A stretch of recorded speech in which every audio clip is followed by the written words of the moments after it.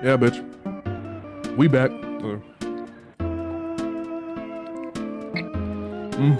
Mm. Mm. Mm. Mm. Mm. Mm. Delicious. Mm. That's so ooh. Mm. Ooh, that ooh.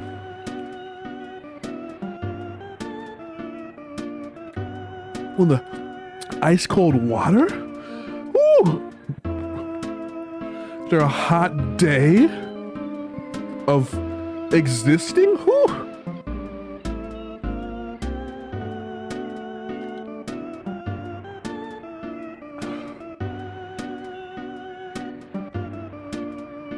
Ooh. Ooh, they cooked with water. Why don't they invent water too? Anyway. Let's play some Metal Slater Glory so I can get past this fucking game and move on with my life. I'm now the #1 Metal Slater Glory fan because I've actually played the goddamn game. Or I am in progress of playing the goddamn game. I'm the one person who can say Metal Slater Glory is a perfectly good game. I like it. Hmm. Hmm. Hmm. Mm, mm, mm, mm, mm, mm, mm, mm, mm.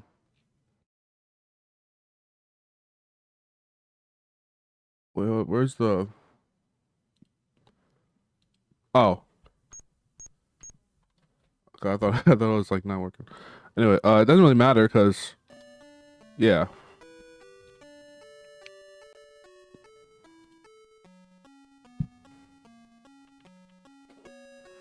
Oh Jesus. Mm, mm, mm, mm, mm, mm, mm. Hold up, I'm sorry, I'm checking. I'm checking something. I don't know what I'm checking right now. I'm just like scrolling. That's what you do. It's what you do, dog. When you smoke it and crack. Yeah. Anyway. Anyway, let's play the game. Ah, like, ooh, my things. Ah, my back. It's like this. My hair's fucked up. Oh my god, my hair's fucked up. Anyway.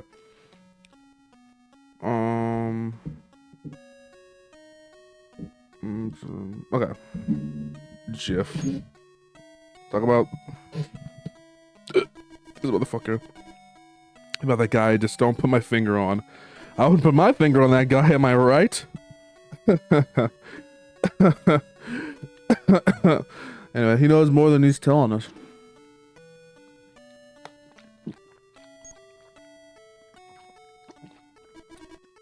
What do we find when we reach the spot on this map? Oh my god, we're gonna have to go through a lot of these, aren't we?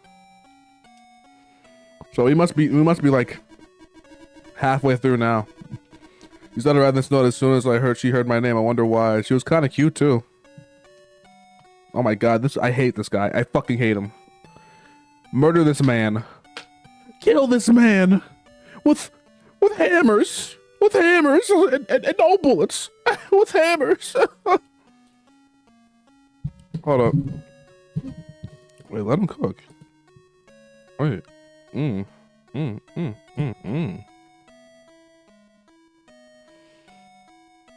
Oh no. Oh no. EX Arcadia is publishing that game? Why? That's kill. What the why? What is the point? Why don't they have someone else? Literally anyone else. Anyway. I need to stop scrolling on Twitter whenever I'm streaming. But I'm fine with it. Are we coming for the gripping Metal Slater Glory gameplay? About the disc. About the dick. The dick. What could have been on that disc? I guess we'll never know.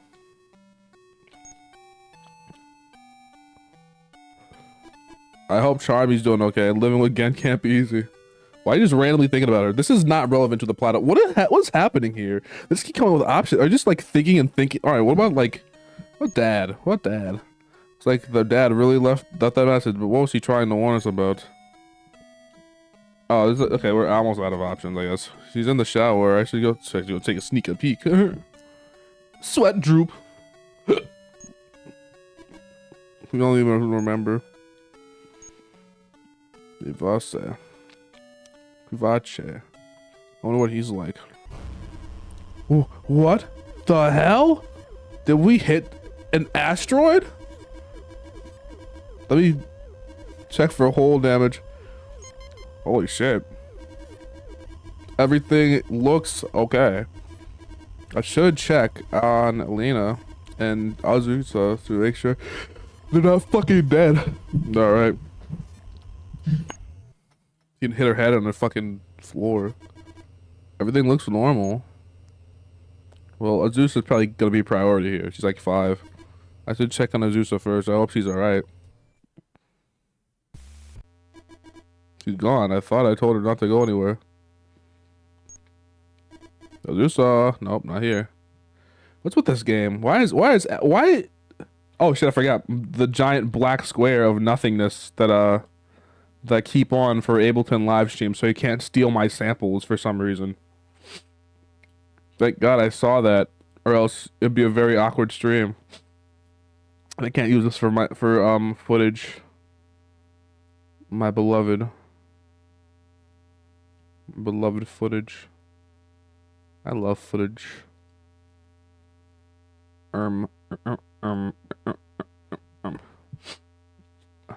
Why does it sound like that? Why does it sound like 3,000 buzzing bees? Why does it sound when I talk it starts fading in and out? Because it's just the way that my voice sounds. It's interrupting the frequencies, yeah.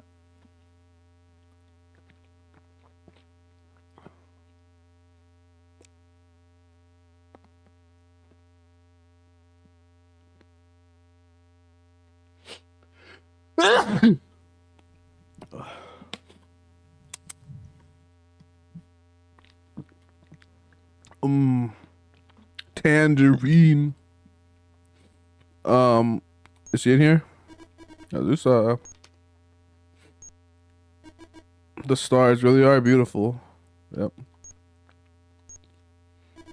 Warm. She was just here. I should look somewhere else. This you here? God, this game, I just really... This particular game genre is my shit, man. Pixel art mixed with, like, adventure game elements and visual novel type shit, and science fiction? Ooh, science fiction? No. Japan was crazy with science fiction back in the day, too. They were cooking. They were cooking. They were cooking. Anyway. Okay.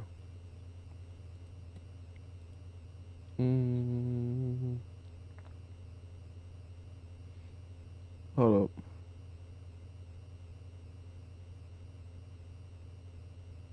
What's this for this?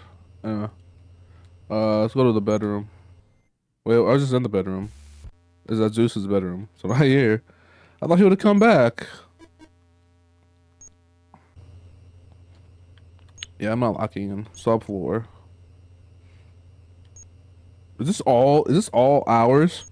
Zeus, I don't know. The bathroom. Zeus might be in the bathroom with Elena. Do you mind? I'm getting dressed. Sorry, somebody just hit the ship. You okay? Yeah, I'm fine. What hit us anyway? I don't know, but the ship doesn't seem to be damaged. That's a plus. You haven't seen Azusa, have you? She's not in her room? Nope. She's always wandering off. You go and search this room while I get dressed. You got it. Thanks.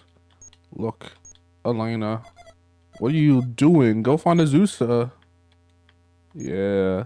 I should. Cockpit. Wait. What is it? Someone's here. I hear them talking. Oh, Azusa, how do you get it? How do you get here by yourself? This is Azusa, but who's she talking to? Is that like a kid? Let's listen to a little longer. Okay. Glory, you mean that big robot? Did she say glory? Shh. I've heard of it. I don't know much about it. I don't like the sound of this. What's going on? Oh, I gotta open the door. Bust in there. I'm going in. It's a little boy. Oh, hi. I bumped into him on the way to the toilet. You were here the whole time? But how did he... And what are we going to do with him? Did he tell you anything? I don't think he understands. What do you mean? I ask him something. He goes quiet. Maybe you could try talking to him, Tadashi.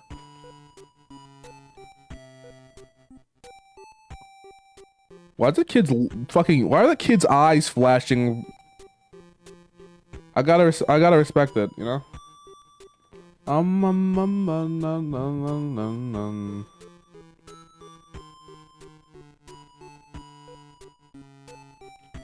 Hold up. Hold up. MF Doom mac and cheese? Food? Oh shit, I gotta keep that recipe in my back pocket. I never actually knew there's a recipe.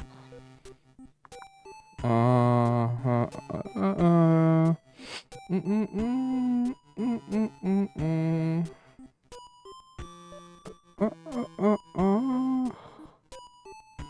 up. Where is... What? Anyway. Weird. Anyway. What's your name, kid? So what's your name, kid? So what's your... Come on, you can tell me. Your name? Do you understand what I'm saying? Do you get what... Do you understand what I'm saying? So what's your name? So what's your name? Name. What are your parents? How do you get in the ship? What do you want? Is there somewhere you want to go? Do you live on the moon? Where are your mom and dad? How do you get on the ship? Don't worry, I won't get angry. Riveting conversation, I tell you. Elena, try. Nothing. Elena, you give it a try. Alright, what's your name, little guy? Okay, what about your mom and dad? Tadashi, keep trying. I guess it can't be hurt. I guess it can't hurt. What's your name? What's your mom and dad? Do you want us to take you someplace? What do you want? Are you okay? Eek. Holy fuck. What do you want me? Okay.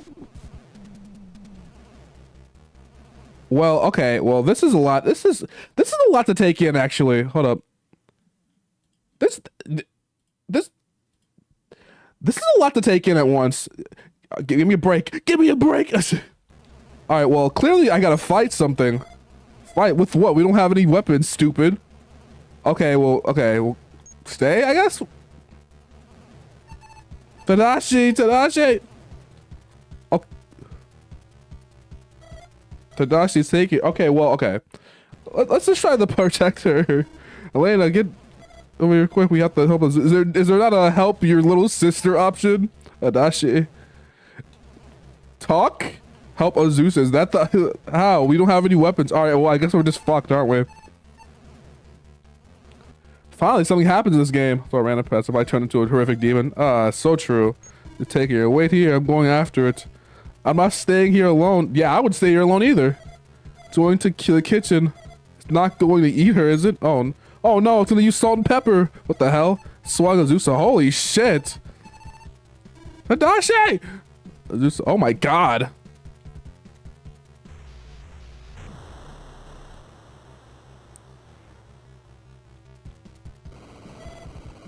Holy fuck. Also, we would have died by now, by the way.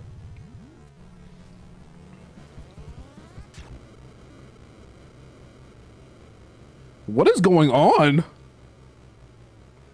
How did the development of the game start in 1987? Azusa! Azusa!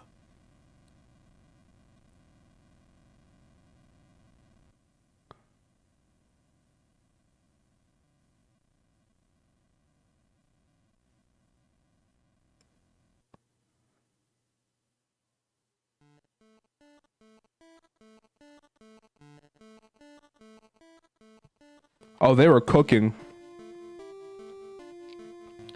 Now something's starting to happen. I'm suddenly pretty invested in this game now, cause that was a jump ass scare. I'm not gonna lie to you. That was a jump ass scare. I'll admit. You reached the colony. Do you want to take a rest? Yeah. Well, nah, I'm okay. In this universe, Tadashi is locked in. Are you sure?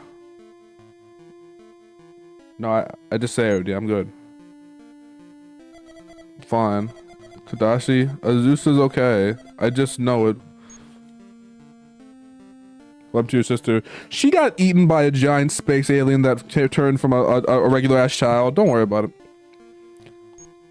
I miss her. Thanks. It feels like some kind of bad dream. Azusa's all I've got, you know? A reporter is missing when we reach the colony. I'm sure they'll help us find her. Right. We should find the place on the map as soon as we can. Yeah, the waitress, Yayoi? She gave us the impression that she needed to hurry. Is he gonna actually start becoming an interesting character after this event happened? The traumatic event? God, I hope she's alright. The impact we felt must have been alien craft. If only we'd realized sooner. The game is the last hour's very dark and bleak story. That would be sick as fuck. To try his place on the map as soon as we can. The waitress area.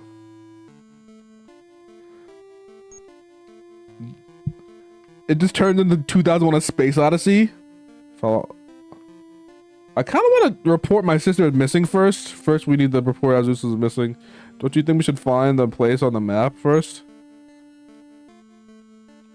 Are there multiple endings? If there are multiple endings to this game, sorry, I wasn't familiar with your game. That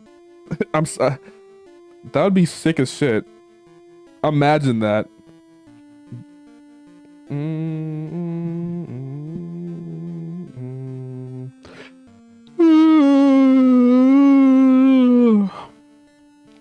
God, this is insane.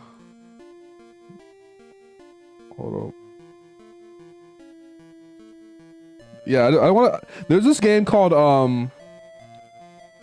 Dayaku no Medium by Nikita Krukov, and you know, the guy who made Milk Outside a Bag of Milk. And basically, right, this game, I'm 100% sure he played this game, because like that particular, I want to check if there are multiple endings. I don't want to know. I don't want to know anymore. Actually, no. Okay. Legit, I'm gonna like I'm gonna use another save slot. That's how locked in I am. All right. That's how locked in I am. So let's see. Let's file the report. Let's see if it works. See if we get a game over. All right. But I kind of doubt it. This is like that type of game. The Dashi, huh? Don't you think we should find the place on the map first? Yeah, no, this is definitely gonna be a dead end, because they'd be like, yeah, like locking me up and shit.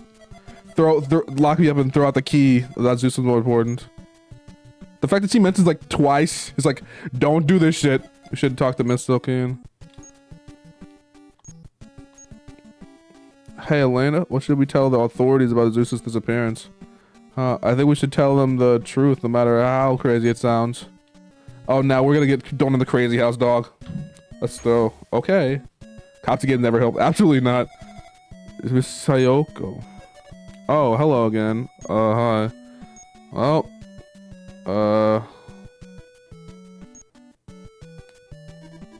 you think Miss Silkeen is here? Let's ask Miss Sayoko. You think we can see Miss Silkeen? Silkeen is not available right now, but I will aid you to the best of my ability.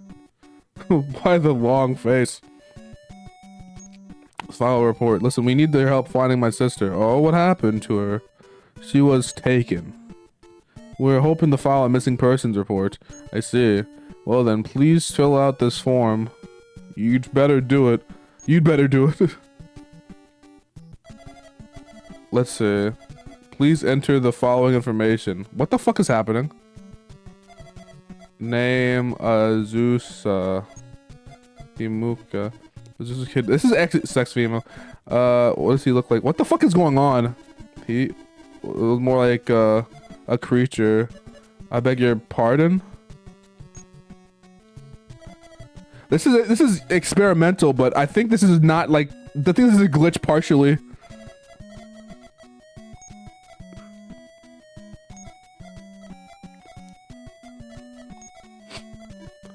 When will Silkeen be back? I don't know. She's currently busy with a person, no matter. Where did Silkeen go? I'm afraid I don't know. She looks young for her age. Immediately media family. So he gets a disappearance regardless of the circumstances. Thanks. What is going on? Have you completed the form? Yes. We'll contact you as soon as we find something.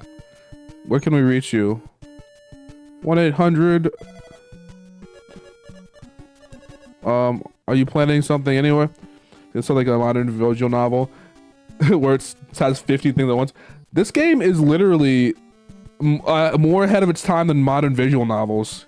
A lot of most modern visual novels, most visual novels in general, have just pretty linear like presentation, and even like, you know, Clannad or some shit. You know, as good as the story is, I've heard. I haven't played Clannad, which is sucks, but they called. What is saying? But yeah, this game has interesting presentation for the time, and even for now. Like, going anywhere. Well, we can contact you as much more quickly if we know where you are. Should we tell Sayoko about the map? You know what? I'm already going all in. I might as well just get the bad ending. You sure you want to tell her? Yeah, no. I might as well. I might as well. Just get a bad ending. Okay, we'll ask her to contact us at the spot on the map. Well, we'll be at the place on this map. So I can contact you there? Very well. I'll contact you as soon as we have the information. That be all? Well, yes, thanks. They say the princess? I have not, actually. You know, Aoi was acting really nervous when she drew us in this map. Maybe we shouldn't have shown it to Miss Sayoko. Well, it's too late to change that now. Good point. Anyway, let's head to the spot on the map. Ready when you are.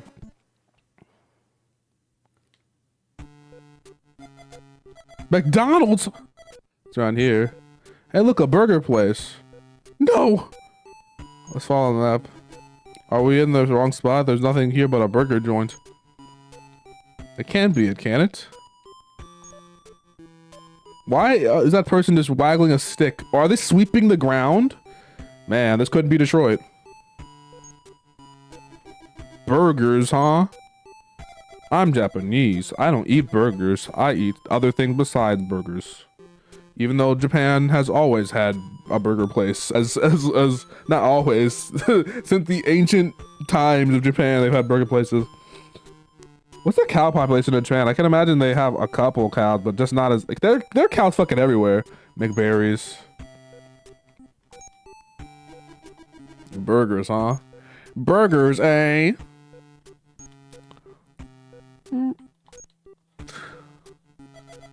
Where are we supposed to go? Think?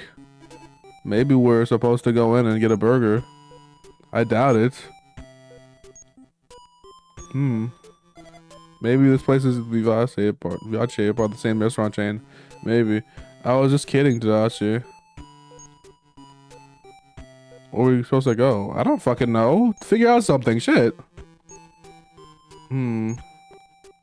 There's no street signs or anything. It's a random burger place, yeah. Just go inside the goddamn place. Jesus. Let me get my bad ending, alright? Crossroads and we must be over here. I'm pretty sure this is the place. Hmm. Hey, let me get to see the back of that map. The back? The back? Look, there's something written on it. Your father's initials are important. Father? As in my dad? I guess. I don't get it.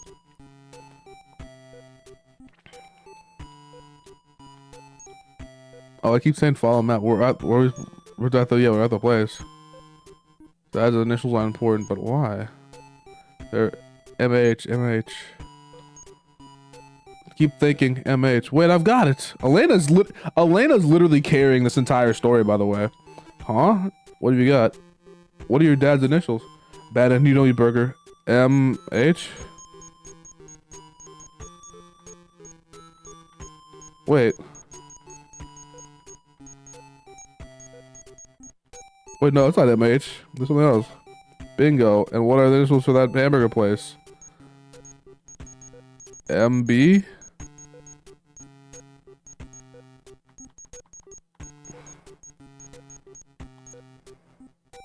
No, McBarry's hamburgers. Oh, MC. Oh, MH? Oh, hamburgers. Okay, that doesn't count. McBarry is a person. Whatever. Also, why are you making me put this in? What a random thing maybe put it. In other words, they both have the same initials. Yeah, so what we're looking for is in that burger joint. It's crazy, but I think so. We look at the burger joint. It would be so important about this little burger place. Maybe she wants us to go in and get a burger. I doubt it. Get the goddamn burger. Go and ask her. Okay, excuse me. She's cute. Shut up, Tadashi. Tadashi, quit spacing out. Tadashi, lock the fuck in. Yeah, have you seen? You know, honestly, I know this is the bad route, so I'm just gonna go and like. I don't know. I kind of want to just like look up the bad ending right now after we finish the game, because I know the issue with like the bad ending that I know is gonna come up is it's probably gonna be like there's no fast forward button in this game like there are in other visual novels, so I just have to go through the entire fucking sequence again to get like a fucking couple lines of dialogue. And I know they're gonna fucking like freeze. You can't be looking for the alien takeovers are gonna happen. We have to keep the aliens satisfied. La la la la. La la la la la la la. Hold up.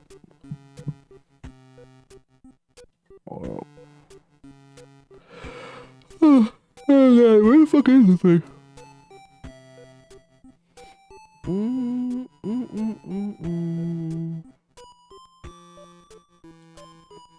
Yeah, already the bad end. Let's show you what's good end. Already in the bad end. What's a good end on YouTube? No, we can't. What's a good ending on YouTube? I want the good ending for myself.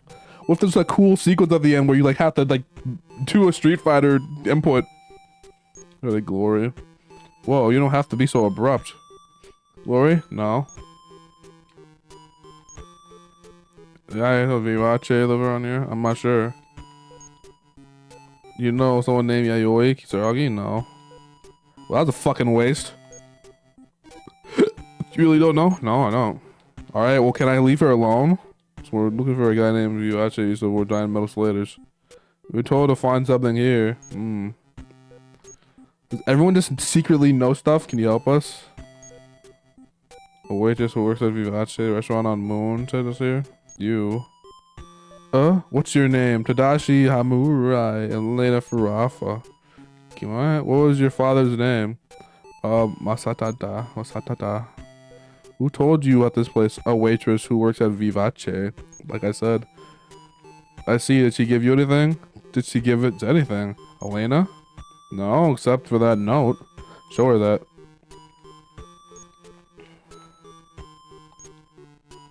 What else was this note? I see. Follow me, the both of you. Come on, Tadashi. Yeah, they're gonna be like, get down.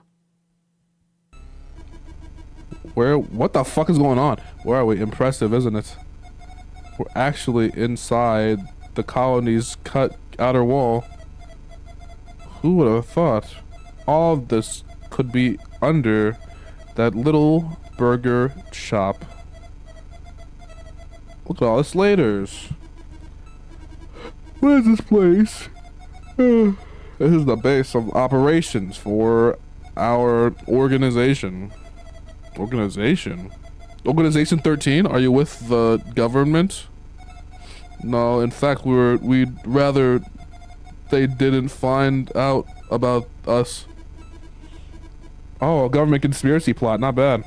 Who do you work for? Well, our group was started by Vivace. Vivace here? Well, I'm having trouble wrapping my head around all this. I'll do my best to explain everything. We're here. Oh my god, this game, I gotta say, the presentation of this game makes me kind of invested. It's very immersive. Chief, what are you doing here? But who are they? I'm Caddy Vitale. And there's Guy and Kai. Elena, Tadashi, Mirai, Masadas. You knew my father?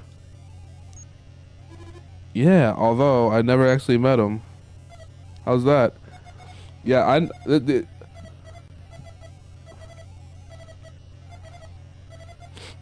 mean you know, honestly, I'm kind of pissed at myself for going through with the bad ending so heavily.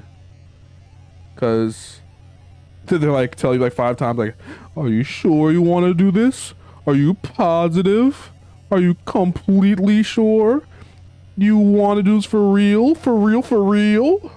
You promise with a pinky promise on top? I'm like, yeah, sure, why not? And now I'm like, I kind of regret it now.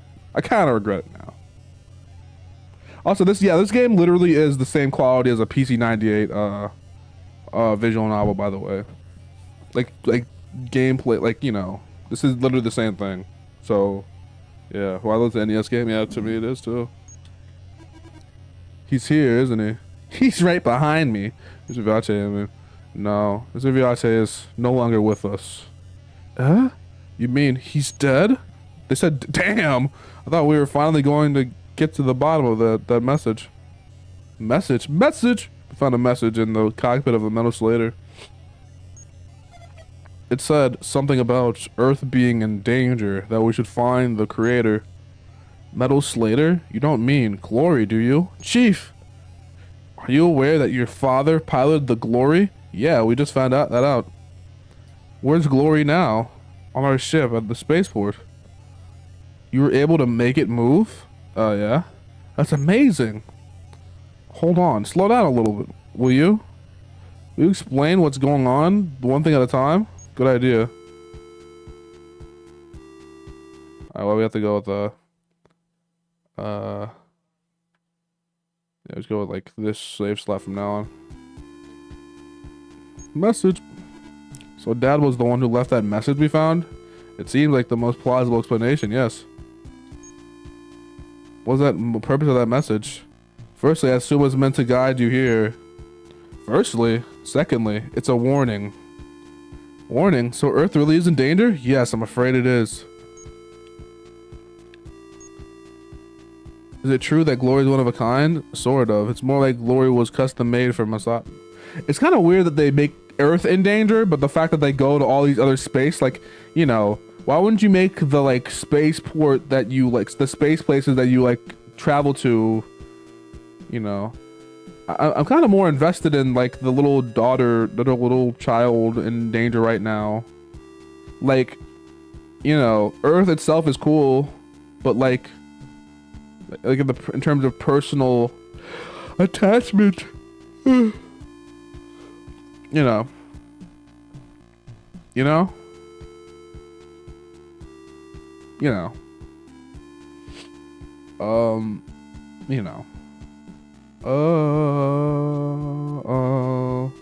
Glory was husband for Masata. So once a path has been registered, there's no way to change it? Normally there is, but Glory is no normal slater. Like I said, Vivace made it specifically for Masatata. No one else was ever meant to pilot it. I'll ask you a question about Mr. Vivace. He's like a father to us. What was he like? How old was he? About 68, give or take. That's not even that old. I mean, okay, that's pretty old. Kind of old. Also, I just realized they changed the aspect ratio of the game just for the scene, because it's usually in that little tiny square, and then they changed it all for the scene. The man was a genius. I could work my whole life and still never achieve half of what he did. Me looking at a Hideo Kojima product. Huh, older men could be sexy too. What? Naoni, you went to the restaurant on the moon, right? Yeah. That statue standing outside is of the old man himself. You don't say. Colonel Sanders?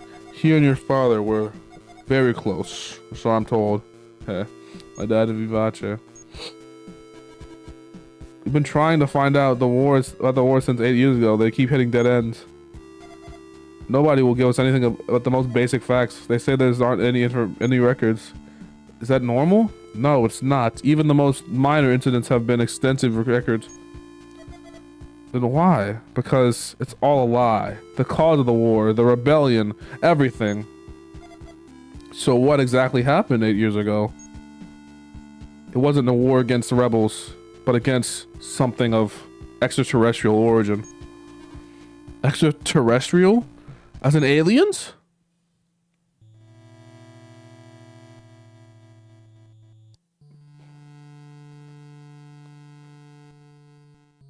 That random anime face and white squares fucking with me. They came without warning, attacking the most remote of our colonies. Following the... Oh my god, the glitch is actually making it more immersive. The army was ordered to investigate. But then they arrived and the colony was destroyed. A strange artifact was discovered floating nearby. Yeah, this glitches is actually kind of... What is up with this game? Inside they found what appeared to be extraterrestrial remains. Like here, like imagery of the man. I kind of hope that when the government found out that they went to a state of panic. I hope there's like a fast... Oh wait a second, I just realized there's a fast forward button on the emulator. Fabricated rebellion is a cover-up story. The army deployed their latest weapons, the metal slaters. It seemed that our victory was imminent. Little did we know that the aliens would change the shape. It could change shape at will.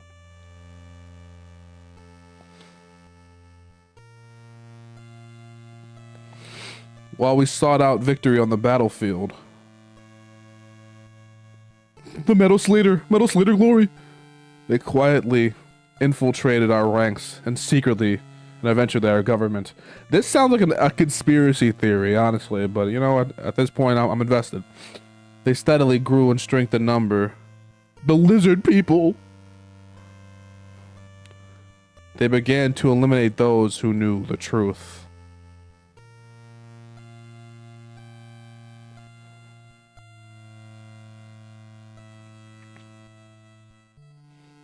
Find an alien using your body. Holy shit! Vivace went underground and continues his research in secret, working day and night to find their weak point.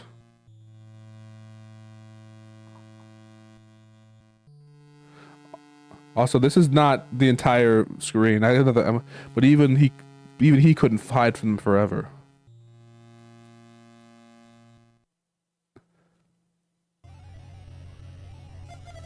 I can't believe what I'm hearing. This is nuts. Chief, here. Take this. What's it? What is it? Vivace for pie glory. Another disc? What's on it? I have no idea. But Vivace said that it should be only used in the most dire of circumstances. This seemed pretty dire to me. Oh, I guess we'd better take it then. Chief, shouldn't you get changed? You're right. Excuse me for 1 second. Is she okay? She seems upset. It's still hard for her to talk about what happened. And can I ask you a question? Sure. I just realized this is a lot of these like the body snatchers plot is like this is why. Okay, well, Snatcher's better, but I'm just saying this entire subplot of like the body snatchers thing and the suspicion and like the first of all, I like the movie The Thing, so you know it's already a good sign, but you know,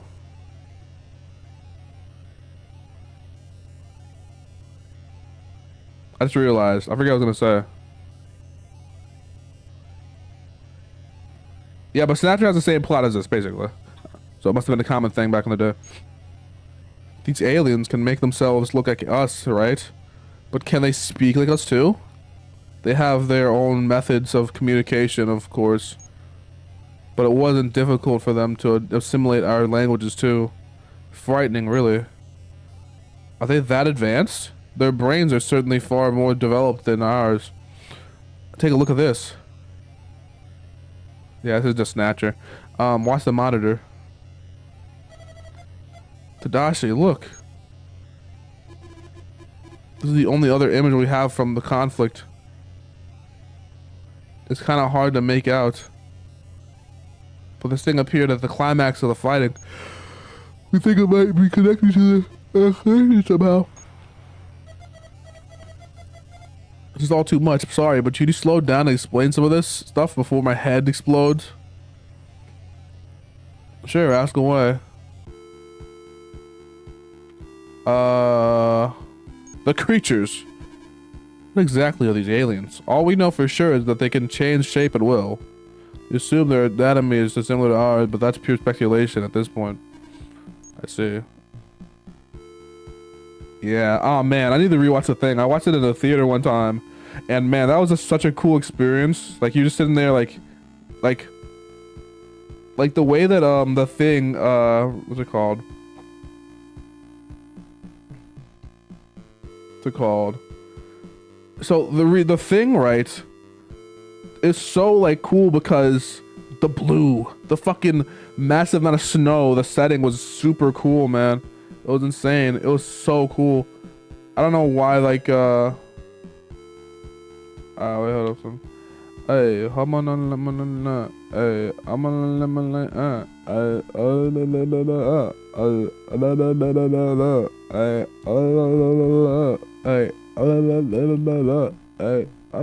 anyway.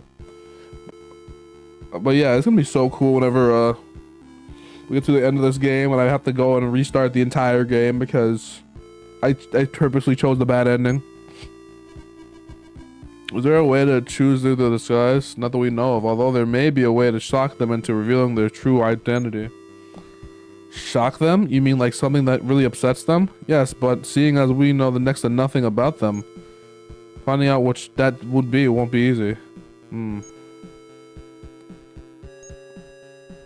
How are we supposed to kill these things? I wish I could tell you. Wow, we are fighting a fucking losing war. That's not what I wanted to hear.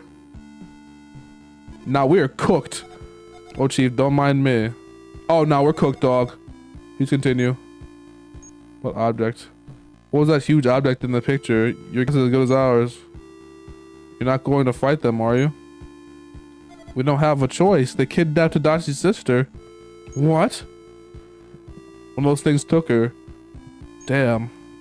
We filed a missing persons report, but like I said before, the aliens have infiltrated our ranks. A slip of the tongue could put you in grave danger. It's best to handle these things yourself. Alright, cool. In other words, we're cooked. We're on our own here. Don't be too hasty. Rescue your sister isn't gonna be a walk in the park, you know. What should we do, Tadashi?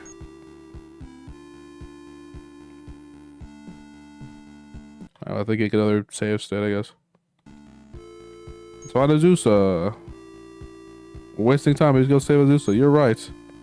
I have a bad feeling about this. Be careful, okay? Yes, let's get straight to the bad ending, alright? We still have no idea where they took Azusa. So what's next? Okay, leave it to Elena. Alright. Any ideas? Stop by the supervisor's office. It's right, you're safe. No, I have another safe slot. Information, you know. About Azusa? Yeah, come on. You have to really be so specific to get the bad ending. Oh my god. They really don't want you to get the bad ending. I don't have to find out anything. Only one way to find out. Whoa. I just received word from your sister's whereabouts. You found her? Is she alright? The details are sketchy at best, but it seems that she was sighted on the Colony 3. Oh, thank God. Tadashi, let's haul ass over the Colony 3. They said ass! Ass! Sayoko. How about Azusa? Is he okay? I'm afraid we don't know. Did you say Colony 3? Yes, it's halfway between Earth and the moon. Did you say Colony 3? Can you write down the directions? I don't have that. Do we have map quest yet, or is that like too far back? Let's go to Colony 3 so we can die. To Colony 3! To our deaths. I just want to see ourselves get like fucking stabbed or something in the back by a giant alien monster. Because of our trust in the government. Damn you! They've infiltrated our ranks! Course set. That time bomb's been set. Yeah. Good. I hope Azusa isn't hurt. Yeah. Hey, there it is. I'm not gonna lie to you, we're cooked. We're fucking cooked.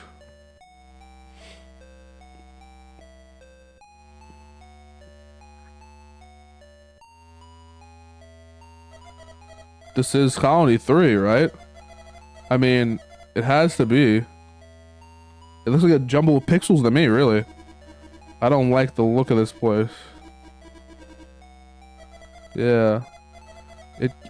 It's giving creeps.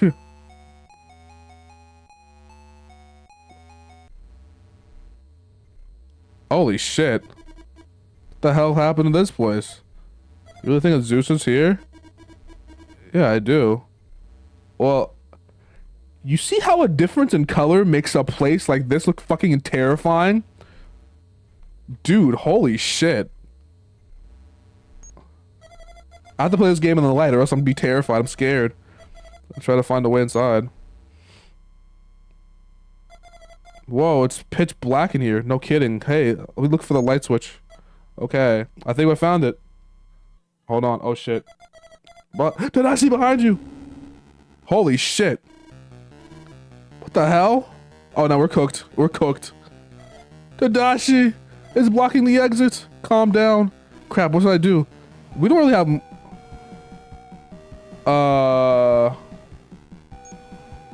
There must be a woman around who we could use. Ik Tadashi!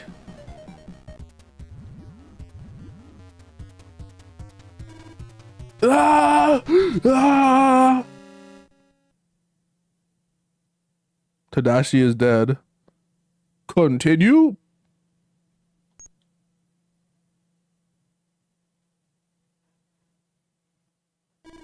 Huh? Shoot. Something wrong? Where are we? The port of Colony 35. We need to plan our next move. Do you fall asleep or something? What the hell just happened? Wow, I guess it was all a dream.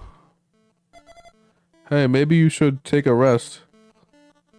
Wow, they actually did it. They actually got me all the way back to the place that that is actually good. That is good game design. I gotta admit. For the 1980s, especially, railroading you, instead of like deleting your goddamn save file and telling you go fuck yourself, railroading you back to the proper route and saying, yeah, do it this way, actually.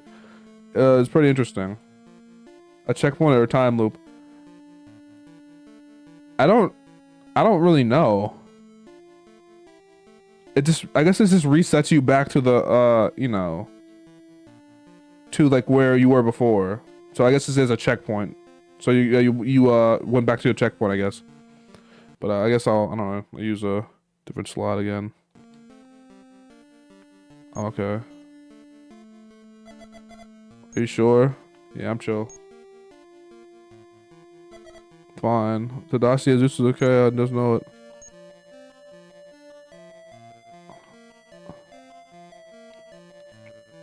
Tadashi really died and have his memories, I would go insane.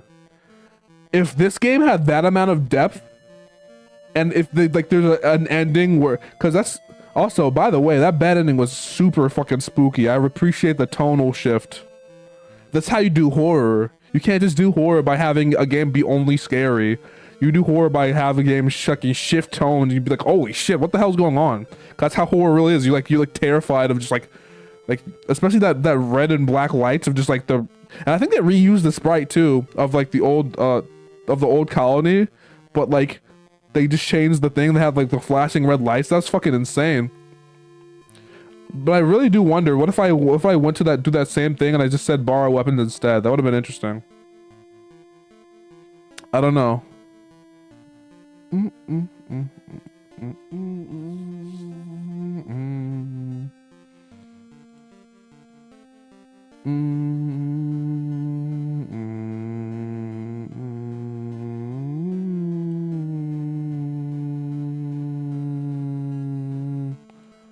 Yeah.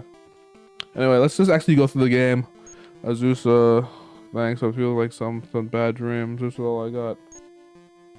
Get a gun. Get a gun. Anyway, let's just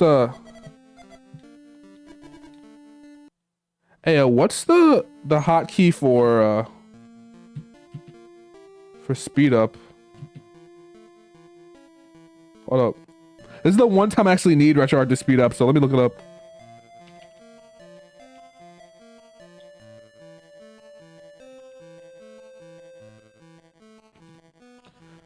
Hey. The space button. Settings, input, hotkey configuration. Okay, I guess that's, yeah. Oh wait, no, I have it on controller.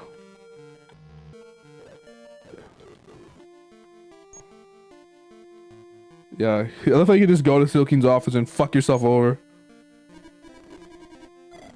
But this, I love how they give you the option to do either one. Really? All right. Frame skip. Tadashi, huh? Maybe we should report Azusa's disappearance first. Let's not do that, actually. Let's not do that. Okay, so either way, the game urges you to do the opposite option. Also, I love how you stop at the place to do that particular thing. Think.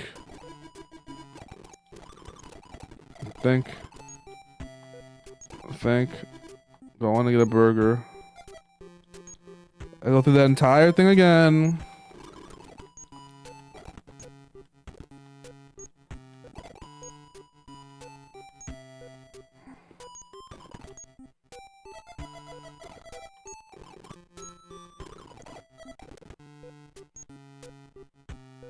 This is the right place, isn't it?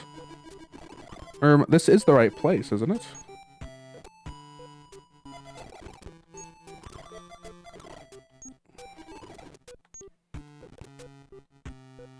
Think.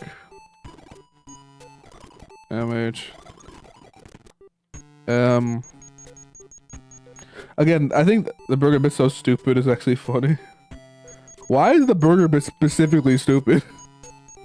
The fact that they have to put in this, despite the fact that she literally tells you the initials is stupid. This is basically just making sure you're paying attention to the game. Like, are you fucking awake? I can only imagine someone missing the answer to this one. Like, oh, I was looking away for a second. What are the initials again? What do I put in? With the same initials. Eh? In that burger place. Yep. Ask employee. Sir.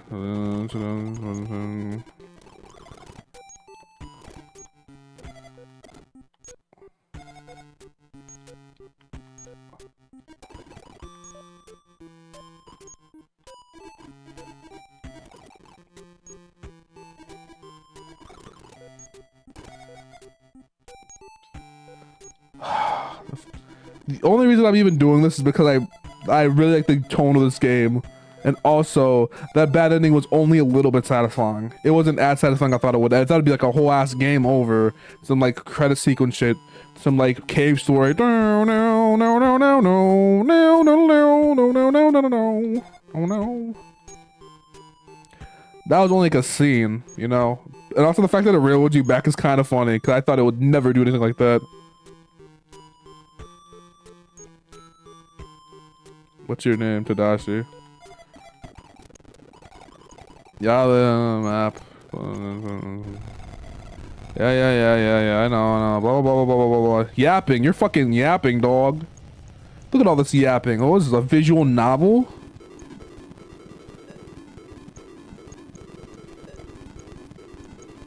The war. The lie. And then the rebellion. Metal Gear. Metal Gear. Bro is yapping. They eliminated those who knew the truth.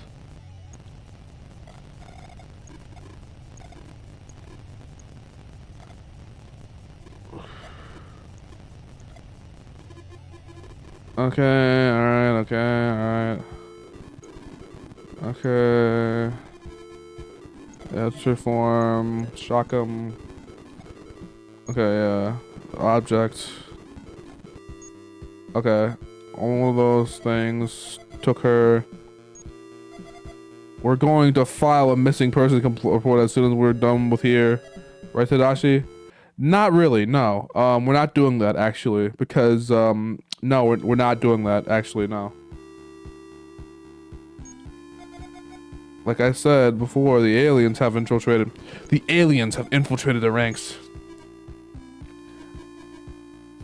This is what every conspiracy theorist thinks they look like, bro. Tadashi, I need to ask you something. Will you fight alongside us when we launch our attack?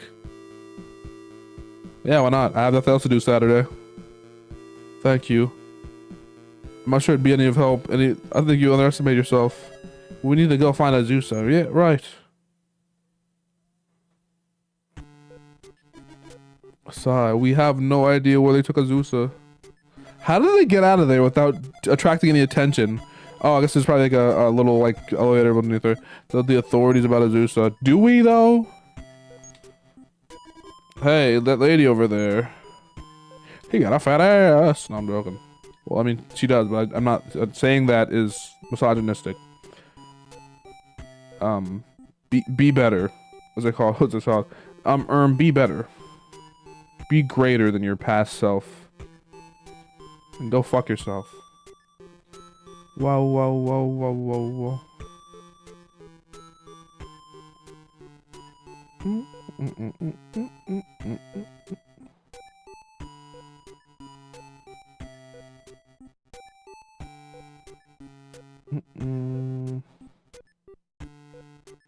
Novelty donuts.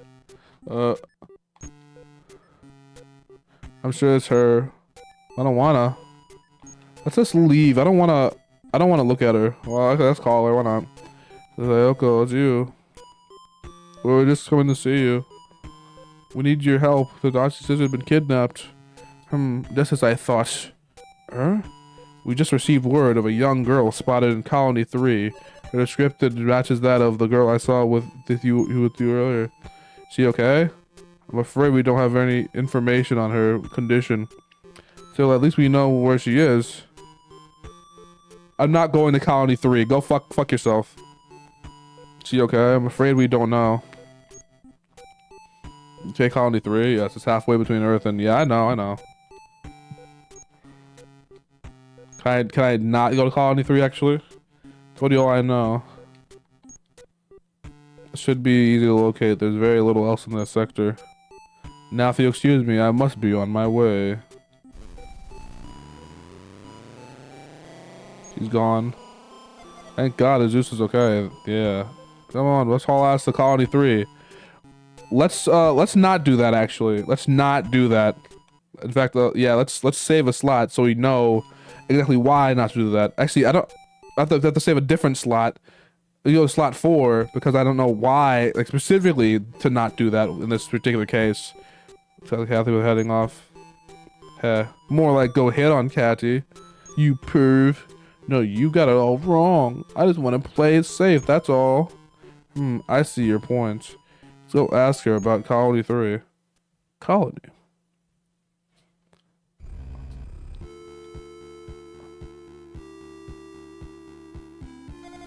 Tadashi? What are you doing here? Azusa's on Colony 3. Who? Tadashi's little sister. We just wanted to talk to you before we set off. Colony 3, eh? That was one of the colonies at the center of the conflict 8 years ago. I think it's deserted now. Huh? So the info we got was false? Maybe, or maybe not. My point is that I don't think there are any humans there. At least not anymore. Listen, just watch out, okay? You think it's dangerous? Those things breed in remote areas devoid of human life. Are you kidding me? I don't like it either, but we can't abandon Azusa. We can't exactly do anything by ourselves, though. I feel better if Kathy came along. Yeah. We don't ask. It's not such a bad idea. Look at her face. I like her face. I want her to come along. I like her face. Will you come along so we 3? Me? Who else? I think you're going to try and persuade her. Oh, gee. Gaze? Oh, no. I thought this is like a dating segment. Gaze. Oh, there's something on my face. Hit? Touch? Pull? What is this fucking...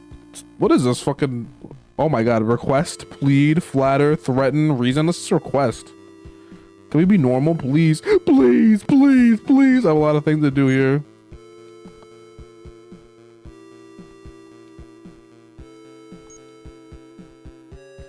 Praise. No, I want to praise you, like... Flatter. I'd feel safer with you along, Caddy. You have firearms training, plus you're really cute. Plead. Please, please, please. Look, I've already lost mom and dad. I can't lose Azusa too. Enough with the sob story, Tadashi.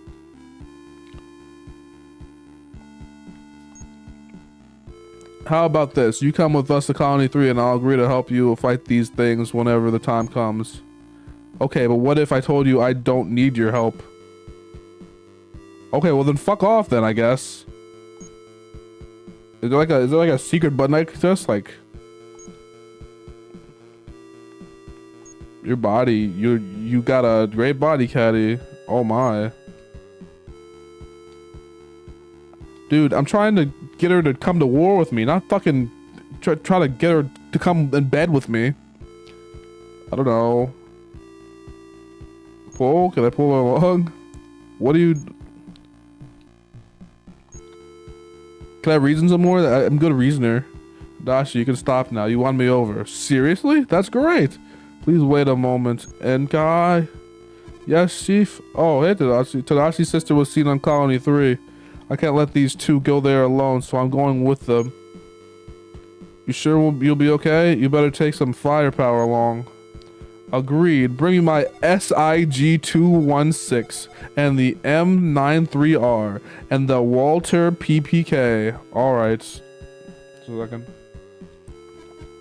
I'm sure I'm glad that Caddy's out to come with us. Huh, you jealous? You wish. Come on, you admit it.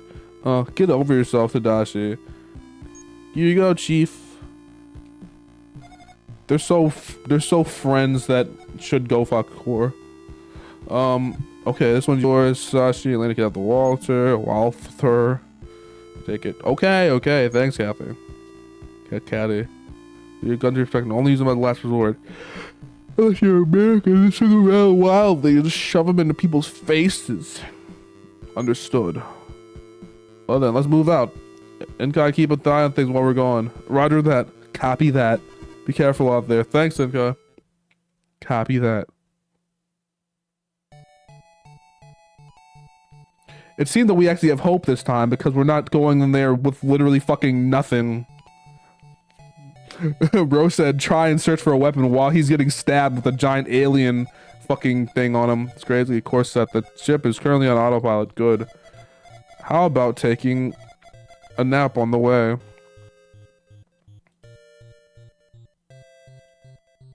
Hey, hey, hey, hey, yeah. Oh, yeah. Anyway.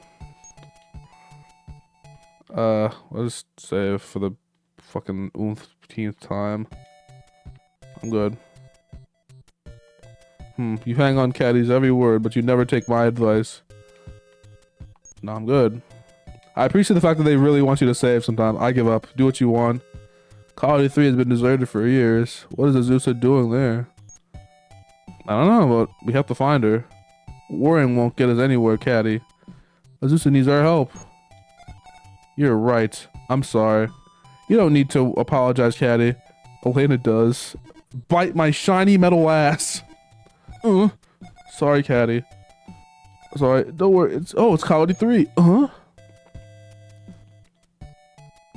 should voice act this game. Even all the weird horny lines.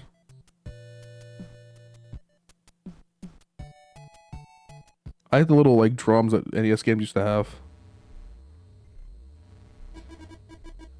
What the heck happened to this place? Looks a lot like it's been abandoned for a long time. This feels a lot less terrifying now that I know that I have some firepower to back me up here. Because back then it was like I'm just wandering into this random place with like that's a good horror. That's how you do good horror, man. Survival horror, like that's what like playing Resident Evil 1 remake kind of felt like, except a little bit better because you're, you know, you weren't completely hopeless. You're like Jill Valentine's, or you're kind of chilling, but you know what I mean? But like that shit was terrifying.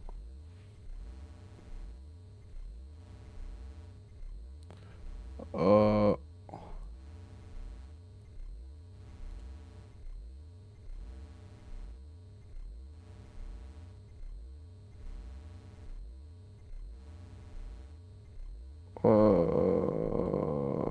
shit. Okay. But it's like yeah, this is good. I don't know. The vibe of just like I think that's a very interesting like I don't know. I think narratively horror might work better than you know like I don't know gameplay wise, right? It's hard to do good horror because like you know how do you make someone feel powerless but also make the game fun? You know what I mean? I don't know. That kid's been abandoned for a long time. This really where Azusa is? Let's find a way in. Ladies first. Wait for me. It's pitch black in here. Ow, someone stepped on my foot. There must be a light switch in here. Ah, I found it. Good job. Why is Tadashi's art? Oh my god. Oh, because of the...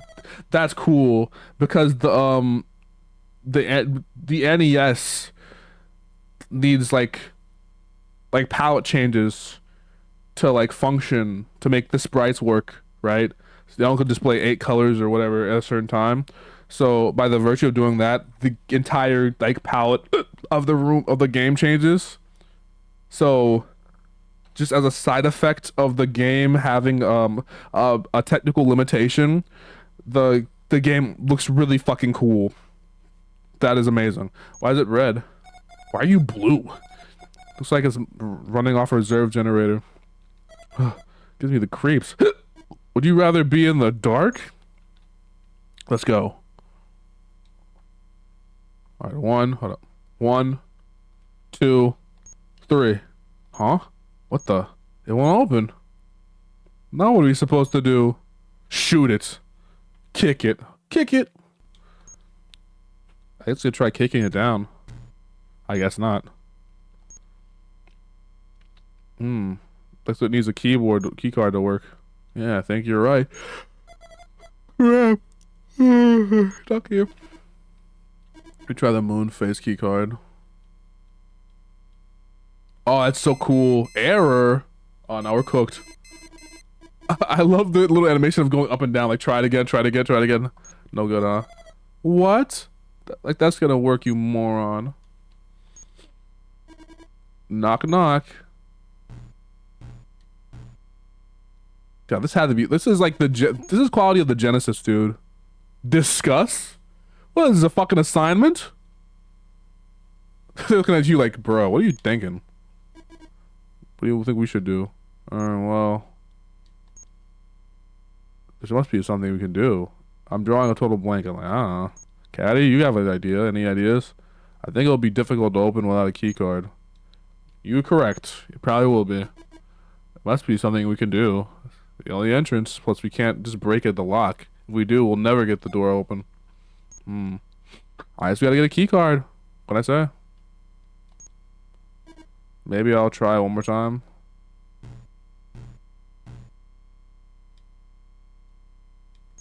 Bro thinks someone's in there? I guess nobody's home. Well, yeah, it's been abandoned for like fucking millennium, you know? Must be a way to open it. Damn. Maybe I'll try one more time. I don't know, it's like looking at the animation. How the fuck do they render shadows?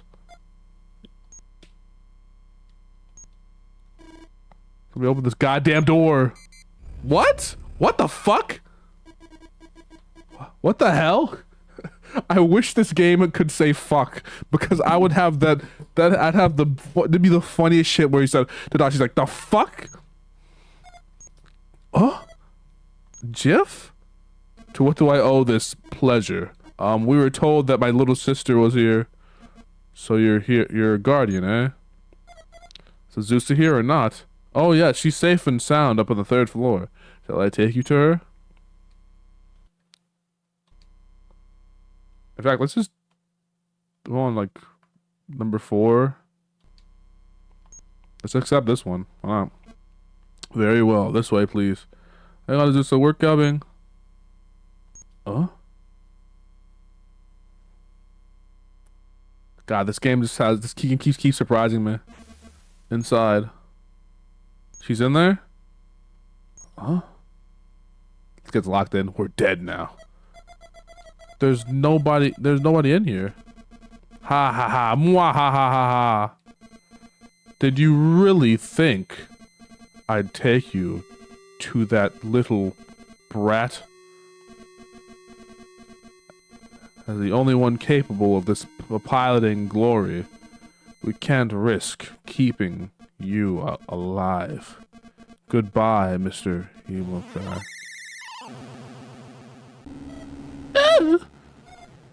Calm down, Elena. Okay, well, we actually could fight him this time, so let's try it. Fucking shoot him. We have to shoot it. Don't lose your head, Elena. Fire. Yeah, this is raw as shit.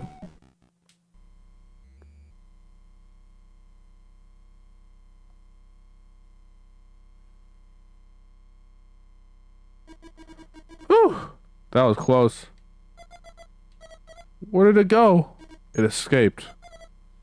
I can't believe Jiff was all an alien. We're sitting ducks here. Let's find a Zeus and get out as quickly as possible. You really think she's here? From the way Jiff was talking, she's definitely here. Okay, then let's move. Okay, no, this game has me locked the fuck in. Oh shit! Oh nah, this is crazy. Up to move, down the talk, right the stairs, etc. Left to enter. What the fuck is going on?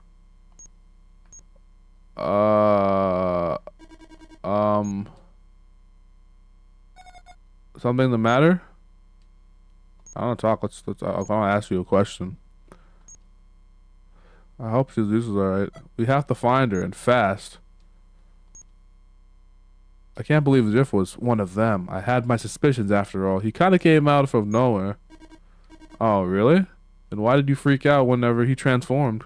Well, he just caught me off guard, okay? Jerk. That man. You said his name was Jiff? Yeah, you met him on the orbital station. He was the supervisor there. Oh dear. If a station supervisor was one of those things, then they probably infiltrated the highest ranks of human society. You mean we can't trust anyone we meet from now on? That's just great. That's not what I meant. And what did you mean? Enough already. You two need to learn to get along. Let's go.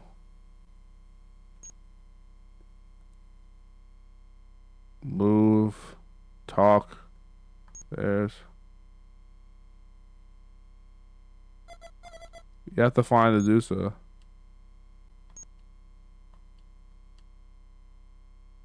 Why did you change the way the...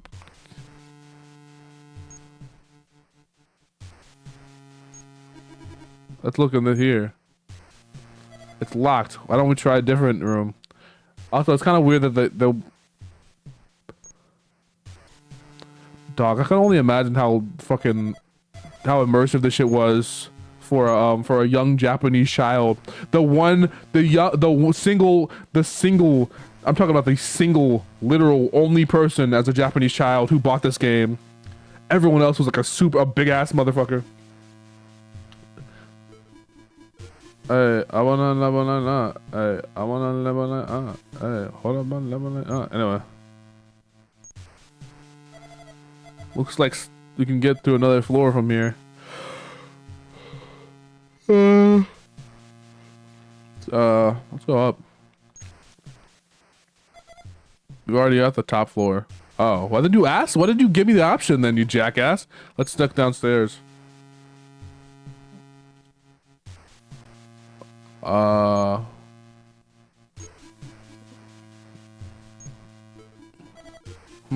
It's locked. Why is everything fucking locked? Oh, this isn't one of those games where you have to go and find keys and key cards and shit. Like, no, I just want to continue my goddamn story. I'm kind of invested here. Oh, god damn it. You have to find a Zusa. Really? Would have guessed. Okay, that's the yeah, that's the fucking thing. So yeah, we just go around again. So I'm assuming that's the one before. This is the one after. Let's look in here. Finally, another place. Nothing in here but that piece of paper in the box. Well, let's talk to the box. Is there really somewhere on this colony? Yes, she has to be. Okay, let's check the box. Okay, where? Over there. Why the fuck? Oh, hold up. Okay, never mind. Why in the hell is this game turning into a goddamn point-and-click adventure game? And also, why is this literally the quality? I'm fucking dead serious. This is like the exact quality of. I keep saying Snatcher, but just the only other type of this game I've played. I don't really know that many types of this game. If I did, then I'd play all of them. But also, this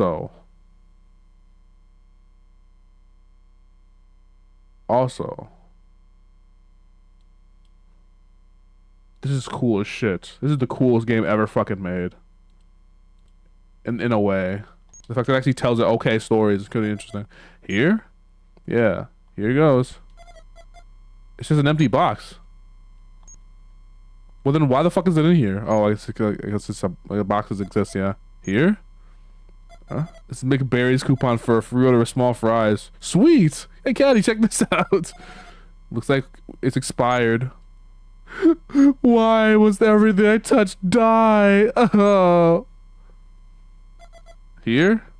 Yeah, here goes. What's the switch for? Probably the air conditioner. I don't know, this thing? I can't reach that high. Still, I don't see anything unusual up there. That little dark corner that's terrifying me. Here? Yeah, here goes. It's so all. Nothing special. Can I do that for every single fucking sprite in this room? Here? Yeah, here goes. I can do that for everything else fucking square into this goddamn room. This game is insane. Oh my god. Like, okay, I can tell why they took 4 years to make now. I get it. They went into this is like the Metal Gear Solid of NES games. As in like the amount of it was like the Metal Gear Solid 3 of NES games. I mean, I don't know. It's punching weight, you know what I mean? Punching weight. Yeah, here goes. What's this? It's a telephone rosette box. You mean like a phone jack? I don't know what that means. I kind of know what that means, but not really. I can't read it. A bunch of red lights on it though. Looks like an electrical regular man.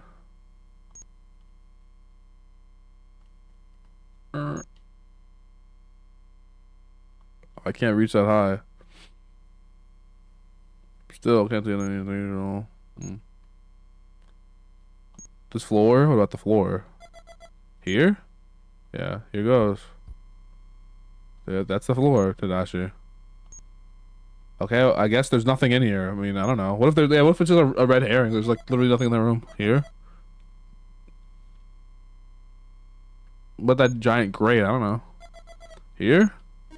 Yeah. Here goes. It's like there's some kind of vent.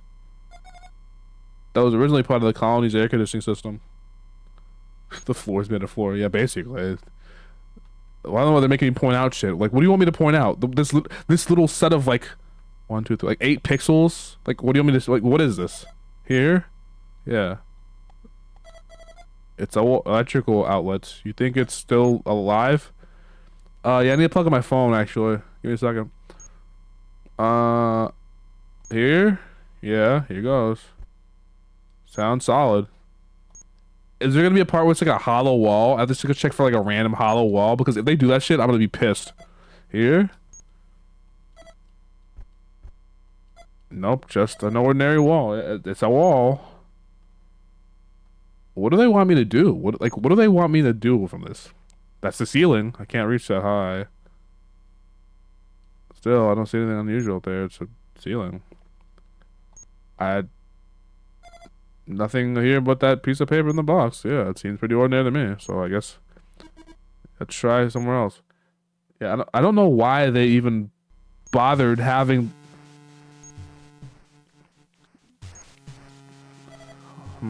It's locked. What? This game is so strange, man. It has a lot of the typical Japanese adventure game conventions, but a lot of it's like slightly different enough for me to be like creeped out, whacked out, not creeped out necessarily. Well, there's a lot of there's a good amount of creepy stuff in this game, honestly. Surprised by how creepy, huh?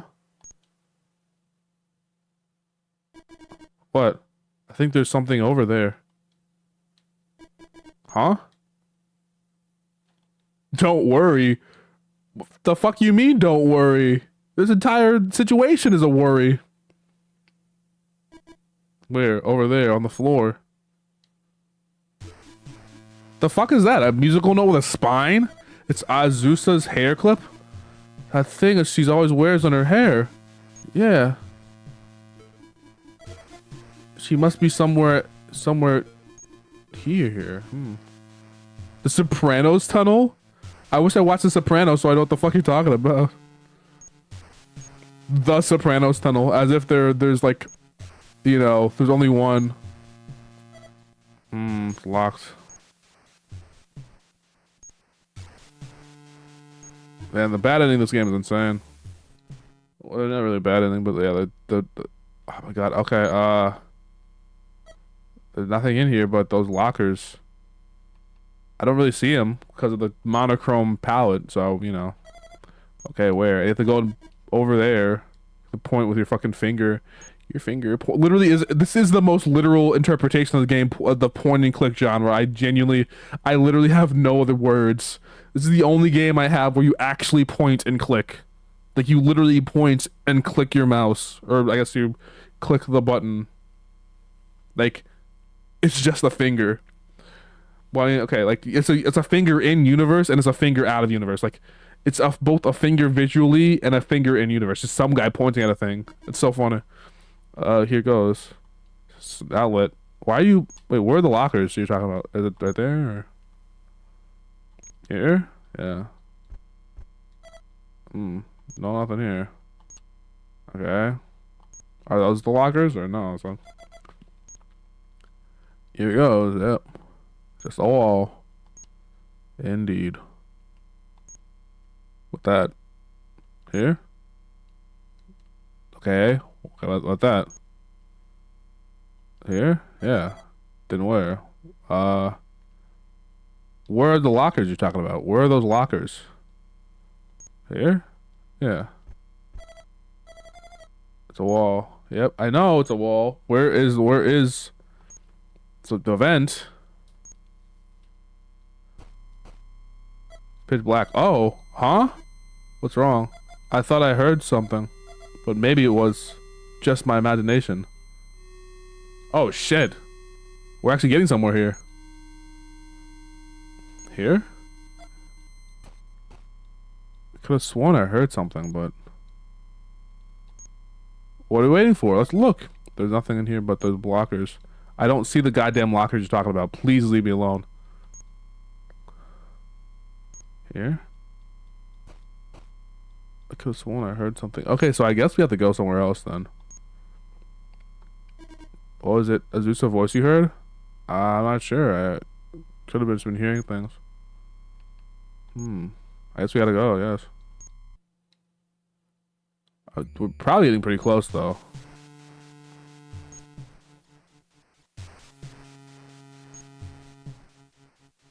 Could try another floor. This is floor B.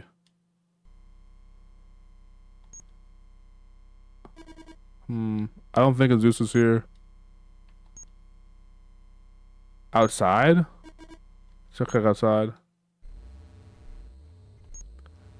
Absolutely fucking terrifying. Well, anything catch your eye, Caddy? Nope,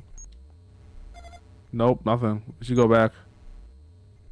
Why in the hell is there even like what is, why are there lights here? Nobody lives here. It's an abandoned like outpost station. And also, what in the fucking hell goes wrong to have an entire outpost station go fucked up, get fucked up? Like, what is going on?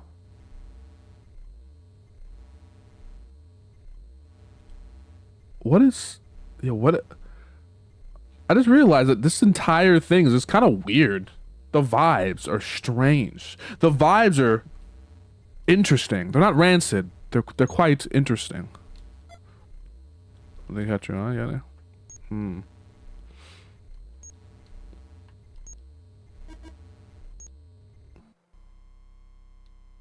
I just gotta go back upstairs now. I mean, we could try like stairs, etc. Into room. I love how they design this entire area just to be circular because... Wait a sec. What? Does it matter? Yeah, let me ask you a question. Did you hear that thing? The Azusa thing? You sure it's Azusa's hair clip? Positive. I hardly ever saw her without it.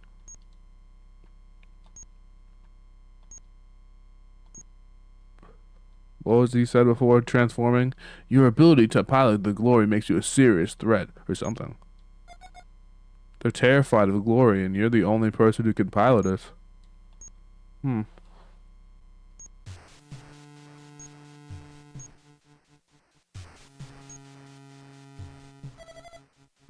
Locked. So I guess I can't, there's nothing really here to even see. Should I go back upstairs? Yeah, really the only other place. Yeah, I might as well just like not even bother.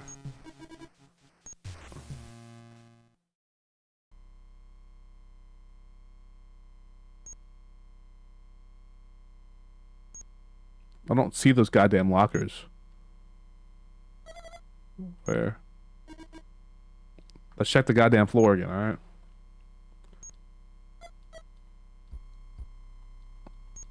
Yep.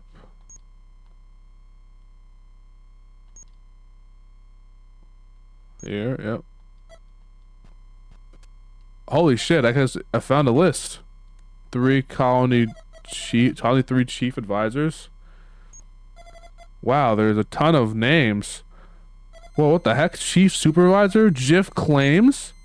So Jiff was the chief supervisor here too? That means the other colonies might end up like this one. We can't let that happen. Okay, so that random... So I had to click random in some random fucking place for the locker to be a locker. Here? Locked. Can't open it. Okay, well. They're mermaid man and barnacle boy Visilikers. Yeah, basically. Mermaid man and barnacle boy, unite! Anything else on there? Nothing interesting apart from that list. Interesting. Yep. It's a vent too dark to see inside. It's gonna be a part where we have to climb through events like in our beloved video game. Alright, let's have to go back upstairs then. Let's go upstairs. Let's get a let's mosey. Let's go upstairs again. And let's go upstairs again. Alright, the top floor. Alright, well I guess we don't have to go upstairs again. Alright, let's try this. Actually, no. Actually, let's try this one. Let's see if there's anything cool over in this here. I think it's about anything. Look in here. Oh shit. Oh shit. Yeah, let's fucking shoot that thing. What the fuck? Shoot the shit out of it. Oh, that's raw as fuck. Get him, get him, get him. Get his ass. Jump his ass. Jump his ass. Jump his ass. That's right. You got, motherfucker.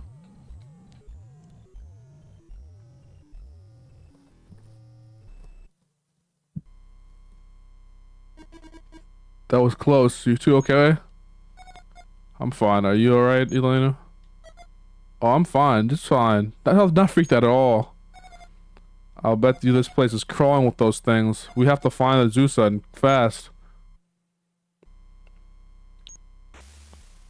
Just go into a random door and you find out. Oh yeah, just a giant fucking thing. Other characters have to tell you're on a certain floor, and as if the protag has no spatial awareness. I mean, to be fair, and I don't like whatever his name is, Togashi, but to be fair, right?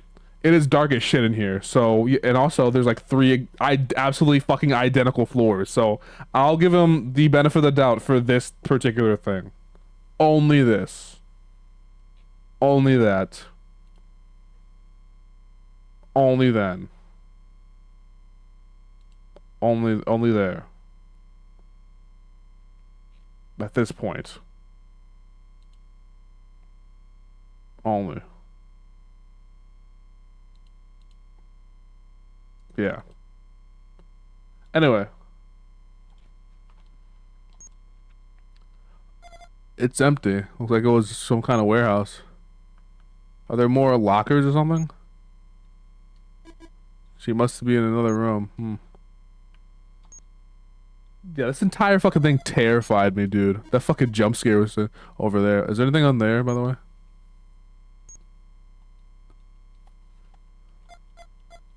Donary outlet. Okay. Yeah, there's nothing in here.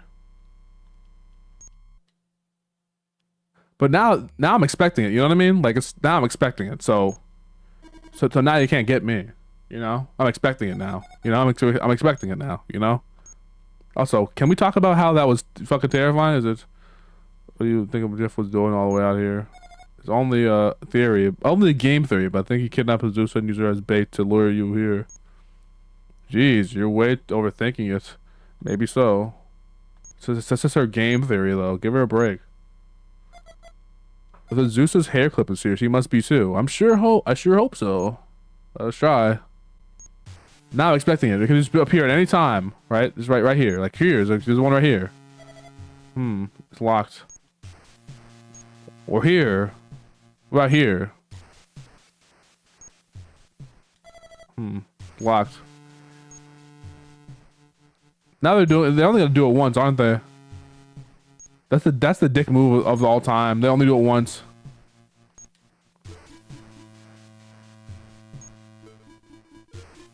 They only gonna do it once, and now I'm expecting something that's never gonna happen again. Like you fucking got me. Alright, you fucking got me. Now leave me alone. Let's look in here. Yep, there it is. There it is. Nope. No, I got it. I was expecting it. Blow raspberry. What the fuck?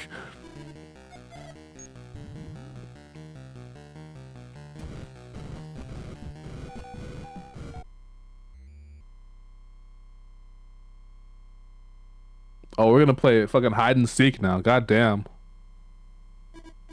It got away. It'll be back. Keep your guard up.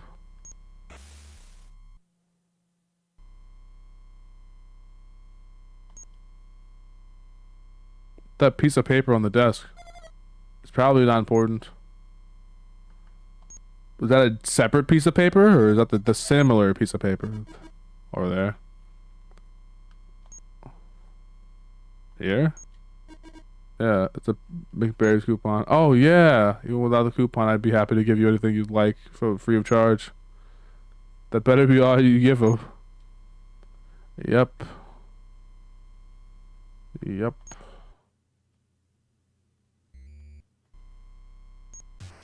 They have a long ass finger. His finger is pretty substantial. I'm not gonna lie to you.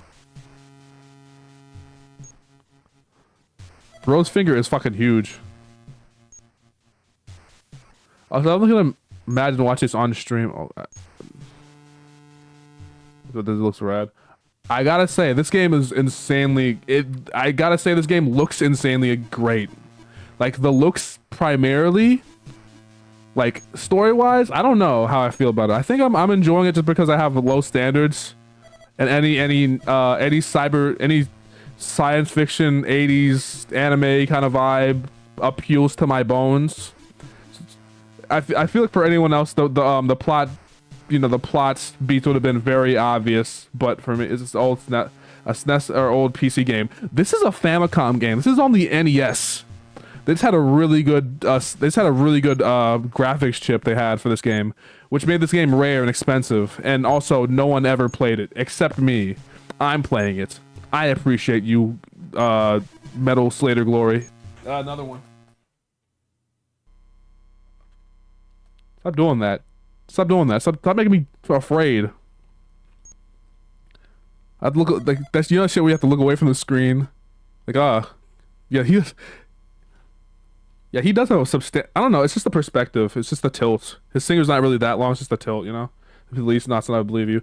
No, yeah, the police knots. How big the card is? No, I don't.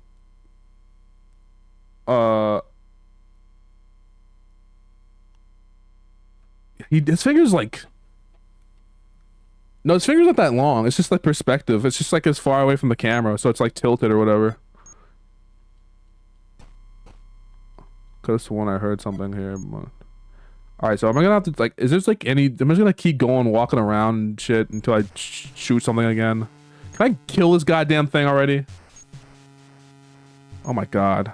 I have to look up a walkthrough. Oh my god. Yeah, Police Knots is insane, man. I wish I finished it. I only got like to, I think, Act 2. When they start doing the whole subplot with is this the same place I was just in? Yes, okay. So there's only this one place.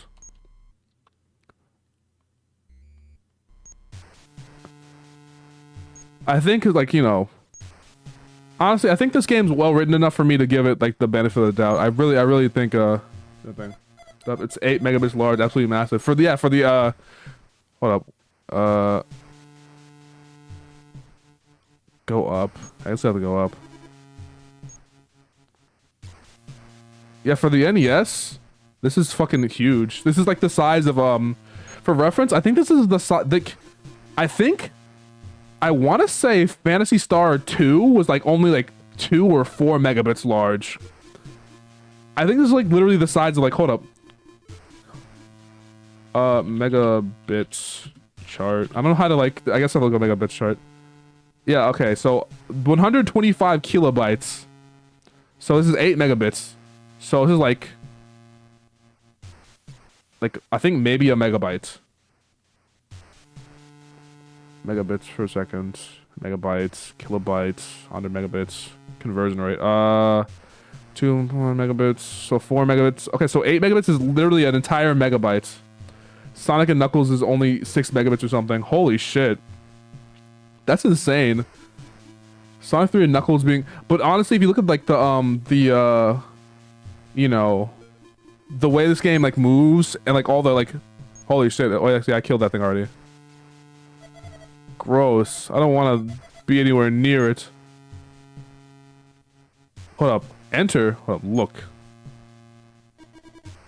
Let's check the corpse. Oh, look at it. It makes me nauseous. Enter. Enter what? Look in here. Oh, no, it's okay. It's that. Let's get out of here. Yeah.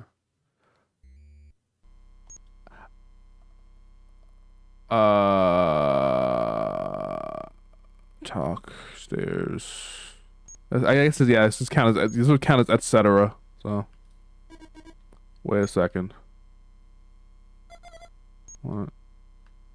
Never mind. I'm trying to look for the etc. here. Let's look in the corpse. Let's check the corpse. Let's look at it. If you nauseous. Okay, so I can't actually check the corpse. Whatever. It was worth a shot. Sonic and Knuckle 3 Knuckles half. The NES game is half of the size. Is crazy. Okay, yeah, because that's a late Genesis game too. So this came out like 91, and it was working for like what 4 years. And Sonic and Knuckles, I'd say, is perfectly 90 anime. Yeah, it's like I think it's like I'd count it as late 80s because it still has the late 80s hairstyle stuff. But I guess it kind of is kind of anime 80s. I don't know because it depends on like your perspective of I'd say like 80s is like a lot of the 80s stuff is like smack dab in the middle, like I don't know. You would say that's where it counts as like late 70s in it at that point. But like art styles are weird because I think like okay, how do I explain this? Like for any kind of art style distinction, it's like at the end of the decade, it starts morphing into another art style. So like if you say like late 80s, early 90s, it kind of morphs into each other, right? So I'm kind of like one of those things where it's like I feel like it's like more early 90s. Yeah. But it's like if you say like mid to late 90s, then you have a different entire style, you know what I mean? Because if you compare like I don't know, like Cowboy Bebop to like Gunbuster or Diebuster or whatever, I think it was Gunbuster, then you have like an entirely different entirely different perspective of like what the anime industry is, I guess. But yeah, I have no idea where this guy is, and I'm fucking terrified to keep looking. I'm not gonna lie to you. This shit is scary as shit. I keep going around the same goddamn places. Give me the goddamn fucking thing. Hurry up.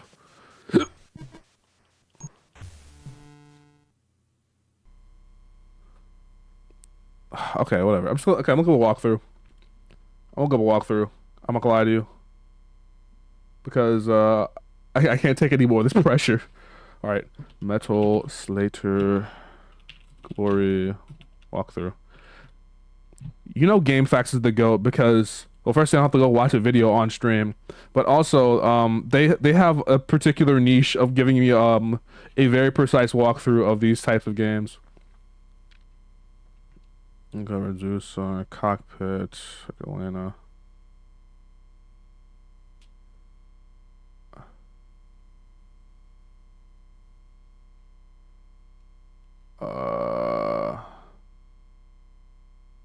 Okay.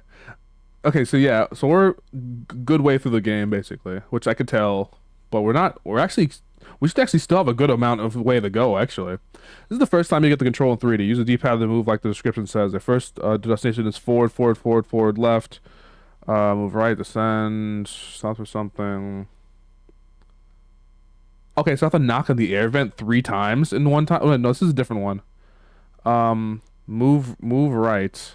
Look, advance. Fight, use weapon. What the fuck? Okay, mover right. But that wasn't. What? What is going on? Okay, look right, forward, forward, forward, descend down descend. Okay, so maybe go downstairs? I have no idea what the fuck's going on. I think I have to go downstairs. I'm not gonna lie to you. I have no idea what the fuck to do. But I'll try going downstairs like this walkthrough kind of implies.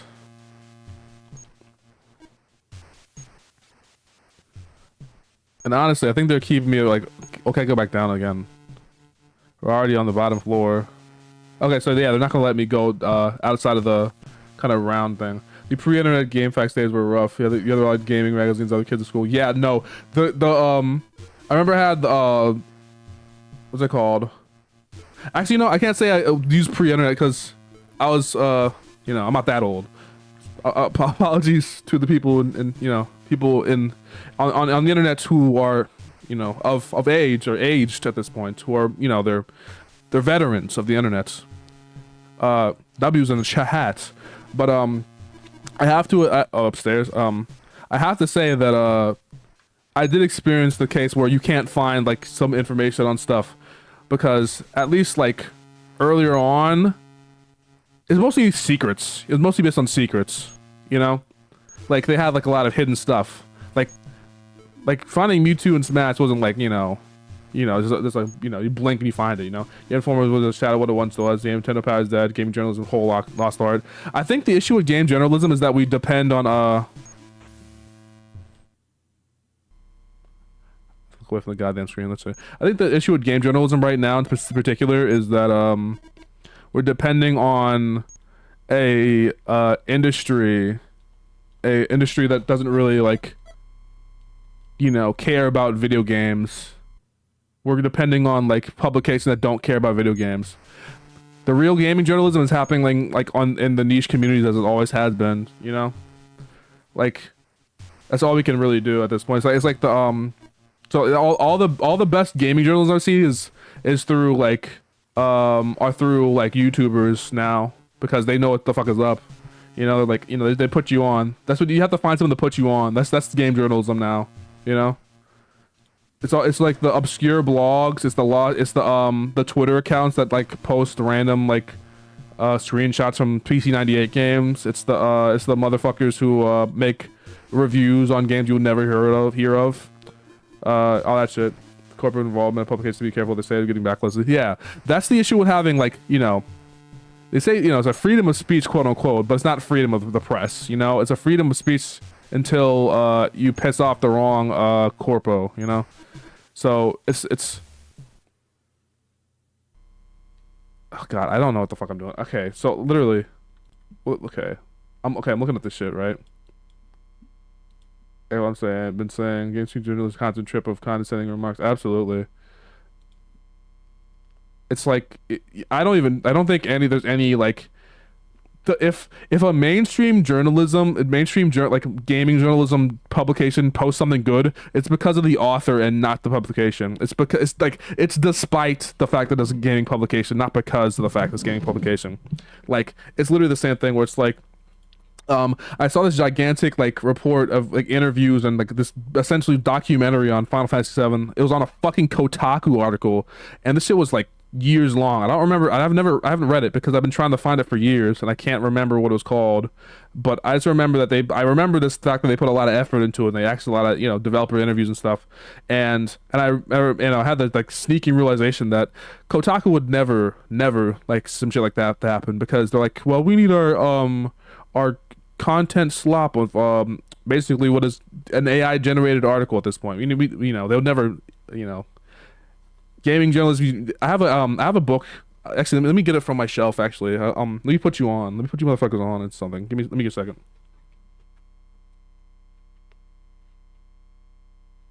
Okay. All right, Patch Magazine. I have a copy of Patch Magazine, the March 2023 issue, because it has Melon, the Melon adventure game, what's it called? Melon Journey, Bittersweet Memories. It's a game I bought because I just like the art style and it's on sale for like $4. I'm not sure if it's on sale right now, probably not. But I haven't played it yet, but I really like the art style. It looks like the Game Boy graphic style, but like actually has a charming character design. Do you know what I mean? But like gaming journalism is dead, surely, but there are publications posting this shit, right? It's like, the same thing. To the man, it don't matter, none of them matter. I do love Aqua Teen Hunger Force. A miserable pile of secrets. But yeah, this Patch Magazine, highly recommended. I think I got it for like $10. It's a pretty good publication. I like just like the feel, the tactile feel, and like high print quality stuff. So if you like game journalism, definitely support Patch Magazine. Even I don't know if I think the presentation's worth it alone, honestly, because they have a little article on the Playdate and the Analog Pocket, like a lot of the stuff. And I just like you look at these old gaming magazines and you suddenly want to play these old games because they just like sell it to you so well. I need to go buy some old poppy. I never actually read Nintendo Power much because I never had the opportunity. I read a little bit of I read a little bit of see you watching Gaming Monthly. Yeah, I remember reviews. I reviewed like four people. Each person had different things to make things interesting. I remember I looked at some old copies of EGM around like maybe like the Street Fighter 2 era, and firstly, those because I used to know people like I know people who used to collect them, right? And um I thought it was very interesting. I looked at some old copies of it, and I saw this Dragon Ball Z SNES game, right? And I was looking for that game, and I was like, I realized, had the secret suspicion that like this is a game that never got released here. Because I remember I saw a Pro Jared video. It was Dragon Ball Z Super Butoden, Super Butoden 2 specifically, I think, and it never got released here. So but it's just so weird remembering that because like it would have been the first Dragon Ball game, official Dragon Ball game, and it would have been like released like I think like 10 years before Dragon Ball even got like maybe like I think it was like maybe like 5 years before it got localized at all, and 10 years before it got popular. It would have been like I don't know like 94, 90, like 93, 94, something like that. Um like he neither here nor there, but I'm just saying it's like a very weird like situation. I don't know what the hell happened with that like weird timeline. But yeah, I also had a game called Bastard that was for like the anime, and I had a really, and I think if I ever played that game, I'd probably be like disappointed. But like the weird like shitty quality screenshots made it look so fucking cool. I'm not gonna lie to you. But yeah, EDM was the goat. They had a lot of cool stuff. They had a lot of the ads. I could tell they actually liked games. That's the issue with like game journalism now. They're not required to like games. They're required to produce a lot of content. And as a business person, you'd be like, oh, well, that's good. But as like a person who likes the medium of video games, like, wow, that's horrible. So, Hyperdimension, yeah, I love Hyperdimension. That's one probably my sleeper pick for favorite Dragon Ball Z game. I'm trying to I'm trying to, I'm trying to talk because I'm trying to think of like what do I do now? Because I'm stuck. I kind of don't want to look up. Okay, I'll do it. I'll look up the walkthrough or like a playthrough or something. But realistically, like, who the fuck is like, you know, like Metal Slater Glory? Like, I know, like, okay, I like to say my shit, the games are obscure or whatever. Oh my God, I'm fucking super niche and obscure, blah blah blah. But actually, like, genuinely, like some of these games I be playing are actually hard to find playthroughs for. Like, if you were you're playing like these visual novels. Like I played fucking Milk Outside a Bag of Milk the fucking day it came out, and I was in the trenches trying to find the secret endings, dog. I'm not gonna lie to you. I was in the Discord server asking like, dude, how the fuck do I find the fifth ending? I'm like, yeah. Um, what's it called? Metal Slater Glory. Walk. Is there director's cut? Is there a patch for the director's cut? Okay, no, there's no patch for it. There's just like it's just yeah, there's no patch for it. Also, I kind of want someone to translate the SNES version of this game because I wouldn't mind doing a replay of this because I just think the SNES version looks really bad in comparison to the NES version, which is weird because the SNES version is like like, I don't know. The NES version looks so good that the SNES version looks like kind of shitty in comparison, despite the fact that it's pretty powerful and it's for like the first place. You know what I mean? I don't know how to describe it, but yeah. Um, I don't know. Maybe I'm stupid, but I just like the NES games versions better. Um, but yeah, I keep talking. But I'm trying to find a walkthrough, and I just stumbled over the director's cut, and I just realized how I prefer the I say I prefer the original version, but this is only for like the screenshots. But I don't really have an option really. But yeah, walkthrough. There a walkthrough? Okay, there's like like an NES complete walkthrough.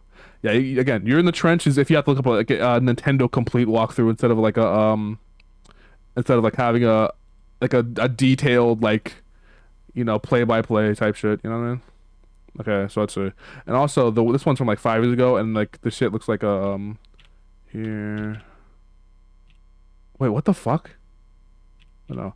Azusa's voice.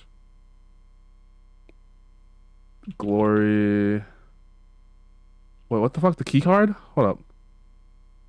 It's locked. Try using the key card. Okay, so you get a key card. But where do I find the key card? If I find the key card, then I'll be able to do it myself. Also, this person finished this game in 4 hours, and I feel like a fucking idiot because this took me 3 streams. But I'm enjoying my time, really. Oh, let me look. Azusa's hair clip. Okay, so I don't know. I think they go back and forth. Azusa's voice. Look somewhere else. I don't know, cause the hair clip. Okay, so I guess I have to find the key card. I could try to look for that, but they look as confused as I am, honestly. Okay, so they have the key card. Maybe I'm just missing it. Maybe I'm just missing the key card. Cause yeah, GIF. The corpse. Wait, hold up. Okay, how many times? Okay. Oh my fucking god. Okay, listen to this. If anyone's still in the chat, this is like this is a fucking thing I hate about old adventure games. Okay, so let's just look. Let's just go back. We have to go back upstairs.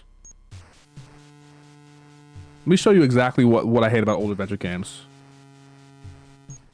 This is room C. Go up. Go upstairs. All right, let me show you. Right here. Press right. I think I'm gonna throw up. Yeah, look. Let's check out the corpse. Looking at it makes me nauseous. Look at the corpse. How many times are you gonna look at that awful thing? What's this? I had to press that 5 times in totality. Cause I did it 2 times before and it didn't work. Yeah, and also fucking all this amount of fucking like NES gore is insane. There's a key card. We can use it to open locked doors. Okay, I'd be better take it. Ugh, I can't even. Ugh. Don't even think about touching me with that hand. Do you have any hand sanitizer? Come on. Okay, so now I can kind of like continue. But also, I fucking hate old adventure games when they do that shit. Where like they don't give you any indication that you need to check it a couple times. They just imply that, oh yeah, you know, these like you just get it. Like, and also don't, like, and especially in this game, they don't even give you the option to save like wherever you want. So you just have to like, you know, there's worse. I'm telling you, there's way worse in adventure games. There's like in terms of adventure games, there's way worse. And like, you know, especially RPGs, adventure games, like they have like point of no return, easy. Items that you need to finish the game that you could drop, easy. Item that you could miss to finish the game, easy. Fucking talk to somebody 17 fucking times, you actually have to do it. Like they have all this shit like in an old adventure game. So this is not really the worst of the case, right? But I'm just saying that like I hate it. I hate when that happens. I want this exact kind of game, but like just without that shit in it. Like I don't know why people are not doing this. Like I know it's it's super niche, but I follow like 3 people on Twitter who are making these type of games, and I'm like, I know it's visual novels, but it's not the same. All right, it's not the same. Oh hey, I forgot what's your name, but you're in the Family Daily chat. I see you. I see your shit. I can't play slow text. So Metal Slater Glory, at least with the fan translation, yeah, I had the issue in the beginning. So it starts, yeah, that's the Nistadashi. You could hold B in the fan translation at least before I barf. Iri-chan. Okay, Iri-chan. Metal Slater Gloria rooted in the fact that it was an adventure game, began developed in the 80s, nothing else. Also, director's cut was translated. Yeah, I don't know why it's not translated. It very much shocks me that no one like went through the effort to translate it yet. Right in the key card. Oh, I gotta look away. It worked. No. I'm fucking terrified. I'm very scared. There's like a giant fucking nothing in here either. Giant fucking a giant monster. You know, a giant monster that's in the game is gonna be like screaming at me. That terrifies me. Yeah, it shows. Hey, it opened. It's empty. Yeah, also I don't know why this game suddenly turned into a point and click. It shocks me that they went through the effort to do it. Opened, but it's empty. Okay. It's not like to the level of Final Fantasy VII turning into a snowboarding game all of a sudden, but I don't know why. It's just weird to me. Like, why would you change the options now? You know what I mean? Like, it's, you know. I guess we're at the climax of the game anyway. Oh my God. Uh, yeah, but I really do like this game. I think, I'm enjoying my time playing this game. Is that the wall or is that like a locker? It's a wall. Oh no, it's a locker. What the hell's up with this game? Which one is it?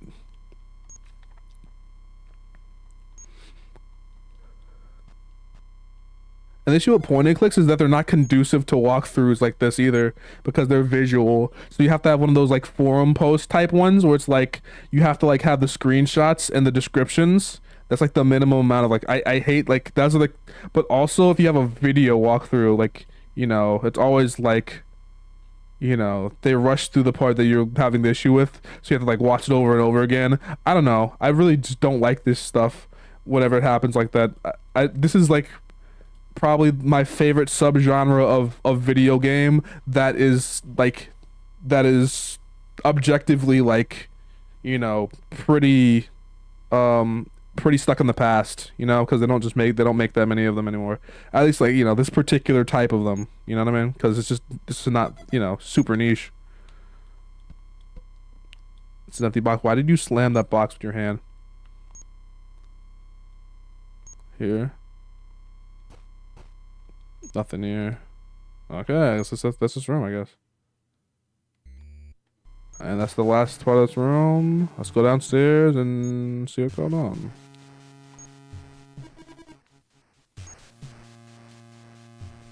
I just like, I don't know. I think Metal Slater Glory is like overshadowed by the fact that it's like, you know, a super like detailed, ultra, you know, expressed, stop scaring me. Stop scaring me like that. You know, overshadowed by the fact that it's you know, the highest quality technically Famicom game, and also like I guess the translation for it didn't come out until like fairly recently, so no one really had the option to like. I think this translation came out in like 2017 or 18 or something. I don't remember. Famicom Collective Club style port MGS to Switch, Intel to otherwise. We should. I think they own the rights. Yeah, I think how. Well, I guess they technically sold half the rights to Nintendo because they own like they're owned by HAL now or they're owned by Nintendo now. But yeah, they should. I'm perfectly fine with a remake of this game or like a port. Honestly, I feel like what's it called? Yeah, I'm perfectly fine with the like a port or a remake or something of this game because. Definitely, I think I lean towards like remaster kind of, or maybe even port, honestly, because I think like the particular vibe of having an old RPG with like the kind of 8-bit kind of ambience that it has is like such a lost art that it will never really come back in that case. So I think a port would actually be more interesting than a you know like a port. I guess like a translation would be a more interesting than a remake. But Famicom Detective Club has proved that you know those could work either way. So I'm fine with either one. Hey, it opened. There's nothing in there. Of course. Let's check the other one. Hey, it opened. There's nothing in there. Okay. But even, I don't know. It opened. There's nothing up there. I just think that it's kind of weird because I kind of want this game to be ported, but I also like, okay, what I really want is like there be a sequel or like a remake or something, honestly, because the writer clearly cares about this IP a lot.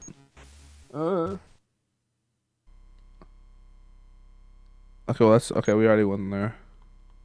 Yeah, the writer clearly cares about this IP a lot because they did, you know, they've been doing like, you know, a lot of. Well, I mean, you know, I guess as recent as an old '90s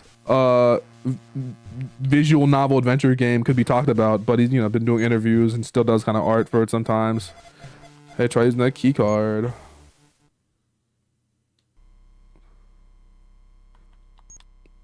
Yeah.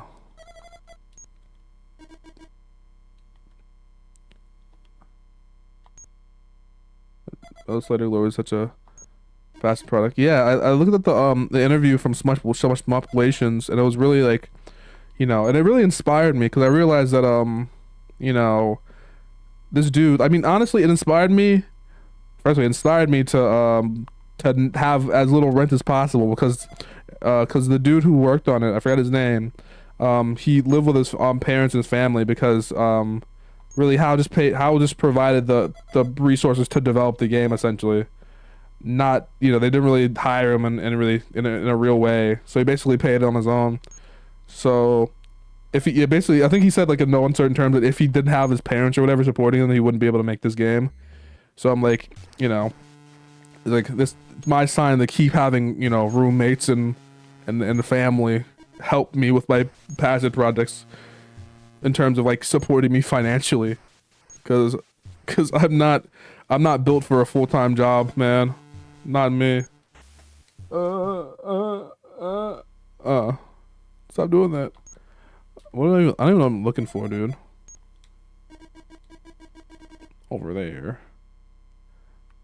Yeah, but Metal Slayer Glory is such an interesting thing. I wanted, like, now that I'm playing it, I've been meaning to play this game for like months upon months upon months, right?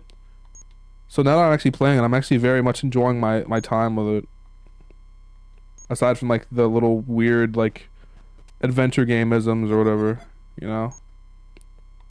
But I'm very much a purveyor of a vibe in video games. So this is like peak vibe, absolutely. This is the kind of like specific particular vibe that you only get in like indie games now. I mean, of course, because of like the 8-bit style or whatever. 8-bit like you know, locks. Uh, do they lock back as soon as yeah. That a flop. There's so many adventure games that did well enough on the Famicom. Everything lined up to succeed without the adventure game had moved. It's that yeah. The adventure game train had moved on a little bit, especially to the next consoles. So it really had the worst luck. So it's not only that the game was expensive to manufacture. Like no, okay.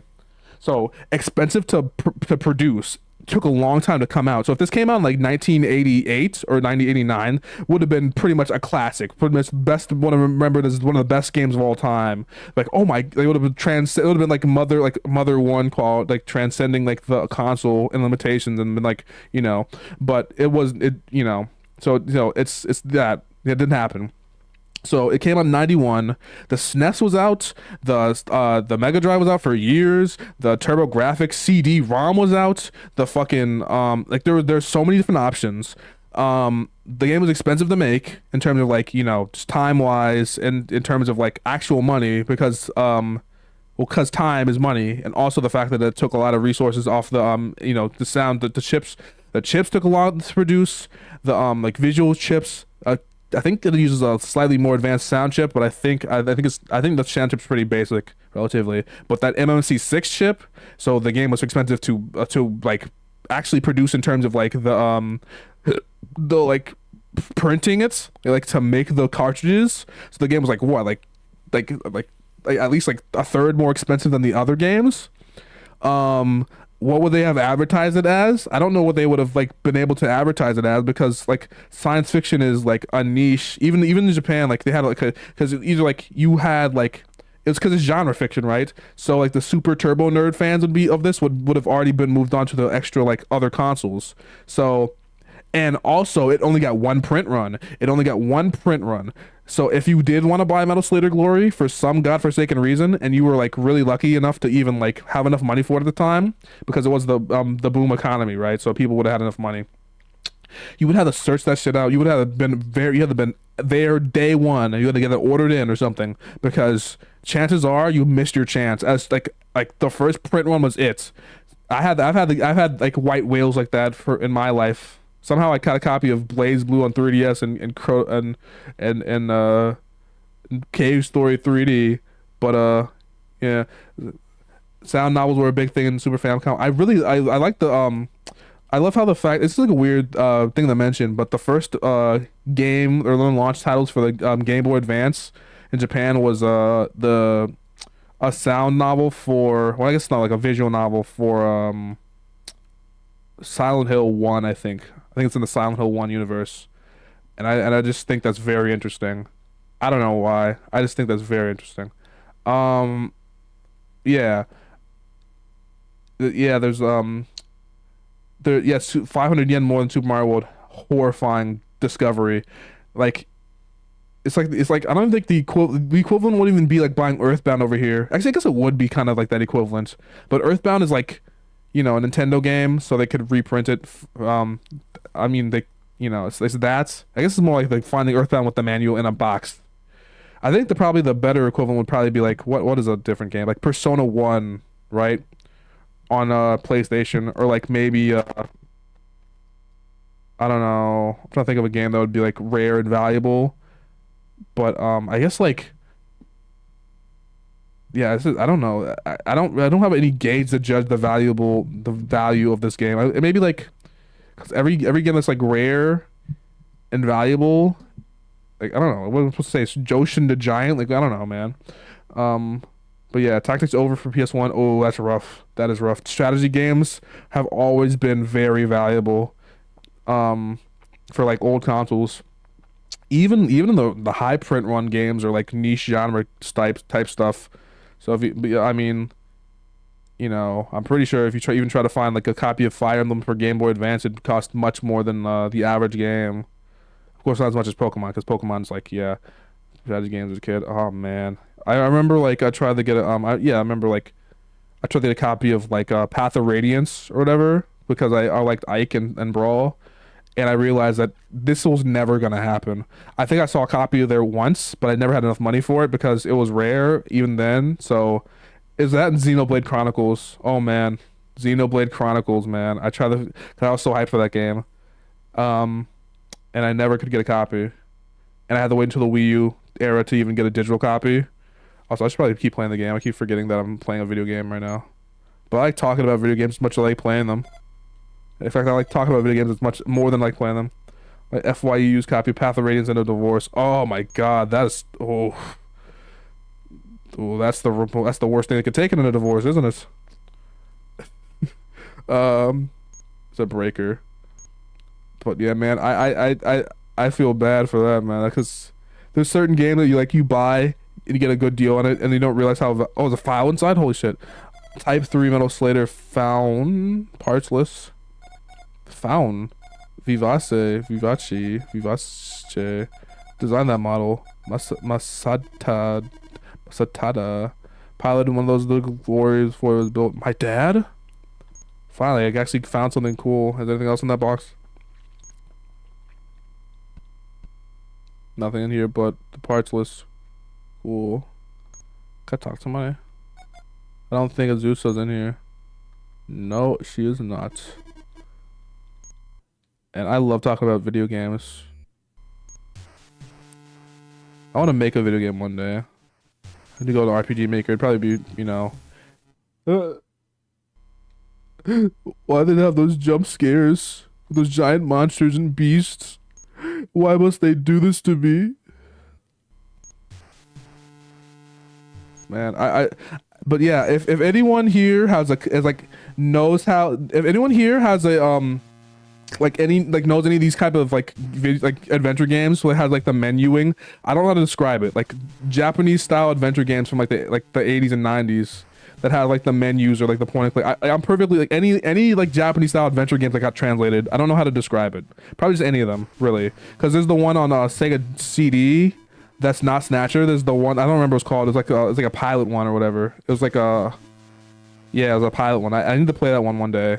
I forgot what it's called, but yeah, I'm looking for any and all of them because it's like it's my jam. I really like that particular niche one. Space Cobra, yeah, Space Cobra. I think it might be it. It was something that and like something adventure. Space Cobra, Sega CD. Yeah, no, yeah, it's, the Space Adventure Cobra, the Legendary Bandit, or yeah, so yeah, Space Cobra. You're right. 91 and 95. Dude, I hate Oh my God. Whenever old, wait, hold up. This is one of the last games we published for the Sega CD in both America and Europe. The format of this game is similar to Snatches, where the while the plot is based on Koba's early adventures, the first anime licensed game, the received a mature rating from the ESRB. Yeah, it's Cobra, and I have to play this game because it's like as close to Snatcher as I'm gonna get.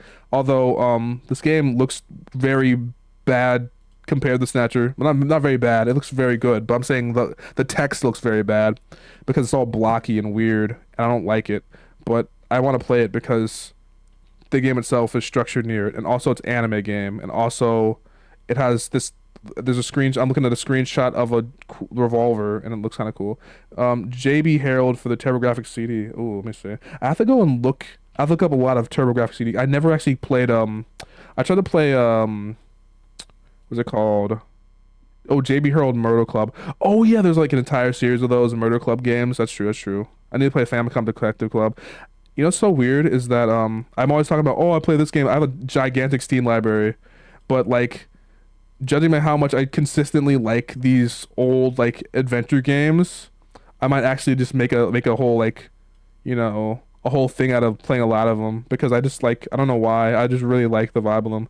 That and like indie visual novels. This is my cup of tea. Um, my again one of my favorite games of all time is why is itch.io down right now? Oh, it's not. It's weird. Yeah, I got one of my favorite games is Milk Outside a Bag of Milk. So we'll see. I think any visual novel, just like visual novels, have an easy time making me appeal like them because like I played fucking Sakura Gamer dog and I was like I could fix this game. I just need like some time with the prep time. Maple can fix this game. Anyway, I don't know. I'm getting really distracted by thinking about video games. I just really like that genre, like JRPGs. Any Japanese, I see why any like people like are super into like PC 98 games. Cause I'm like any Japanese like games. I'm like from like the 80s and 90s. I'm like I'm into. I like the idea. I like at least like looking at them. We have to play Ease. I don't know. Ease is probably like my filter. I don't like the kind of check outside. Oh yeah, sorry. Anyway. Anything catch your eye? Yeah, I don't think. Yes, she's not out here. Guys, I just love this entire screenshot. It's terrifying. It's so scary. Entire like thing. I really much enjoy this entire like, yeah. Like I don't know subgenre, this type of game, subgenre, whatever. But yeah, also move talk upstairs in the room. Yeah, I know. Um. Yeah, it's already you give me because and this what's crazy about this game is they don't give you any hints. Like they tell you what to do, but like the one time you gotta explore, they don't even tell you I guess the whole point is just like on the bottom floor next to those stairs, which means there's somebody to pass by there, right? Maybe it's on this floor. I don't know. I like talking about video games. It scared me that so few people actually enjoy video games. A key card. Oh.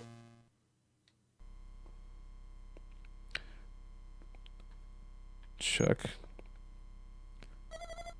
It scares me that people don't like video games. They like complaining about video games when they're like enjoying video games. That's what with music, at least people like music, Can't open it. Oh shit. Like with music, yeah, people like complain about albums and complain about artists, but they like music in totality, right? You can tell like they love albums. They enjoy the process of listening to music. See, there's a piece of paper in here with something written on it. The nuclear waste treatment plant has been shut down for the past few years. Shut down? Does that mean something will be to you, Kathy? To tell you the truth, I'm not really sure.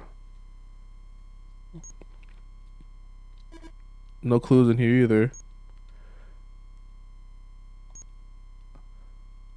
This room is empty except for the desk and some lockers. I just realized, what are these rooms supposed to be comprised of? Like in universe, like, are they supposed to be like dorms? Are they supposed to be like, dormitories?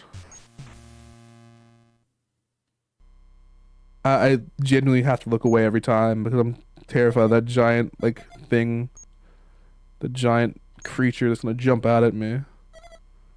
I can't do horror. I don't do horror that often, but I get why people do it now because I'm like, it's exhilarating. It's engaging.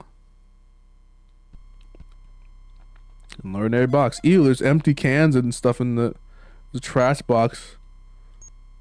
Oh no, my box. They left my box.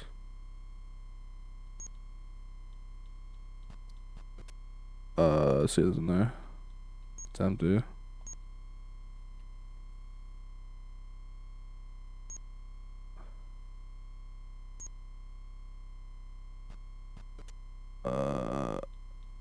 It's empty. Okay, so it's another one. She's not in here either. The box under the desk. Okay, yeah, it's probably gonna be able to have to check the box like 3 times. I'll check it like 3 times because I'm like, there was trash in there. Because with every, all these old all these old games are like, you gotta check it 3 times to make sure that you're not missing anything. If a game makes you check 4 times precisely because most people check 3 times, then that game is like for hell. It's hell, people. It's made by demons.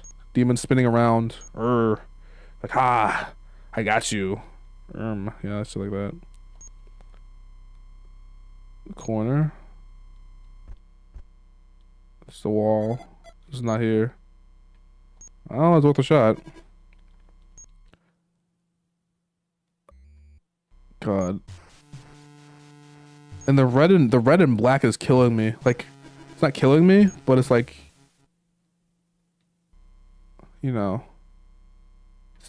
it's scaring me. Also, I'm just saying the fact that like this is like doing Virtual Boy colors, like literal actual Virtual Boy colors, and I'm kind of still engaged is insane. All these rooms should be fairly easy to find her. Okay, well, is she in a room? Nothing else worth checking. Okay. I keep just going around in circles. But I genuinely forgot which rooms I've checked and which ones I haven't. I saw those. I guess it's a wall then. Yeah, we're good.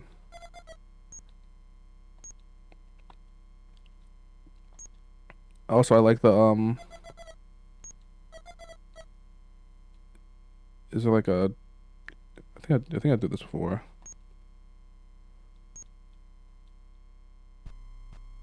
Yeah.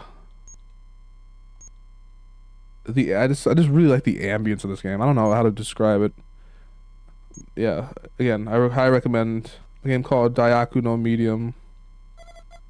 Very also Nikita made a expansion or like a released a new part of it.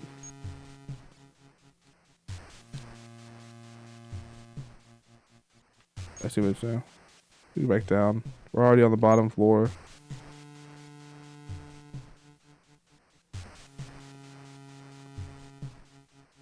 I guess we go up. I don't know where else to go. Like, I really am at a loss. I'm exploring every room. Every single room.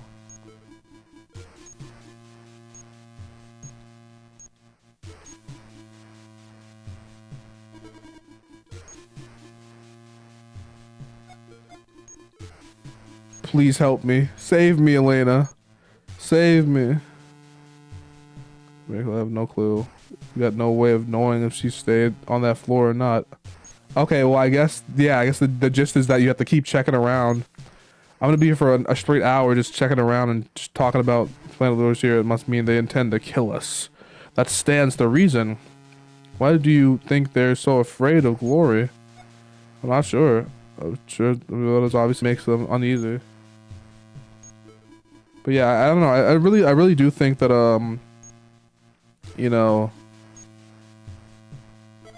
locked up. Oh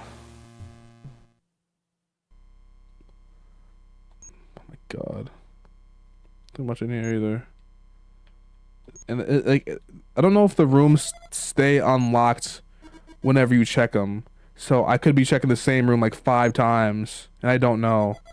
But it seems that every time I check a room, I find something new occasionally, and I don't know what's going on. I'm literally systematically checking every room as the best of my ability, and I don't know what's going on. I don't know what the hell to do. Like, it's killing me, and I just wanna like. Cause the thing about it is like, I want to finish this game. I want to finish this game. I really do. it's making me like go insane. Like but I have a day off tomorrow, so I'm fine. But to anyone watching the stream while it's live, um yeah. Uh Also, bro mentioned Continuum Shift Extend on Twitter, and I thought I was the only one who remembered that game existed, so I'm terrified. It's horrifying. I didn't realize there are other people who remember that game. I have to actually play the goddamn. I have to actually play the what's it called? Anyway, I forgot what I was saying.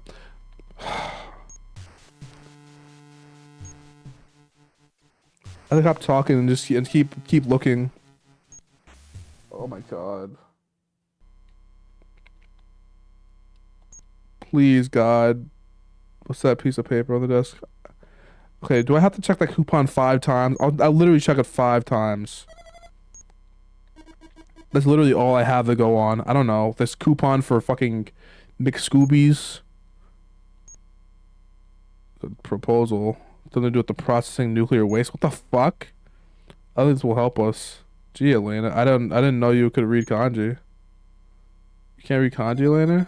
I suppose you can. Yes, actually. This guy taught me how. You have anything else to say, Sachi? I was just reading over the documents. No, you weren't. They're all in English. You can't read English, Tadashi? I'll take that as a no.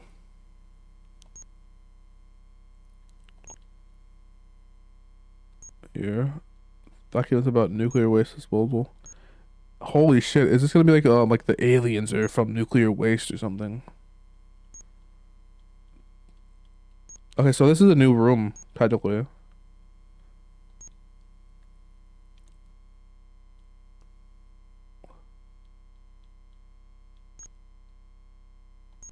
This game is so weird, man.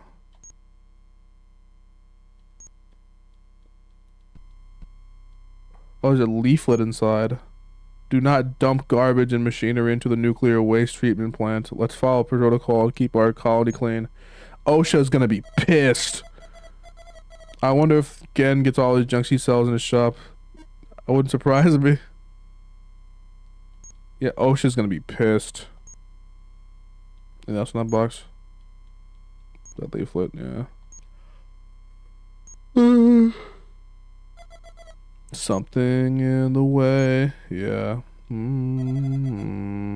Something in the way. What's that piece of paper on the desk? I know. Probably not important. I guess it wasn't important, really. That just must be another room. Oh, we're just gonna find her? Dawg, that kid's probably terrified. I know, because I'm terrified. Yeah, I'm not a 12-year-old. Look in here. Oh my god, there it is. Kill it, kill it, kill it. Murder, murder. Kill it, kill it, kill it, kill it, kill it. Shoot that motherfucker!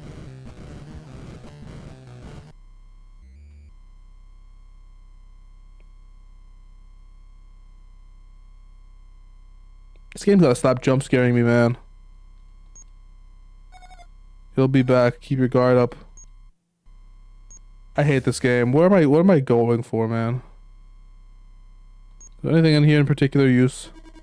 Not much in here, is there? I don't know. I don't know, man.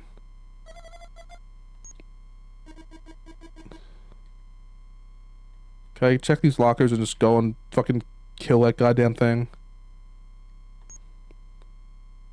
I just want it to die. I just want it to like be. I want to perish. I want to evaporate. I want it to be deceased.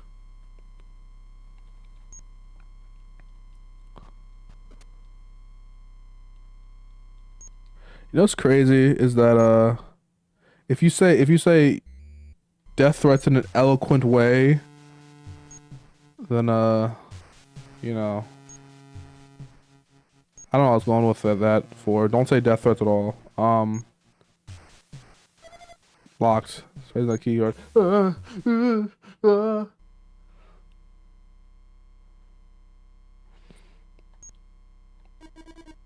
I need this game to stop. I need this game to stop and leave me alone. I don't even know what I'm looking for anymore. Doggo Zusa, you're on your own, bro. I'm not gonna lie to you. Like high key, how the fuck is she still alive? Like we died like immediately from whenever we got like, you know. I guess the gist is that, you know, we just died over time from being like digested. You know? Yeah, Resident Evil 1 is just this, but like you have limited ammo. So you can't just say shoot to kill. You have to literally go and aim your weird ass tank controls and kill them.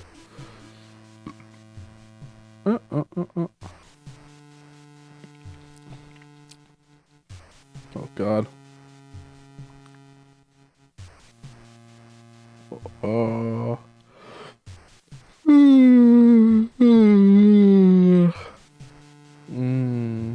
Garlic powder. I don't know why, but yeah, this game's fucking terrifying. I'm not gonna lie to you. You know, I feel like live streaming right now, right? Or at least the particulars. Tadashi, get away from that thing, disgusting thing.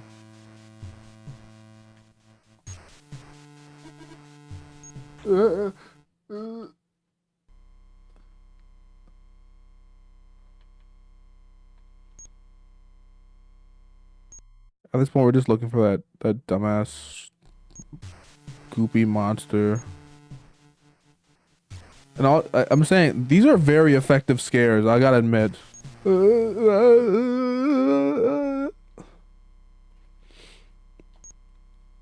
Maybe it's just the fact that I'm a little bitch, but also the immersion of an the 8-bit game, which I mean, you know, it didn't realize it was 8-bit, but I mean, it's like, I don't know, the survival horror elements in here are insane because like this game was made before like, you know, survival horror was a thing. This is just like, you know, I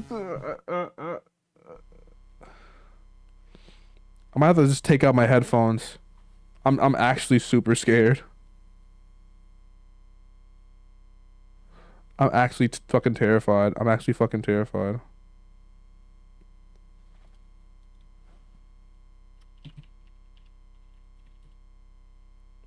I'm actually fucking super scared. I don't know why. Uh,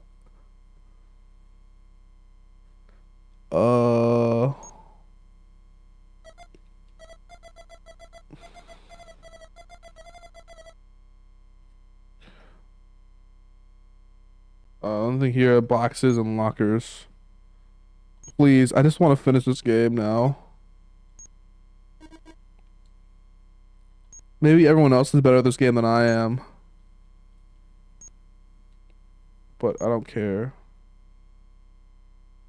The horror games, that's before Sweet Home, and a few obscure games like War of the Dead, maybe Texas Chainsaw Massacre. No, yeah, Texas Chainsaw Massacre on 2600 is definitely a stretch at that point. Yeah, but honestly, Sweet Home, yeah, Sweet Home. I guess there probably were like some games that were like, you know, inevitably someone played, like, you know, like, you know, there were probably horror elements as long, because I mean, even the horror genre itself was relatively new at that time. It was maybe like at most like 30 years old in terms of like the tradition, like what we consider. I guess, I don't know. I guess the horror genre itself is actually way older than that. Actually, it's probably one of the oldest genres. You need a key to open it. But like the horror genre, as we know, the modern horror genre, I like to say it started with George Romero and maybe like, you know, Texas Chainsaw Massacre and, you know, like all that kind of stuff. I don't know. I'm not, you know, the most versed in horror. I feel like there's like a paradigm shift when a couple movies happened. But maybe I'm wrong. I should ask James Rolfe. He knows a lot about horror.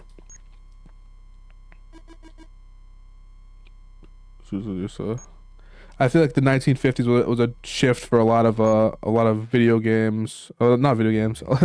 The kind of weird. Yeah, it was a shift because it was the invention of the medium. A shift for a lot of more first person RPGs didn't play up the horror. Underknots and Switch. Entry Odyssey more horror. Ooh, let me see Underknots and Switch. Underknots, huh? Which is what's ironic is that I really don't like playing horror games or game of horror elements. They scare me. But I have to say, it is exhilarating to have an actual like genuine scare, genuine fear. You know? Okay, this is actually pretty interesting. Look, these character designs in this game are really really good. It reminds me of I guess Etrian Odyssey is a good way to put it. I don't know. It reminds me of like there's like different games. I'd say though. Up is on top floor. Right at the top floor. Oh my god. Dog. I don't know what to do. I'm gonna shit myself. I'll throw up. This is the most agonizing. Like I'm so tired of this. But if it wasn't so like. Leave me alone.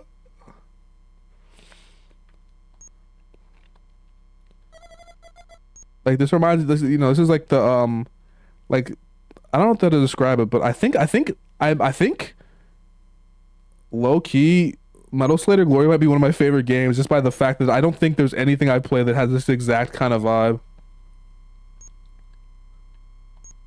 It's this game stuck out of my mind before I played it, and now sticking out of my mind definitely while I'm playing it. Hopefully I might do it after, but I don't know. The story right now is just like just on the bare I need to take this shit out of my ears. I'm terrified. I'm gonna cry. Where'd that damn thing go, dude? I'm genuinely gonna take this out of my ears now. I can't take it anymore. I'm so sorry. I can't do it. I can't do it. Yeah, there it is.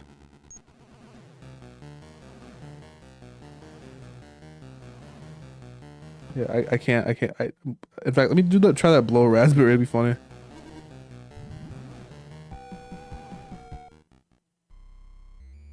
Okay, let's actually do it. Let's shoot the fuck out of it.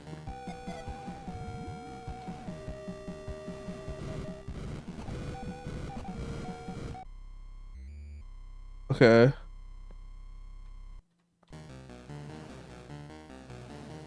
Wait. Do something. Run.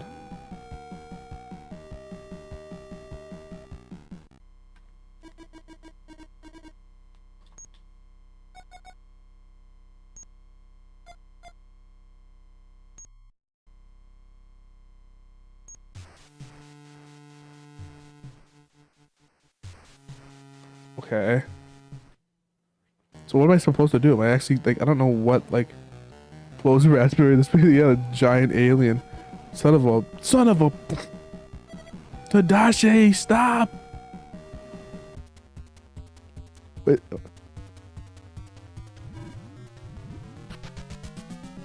Yeah, I think that was a terrible idea.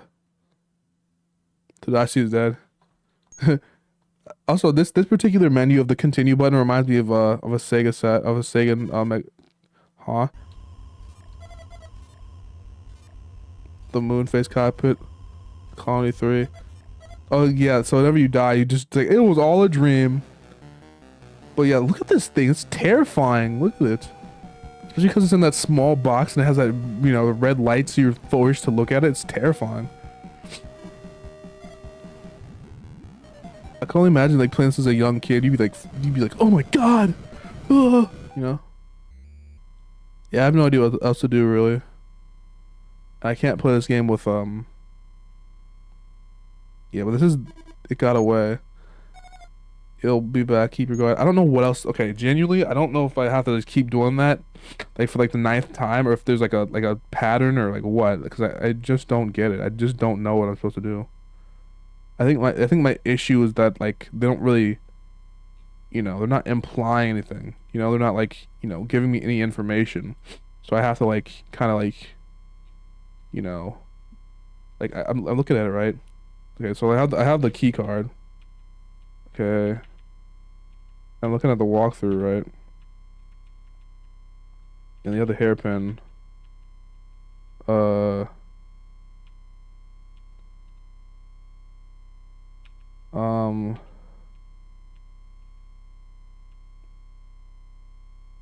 key card. Opening with the where. Okay, so as far as I know, also by the way, I just love one of the better things about playing older games and more niche games, not necessarily older games, but like more niche games, is that no one will come in here and try to spoil it. 'Cause I remember, like if you have like I don't know Undertale or some shit, people are like, oh, you know, skirmish dies in the war or some shit, But if you play a game like this, no one will even know what to spoil.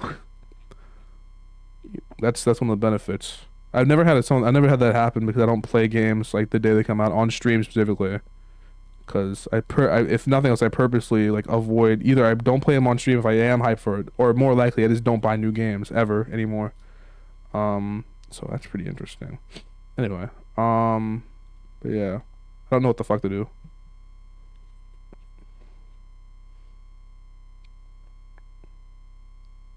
Here it opened, was empty, ordinary box.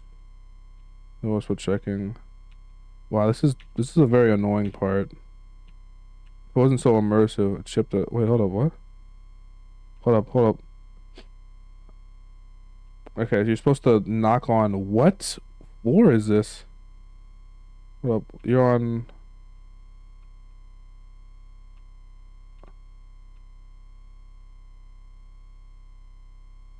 Okay, I want to say. Okay, so this is like a sweet scent of the air, but like what floor is this? Am I supposed to go into like say this room, right? So the checklist.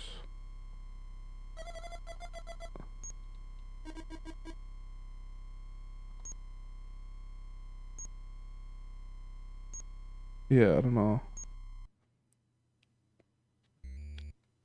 Yeah, what floor was it? What floor is it? Hold on, let me see. What floor is it? Susa's being held in one of these rooms. It should be fairly easy to get her. Go fuck yourself. It's not easy. It's hard. Um. Okay, so no, genuinely, what floor is this that they're on in the walkthrough? I'm looking at. That's floor. A big deal, frame by frame. This is.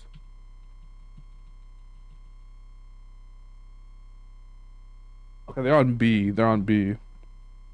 I think I'm on C. I love Undertale, but you're right. Actually, on the LGBT Discord server and so many people who stream out games because I like seeing people stream them. Lots of grind the Master Radiant Silver Gun. Oh man, I wish I was in the shmups more because like I played a little Ikaruga. I can only imagine like I imagine the pacing of that game where I'm like people could get super into it. You know what I mean? They'd play it over and over and over again. Like if you have the shmup kind of autism, then you're in luck because there's so many options. If like not even just the Toho kind of autism at that point, if you're into shoot 'em ups, and I'm not into them at all. I'm like, I think it's the one genre that I regret that I couldn't really get into, you know. So we go so much better to Karuga. I think it got ported to Steam recently, right? Or at least Switch. So that's pretty cool that it happened. Probably nothing. Hmm. But it's because it's weird because the Sega Saturn it never got ported out of like the Saturn, right? So I remember Radiant Silvergun's like super hard to find too.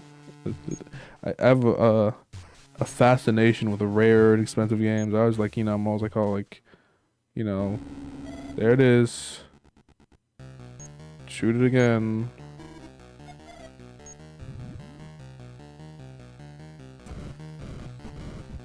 How much ammo do we have? Oh my God, this game sucks. Stop crawling away, you jackass.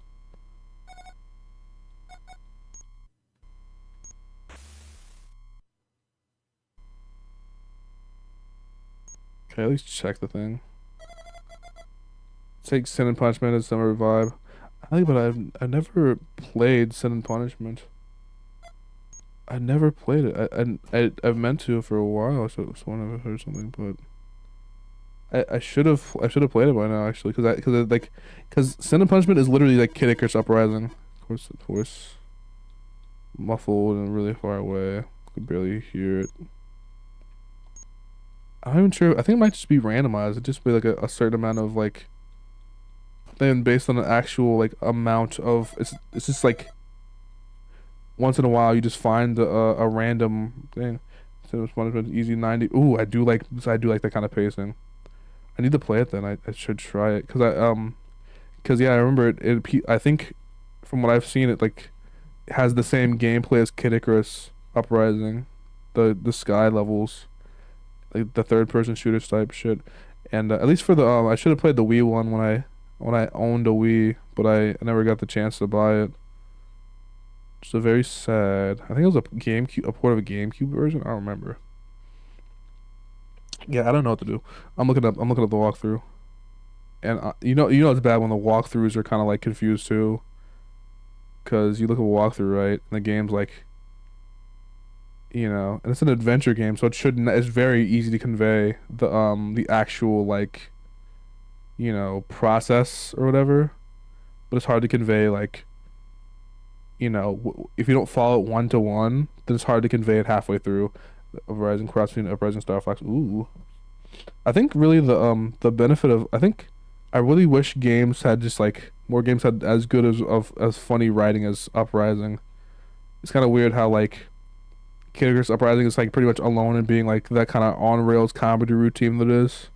I like I like using that term by the way from RD Strangers videos on. Oh no, that was RD. That was Jeremy Parrish who said on rails comedy routine. Describe it, and I was like, that's so accurate. That's so accurate. Try me mechanic. MH weapon. Okay. Proceed forward until Lena stops or something. Look forward, left. Elena said that I sent him this room. Knock on the air vent. Knock on the air vent. Okay, I kind of get it. I'm kind of getting tired, but also I think I might be okay. Yeah, I'm pretty close to finishing the space battle. What the fuck? All right, so maybe I should just like, but I kind of want to. I'm kind of invested at this point, but also this entire segment, as it is. Actually, you know what? Actually, I just remembered there are segments like this in Snatcher because you get to the second half of the game and you have the same exact thing, but like that's just how adventure games were. And also, yeah, the second half of Snatcher is way worse than the first half, absolutely, because especially that part with the sewer level. I hate sewer levels no matter what. Goodness me, Dios mío.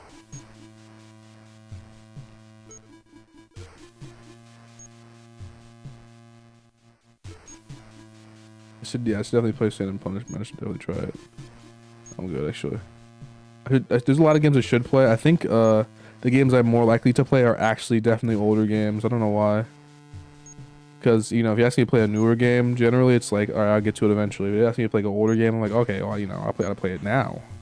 Because, who the hell plays Metal Slater Glory unless they're interested in it, you know what I mean? No one was asking me to play this game. No one even knows this game to play. It's not the most obscure game of all time. I'm not saying like, oh, cool, I'm so cool and obscure, oh my god. But I'm saying that like, who's even talking about this game? Nobody. So that's why I want to be. That's why I want to be make older games anymore. You're right. We're at the point where the older games are. So we're running out of older games. We're running out of them. Guys, we need to find more old games. Don't worry. They still make older games. They're called newer games. They're called newer games that are turning old. Did you know Super Mario Sunshine is like old enough to drink? Actually, did you know Super Mario Sunshine has been old enough to drink for a while? I'm just saying. You know, there's people out there who are like, yeah, Chrono Trigger came out yesterday, and there's some people who came out who are like, yeah, Super Mario Galaxy came out yesterday. And there's some people who are like, yeah, Pong came out yesterday. You know, we're all crawling to the grave, aren't we? Am I at the top? I don't know where the hell is going. Yeah, I might have to like switch gears because I think this entire segment is making me just. I don't know.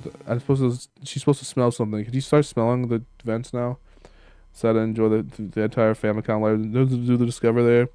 Yeah, it's really a shame that you know, if you have a big interest in something, no matter how much like stuff there is, it'll end eventually, you know? Like for me, like Nirvana, right? Like there's a lot of Nirvana content for as short as the band was around for. But at the end of the day, you know, you're never gonna have any new Nirvana stuff, I guess, unless you get lucky. And there's a new port, like a new like not a new port, a new like set of Nirvana songs that come out, right? Port, I said port, a port of Nirvana to Nintendo Switch. Let's go! They ported Nirvana to Nintendo Switch. Let's go! Anyway, but yeah, I forget what I was gonna say. But yeah, basically you just like, I don't know. It's just really like the idea of like depth versus width. Like I don't know. The Famicom library is like very much width because there's just a lot of games.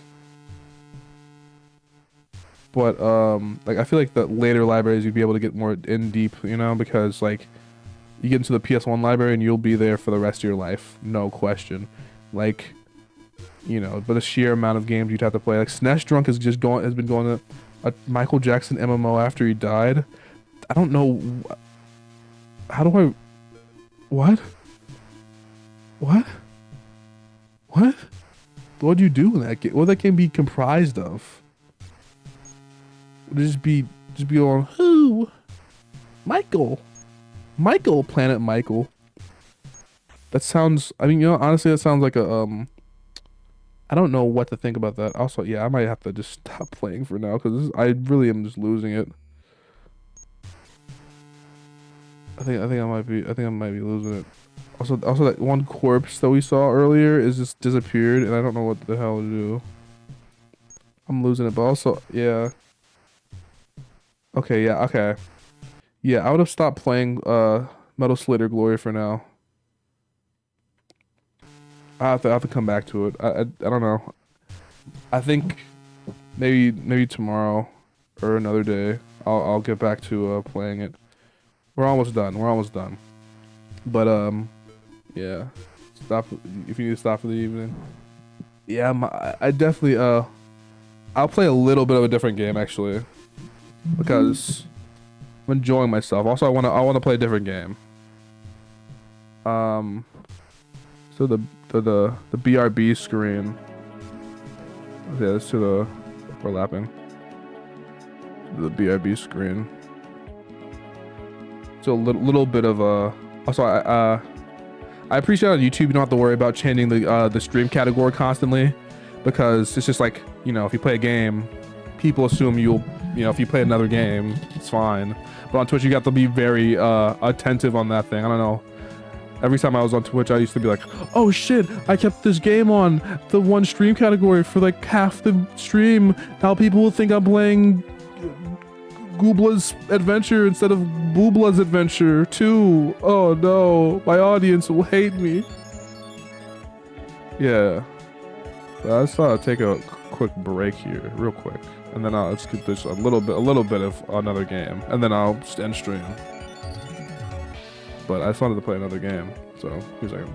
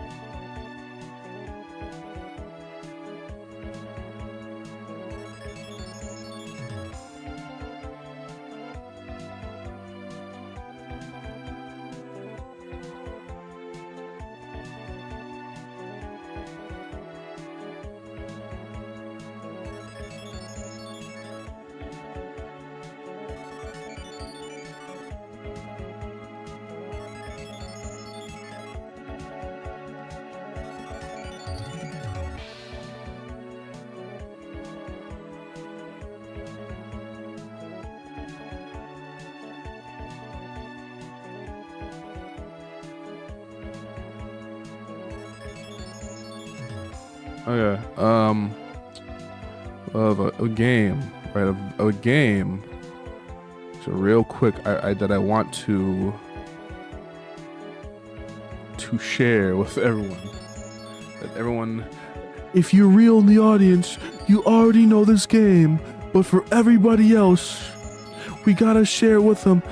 Could you, what's it called? I have to look at it in the completely, you know, in the set of copies that I have, my collection. You know, I forgot that was even a game. Holy crap. Where is it? Where is it? I'm trying to find it. I forget what it's called. Wait, Sharp X1? Holy crap, I forgot I had all these Sharp X1 games on here. What a weird thing what a strange thing that happened.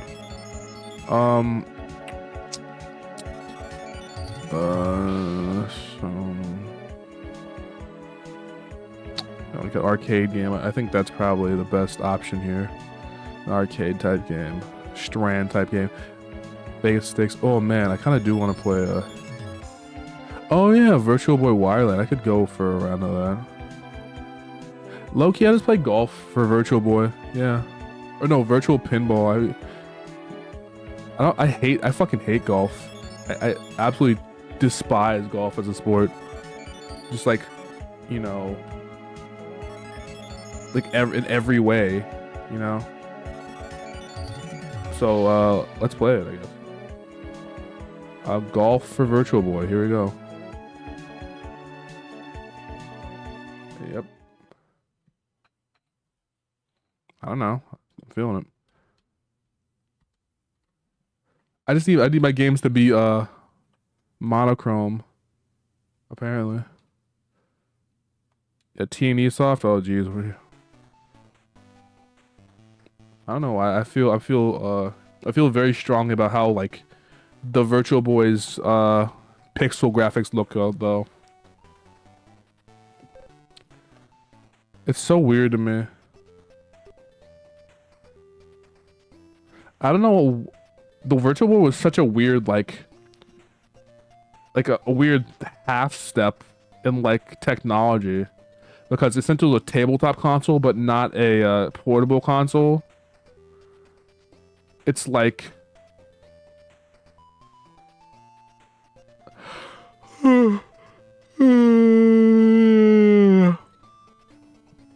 anyway, so it's like it's a weird like cross step where it's like 32-bit, right? But it's not like the Game Boy Advance is 32-bit where it's like crushed, because this is like ostensibly a beefed up Game Boy, but it's not.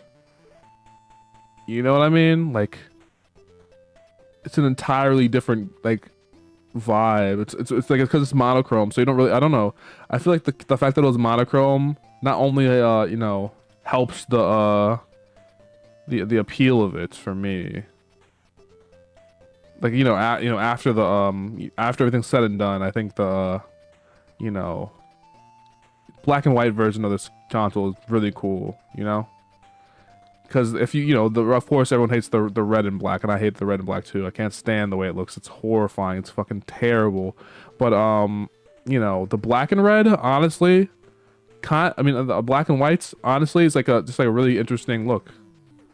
And I'm saying all this to avoid playing golf on Virtual Boy, because I kind of stabbed myself in the foot here. I don't know what I don't know. Why am I doing this? Why did I even open this game? I could be playing any of the other virtual. I don't know. Let's try stroke play.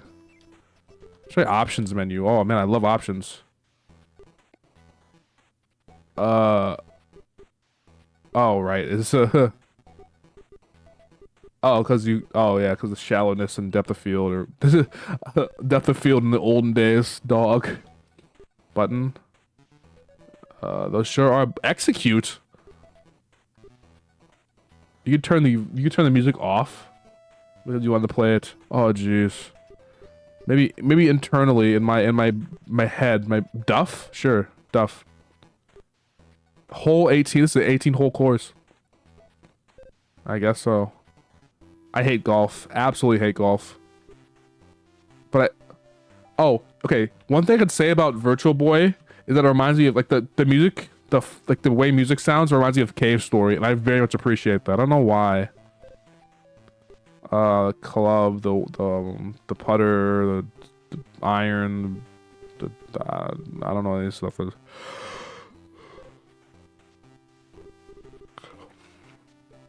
So much detail for like I don't, and also T&E Soft was like is like they're not even like what the hell's going on?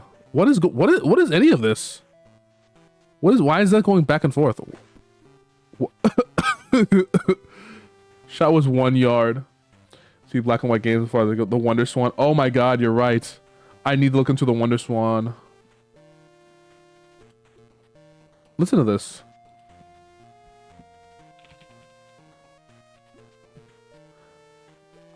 This is like the Virtual Boy is like such a unique vibe. Like look at this. Okay, look at this. Really, look at this. Stands up. Like look at this. Look at like this the pre-rendered like little like curvy shot counter. The weird like the Virtual Boy is super liminal. I don't know how to describe it. Chrono Gaming Swan Song. Ooh, let me try that. Chrono Gaming Swan. It's a Wonder Swan Song. Oh wait, no, actually, Chrono Gaming just like by chronological. Actually, yeah, I actually looked into that. I watched a couple of episodes of that actually. Swan Song, Wonder Swan. I watched the episode on like there's a couple of them, and what's it called? They don't upload videos often that much, and also just put the notification bell on at this point. Yeah, they don't upload videos that often, but I watched the one on Load Runner, the Macross one, the one of the Shogi, one of those Shogi ones. Oh, I watched the Gran Turismo 7 one. I actually really like the Gran Turismo 7 one. Probably my favorite video by them. But yeah, I left this long ass comment on there, or I left this regular ass comment on there. That's 3 months ago. They, you know, there's certain like, game journalism is not dead. Chrono Games, Chrono's game like Cam Daily or Crontendo. Oh yeah, Crontendo. What is that? I'm mostly familiar. I'm mostly familiar with you know, just Jeremy Parrish's stuff. That's where I usually am. Where I actually kind of stopped watching his stuff recently. I didn't watch it. Stop watching it on purpose. It's like just realized I stopped watching it. You know what I mean? Like Crontendo's been around for a while. From 10 years ago. Yeah, 13 years ago. Yeah. Yeah, I think that's probably one of those things. It's like a jump from like a website to YouTube, and then like over time, kind of. Yeah. What about game journalism? R&D's video. Oh yeah. There's a lot of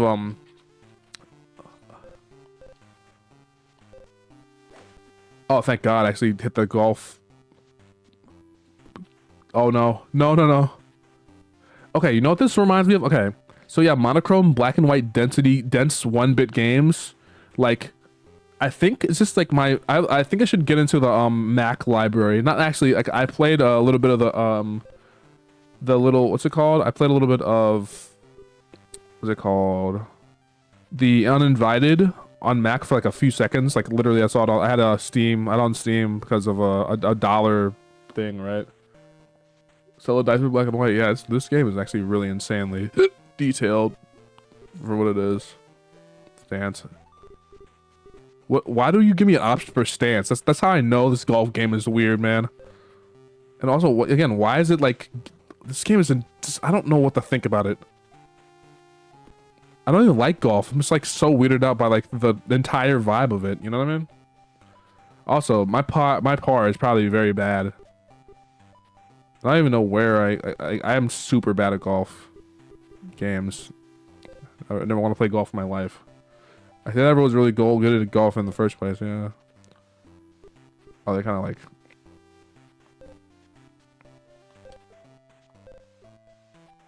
where am I even supposed to hit? Also, what?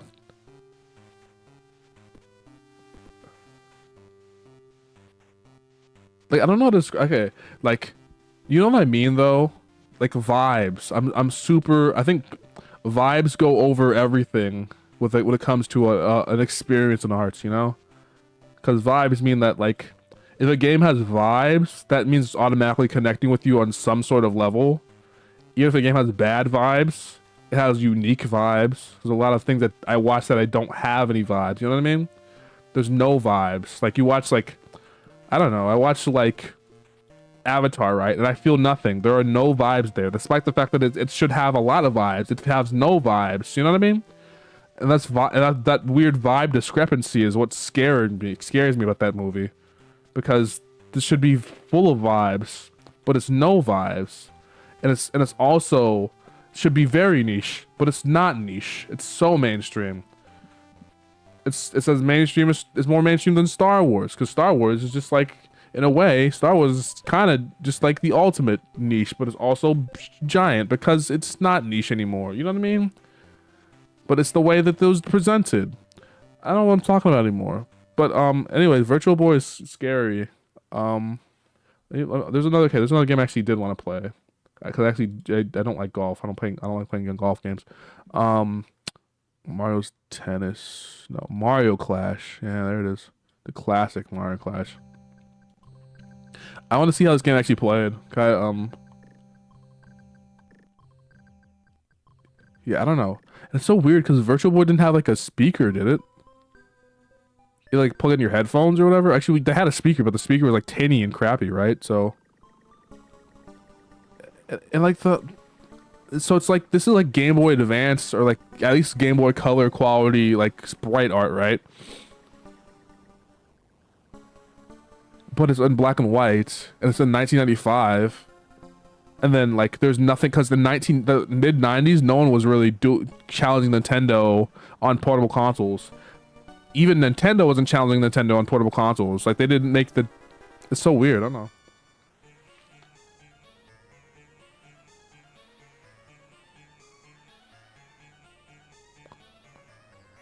Wait, what is going on?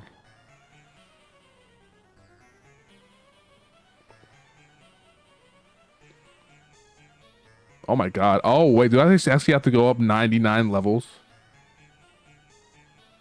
Also, who built a tower that high? What is this, the Empire State Building? The Chrysler Tower? Oh, sorry, Clash Tower, yeah. Or it's just not Crash Tower. Mario Crash. Replacement portable. Oh yeah, Project Atlantis, yeah. Jiggly roguelike. Oh, let me see. Brightest 3. I can make it brighter, make it darker. Yeah. God, the Virtual Boy is such a weird console. I don't know even what to think. It's like a weird little like I don't know how to describe it. The Virtual Boy makes me feel things. I don't know how to describe it. Thank you, Jeremy Parrish, for changing my life forever by showing me how weird the Virtual Boy is and how vibey it is and how like weird. Like I played Waterworld for Virtual Boy, right? And I was like, I have never felt anything as weird as this in my entire life. And it is a roguelike because it's random. Would it have randomized enemy placement or something?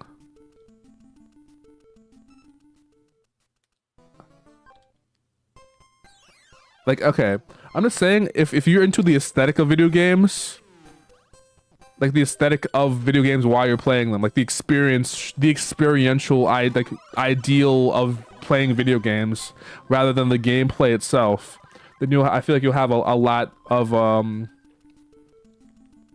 lot more fun with games as a medium than, you know, if you were like purely a gameplay person. I don't know how to describe it, but total experience. Me alive, probably realized that. Yeah, it's just like if I feel like.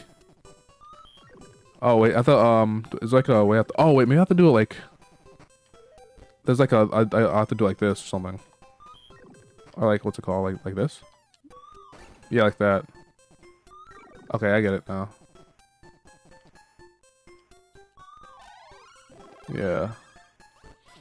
Yeah, because one day I have to make a video about Final Fantasy VII, but I think my experience with Final Fantasy VII is kind of unique in the fact that like I have no sense of nostalgia towards it in terms of like playing it as like a young child or whatever, like I do with like Pokemon or like like Earthbound or whatever. But you know, it's a game that attaches itself to me emotionally by the virtue of it being a really well-made game with an insanely good soundtrack. I feel like, you know, like stories like that get lost through the times because of you know, the obsession with let's say nostalgia. You know, that's kind of like the narratives, or it's either obsessing with nostalgia or obsessing with like the most current thing. There's really no in between, really.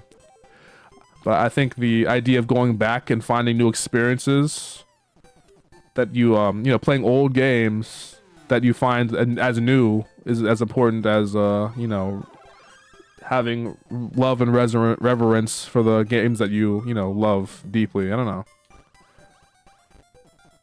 They play Final Fantasy 7 so much. I think I'll play it again. Yeah, I really think like, I think it's just like the entire, like, again, like the experiential, like the entire, like, because if Final Fantasy 7 had any element different, then I probably wouldn't like it as much. Like, it's the fact that it's PlayStation 1. I played it on the PlayStation Classic, by the way, the worst way to play it. So I have to really think psychology more, understand Kara's character. Yeah, his sense of self is like a very like interesting aspect of his character, because it's like, you know, I remember people like in real life have a lot of issues like that where they just don't have a unique sense of self. They don't think they're like, they think they're like a I don't know. It's like imposter syndrome in a way, you know. I have this book I should read on imposter syndrome if I really want to, if I truly want to understand Cloud Strife's character. But I don't know. I think the particular set of circumstances that led me to play Final Fantasy 7 are like the way I like it, because like it's the pre-rendered graphics, right? It's the pre-rendered graphics, the music, the character designs, and the gameplay like structure, or like the gameplay progression, all that combined particularly. You like called being trans? Yeah, I can tell you that thing. Like, oh, I'm not trans enough. You are trans enough. If you're trans at any point, you're trans enough. Lord knows everyone else would treat you the same way. So might as well not even worry about it. You're as trans as you want to be. That's the gist of it. Ooh, bonus chance. Oh, I love this little like section. Look, Luigi. Hi, Luigi. Just worry about being not. Just people worry about not being trans enough. I don't know. It's weird. Like, you know, if you're like, oh wait, if I don't, you know, do this, or if I don't do that, I'm not, you know, I'm not trans enough or whatever. It's like, what does it matter? Who even gives a shit? You're the only one who should give a shit. You know what I mean? Like, no one else should give a shit about it, but other people do. It really doesn't matter. You know? It is what it is. 300. Like, I feel bad for not shaving, but I can't get like electrolysis or whatever.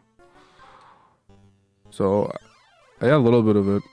That shit is that shit's hard, man. That shit hurts like a bitch. Oh my god. And I got it. I'm like, it didn't really do that much for that particular thing. I'd like, you know, helped a little bit, you know, but not too much. So it's like whatever. Oh my god. Oh shit, yeah, my bad. But yeah, I was saying like Final Fantasy 7. I think it's like the particular circumstance. I think there's a particular idea that you know. Oh wait, oop. Actually, that might help. I don't know. Let's try that. Yeah, it's a particular like set of circumstances where it's like the pre-rendered graphics mixed with like the gameplay progression and the music. I don't know, like. Cause it's not like, I don't know. It's like the fact that like the game, the narrative built up that particular way. Like if they changed even one like tiny element, if the game like that's why I don't like resonate with remake as much. Even though I do like the world of Final Fantasy VII, I don't resonate with the remake because a lot of the appeal of Final Fantasy VII for me was the particular like pre-rendered graphical style. You know what I mean? Like the weird like details that they had in the background, the imagination they put into like every single like element, and like the camera angles, the weird camera angles they had, and also the weird quirkiness of like not being able to tell where the fuck you have to go sometimes. I don't know. I didn't actually like that part very much, but you know, I think about it a lot. Ultimania trilogy on my shelves. So much style development through 1 through 14.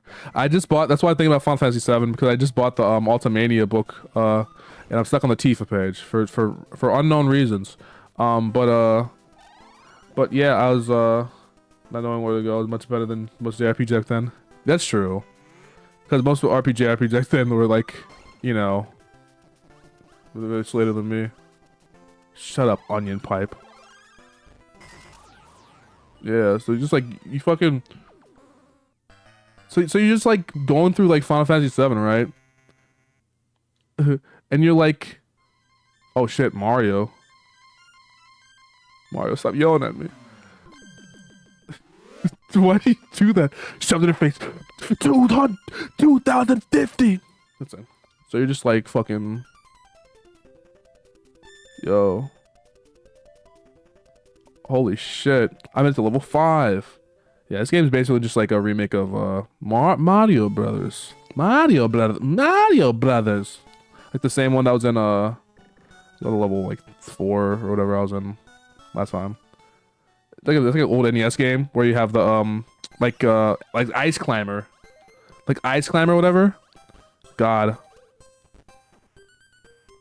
Shut up, onion pipe. You gotta get the bat. By the way, like the Virtual Boy's whole entire deal is that like the 1-bit graphics are like super dense, right? So I'm assuming like if they make I feel like there should be like a renaissance of, I don't know how to describe it. Like, you know how the Playdate or whatever had like the little crank or whatever and like the little dense graphics.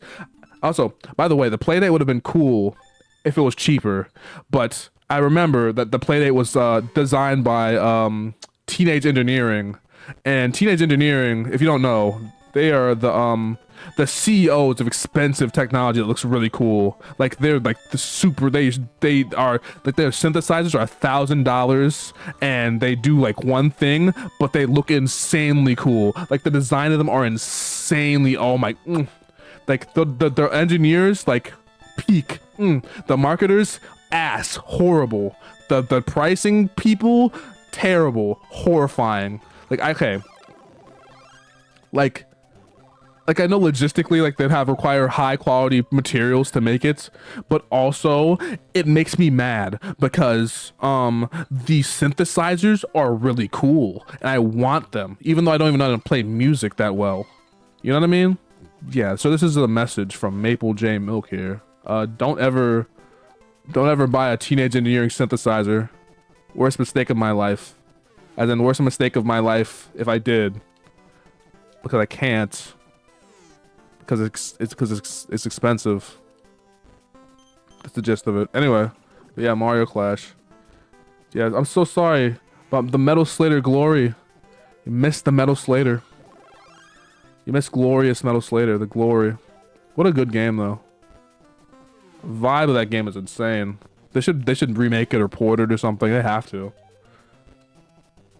They have to. I don't know what else to say. Like I don't know what else they have to do it, but like they have to, absolutely. No question. Like okay, I think a remake would be like, I don't know. I feel like since it's not the 1980s anymore, they could just rewrite the script. But the world of Metal Slater Glory actually is pretty interesting. But I don't know. I feel like there's a lot of priority games that come before Metal Slater Glory of all things. I don't know. But if they do, like a port would suffice, honestly. Because it's really the whole appeal of Metal Slater Glory is the fact that it's like, you know, that kind of like 1980s like passion project that transcends the Famicom because it looks so good and they put so much effort into it, you know? I think the whole story behind it's probably more interesting than the game itself. But I like the game itself because it's the vibes. The vibes. The experience of playing the game. You know what I mean? Like if you're just like playing a game just for like the gameplay, right? That's why people are like, oh, whenever you press A to go in a visual novel, like shut the fuck up, because you're not in it for the experience. You're not in it for the actual like the whole experience. You're in it for like the gameplay on the base level, and that's my issue with like games like that's really like games journalism too, but like games as a medium has like received, it's always about the base level gameplay rather than the entire experience gathered into one, you know, the aesthetics mixed with like I think mostly like the aesthetics, like the elements of the aesthetics, you know, the entirety of it, you know. So that's why I'm like, you know, my favorite games because the aesthetic qualities all mixed together to be like what's like come together. I don't know, like Spelunky, right? I think gameplay wise, I think I hate it actually because it makes me mad. I think constantly about how Derek Yu has actually ruined my life. But the actual like vibe of playing it, right? You just go and like you think like your brain on Spelunky is in a different space. There's something about the unique Unlimited Saga. Hold up, Unlimited Saga. Let me see. Yes, I've never heard of that game. Let's see, Unlimited Saga.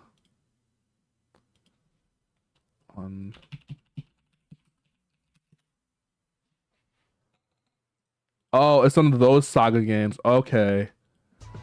Okay, now I know. Also, I'm looking at an X-Play review and I'm like, okay, yeah, clearly they're gonna be very harsh to it. You made the guy who hates RPGs play Unlimited Saga. That's the best way to turn someone away from RPGs. Yeah, Saga as a franchise is one of those like Saga Frontier, Romancing Saga, then Unlimited Saga's by that series. Yeah.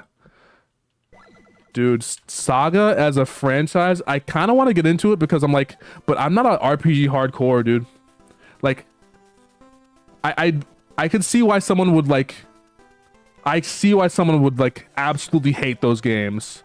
Cause I played Final Fantasy 2 and I'm like, I really want to like this, but I just can't get into it.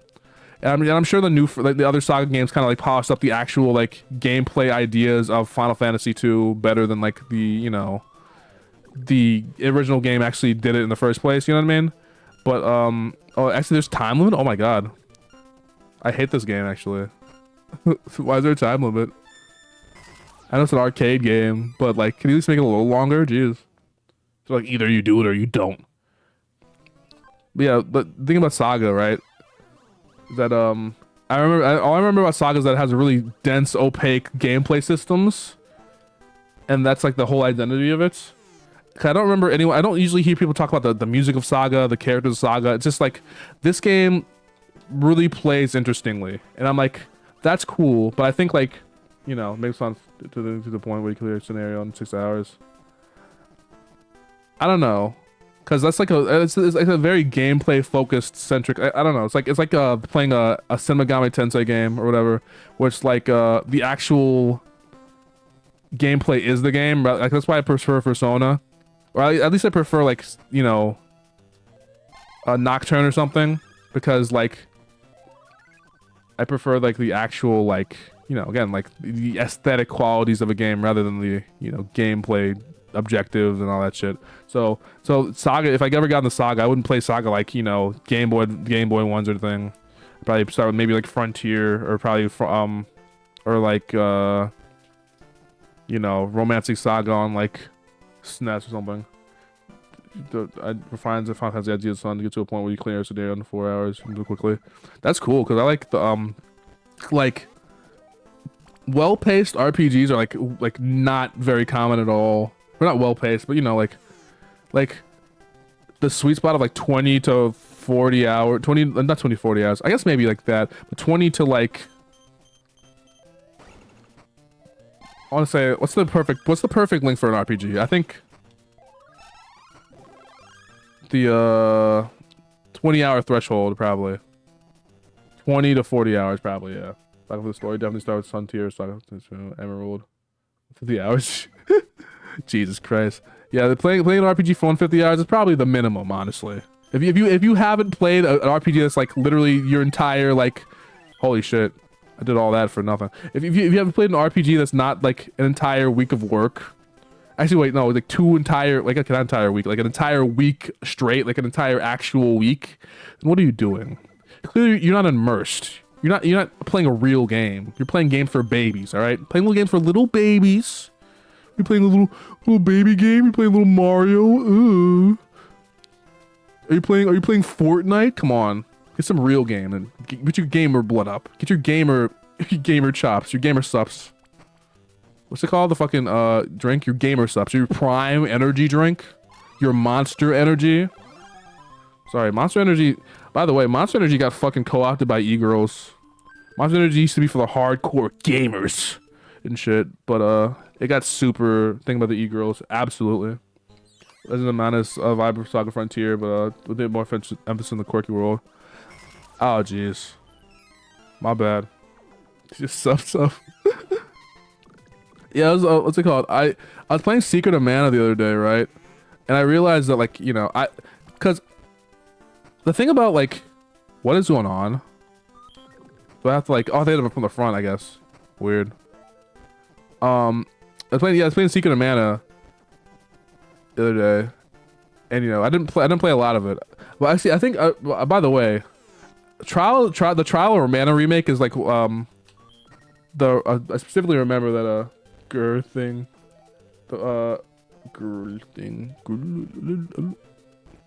That reminds me. I have to remember all these games. Unlimited Saga looks cool, but it's this weird, like, PS2 RPGs appeal to, like, everyone else, but, like, I don't know, like,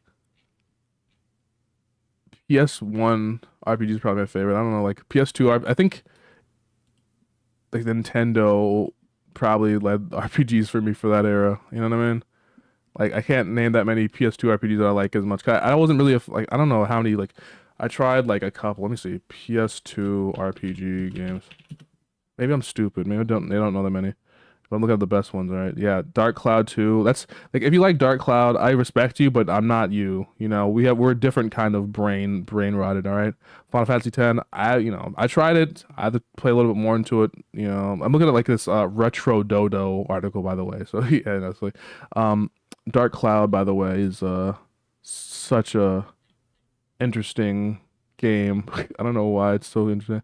Grandia 2, Baldur's Gate, Shadow Hearts, Persona 4. Okay, well, Persona 4 I count as PS3 era. You know, S&T Nocturne, that is late PS2, but that's PS2. Xenosaga, nah, I'm more of, I'm not even really in the Xenogears. I haven't tried it. Haven't tried to get into it. Persona 3, Tales of Symphonia. Yeah, honestly, it's kind of a dry spot. Dragon Quest 8, I did try a little bit of that, and I did the mod for it on the emulator, and I think it's really fun actually. I should really, like, you know, I might play that after I finish the goal other 5 games I've been trying to play. E-girl thing. Oh yeah, the E-girl. Yeah, the Legend of Mana isn't much like Secret Trials of Mana. It's technically action RPG.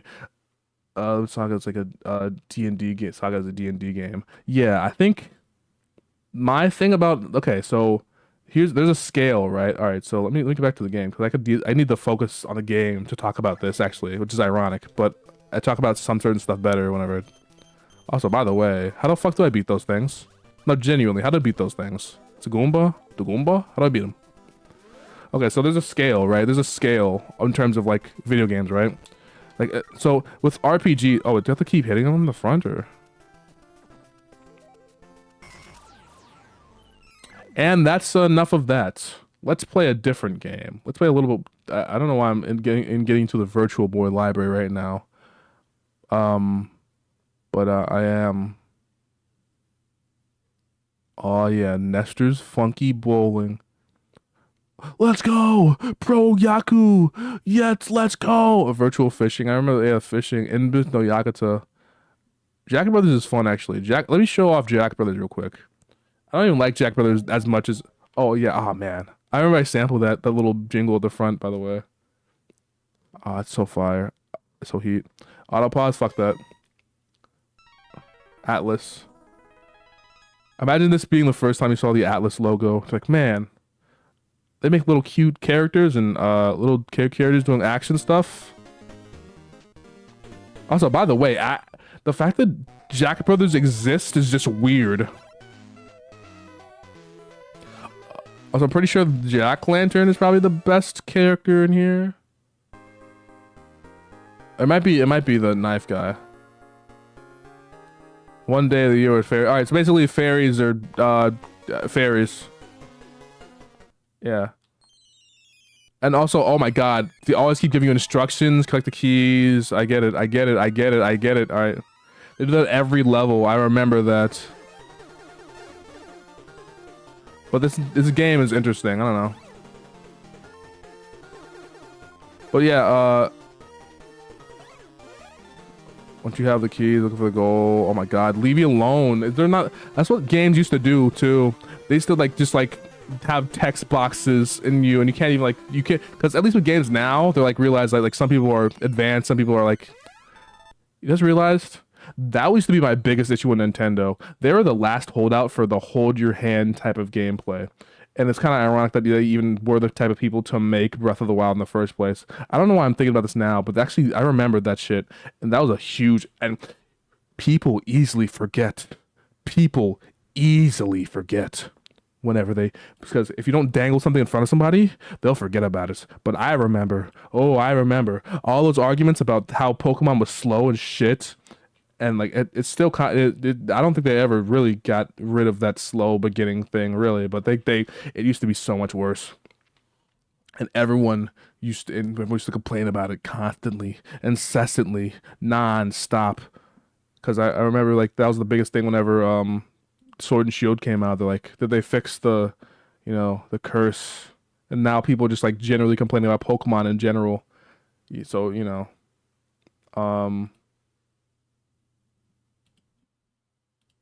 what's I talking about? Oh yeah, but basically Trials of Mana is cool. Oh yeah, bombs. I think Bomberman. Oh shit. Goblins are real.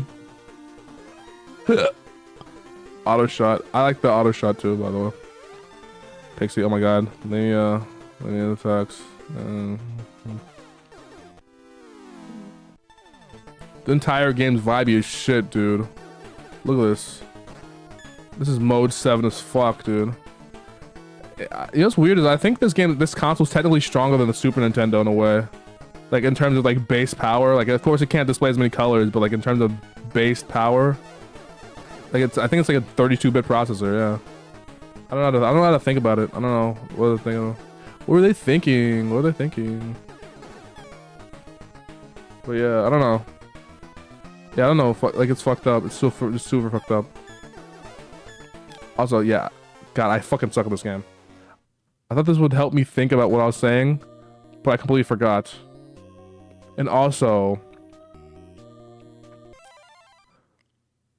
Okay, yeah. But I like Jack Brothers, but also this, the whole thing about Jack Brothers is a fun game, but the entire, like, Pixie talking to you at every fucking subsection for every time you restart the game is super annoying. It is ultra annoying. Oh my god, it's so annoying. 21st century marking. Didn't tell if it's 16, but yeah, I still love that fact. That still is so interesting to me. Like, certain consoles have, like, weird, like the Jaguar's not technically 64-bit, it's like two 32-bit processors, and then the TurboGrafx 16, which is entirely based on the idea of being 16-bit, is technically two 8-bit processors Frankenstein together. I don't know what they were thinking, but it's very funny. There's one game I wanted to play. It was oh yeah, Waterworld on Virtual Boy. I have to show you Waterworld on Virtual Boy because it is very interesting to me.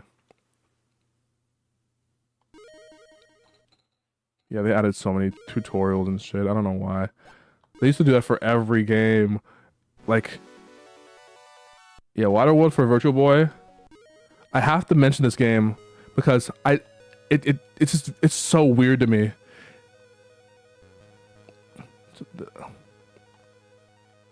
How do I shoot again? Hold up. Select to adjust display. Press A to add player. Oh shit, I forgot.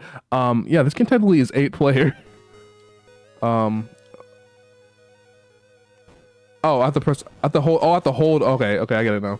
No, I don't want to restart. Fuck it. Yeah, this game's weird and liminal. I don't know how to describe it.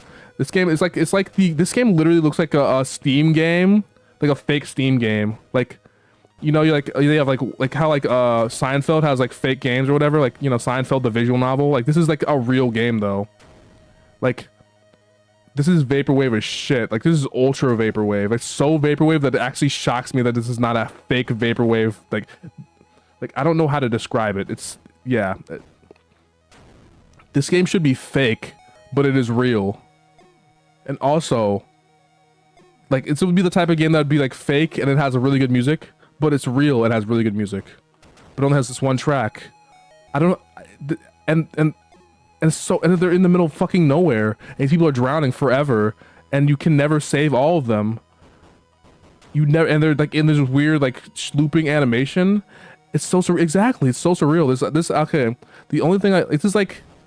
I love this album called Replica by One Oh Tricks Point Never. I always mention it because it's one of my favorite albums of all time. Every time I listen to that title track, I start feeling emotions sometimes. And this is like this is one of the closest things in terms of video games that I've ever gotten to that album. Like, oh, hold up, actually, let me put the music on. If they DMCA me for this shit, at least I'm getting DMCA'd for a vibe instead of for an accident. You know what I mean?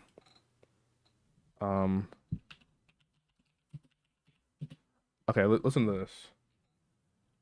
That's this album.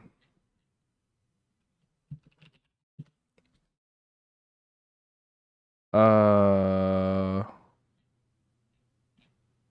I don't know how like I don't know how like strict they are about the uploads of this album in particular though. Okay, well the Commission's album is fine, but I don't know, maybe that one wasn't part of a record label. Anyway, but like this one.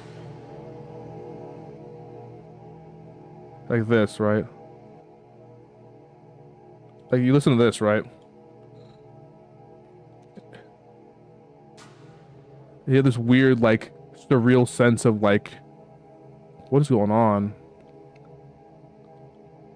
I don't know how to describe it. It's like it's outer worldly, you know what I mean? And the fact that they just flashed a bunch of ones and zeros at me like a fucking arcade game, and it's like the weird like numbers is showing up at me, and the 3D lettering and the pre-rendered graphics. This is all just, and this is like the entire vibe of an old like 70s arcade game. And I don't know how to describe it. This might be the best game Ocean ever did. You might be right. Ocean does not have a good track record. Also, that weird face that's coming up to me for no goddamn reason. Why did you shake no at me? Why did you shake no at me? This entire thing is terrifying me at this point. Also, I probably should not be playing the entirety of a song because this could have worked on Twitch, right?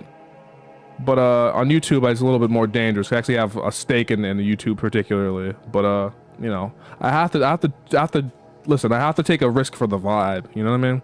But you know what? It's fine because I'll personally email Daniel Lopatin and say, please, please, please forgive me, please.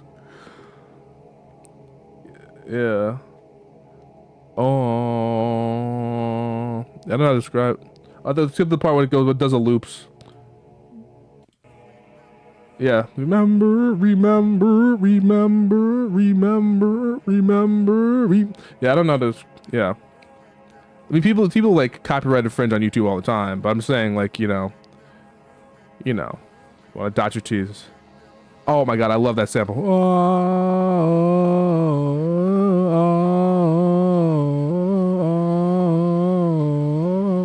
Oh, game over.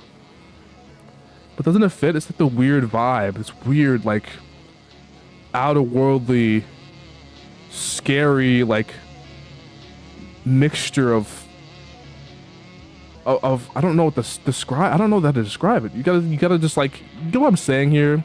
Certain types of people get what I'm saying. Certain people are like, are you fucking insane? How does Waterworld relate to this random electronic album from like 2011? What are you talking about? Yeah. It also runs like really, this game is not very fun, but it's so interesting. Also, it runs like shit. Oh my god. Yeah. I love that. I love that album. And this game is very interesting. This is again. I think okay. There's this tweet that describes this perfectly. Honestly, let me find it. Also, Plugin is one of the best rap songs of all time. Adequate Emily on YouTube.com.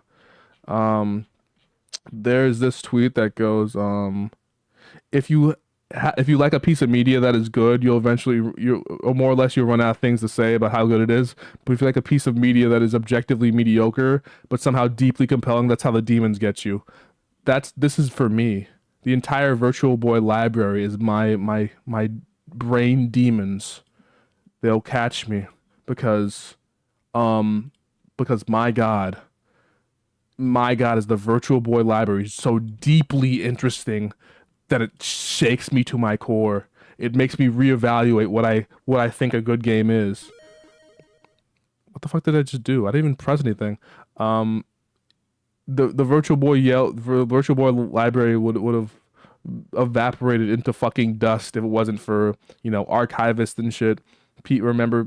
I mean, you know, there are libraries who are literally evaporating the dust. If you look like the 3DO library or whatever, or the CDI library, like that is I think the 3DO that's actually like those CMOS batteries dying or whatever. So yeah, we're kind of running out of those. But yeah, long story short, man, there's a good game is not a game that's just like the perfect game. I just think that it's the one that connects with you. That's what, I'll even, you can tell I have this very real sense of what I'm saying because I say that shit constantly. Every video I've written from like last year, maybe a couple years back, what are you screaming at me for? What are you screaming at me for? What are you screaming at me for? Why are you screaming at me? Virtual Boy Library. Why are you screaming at me?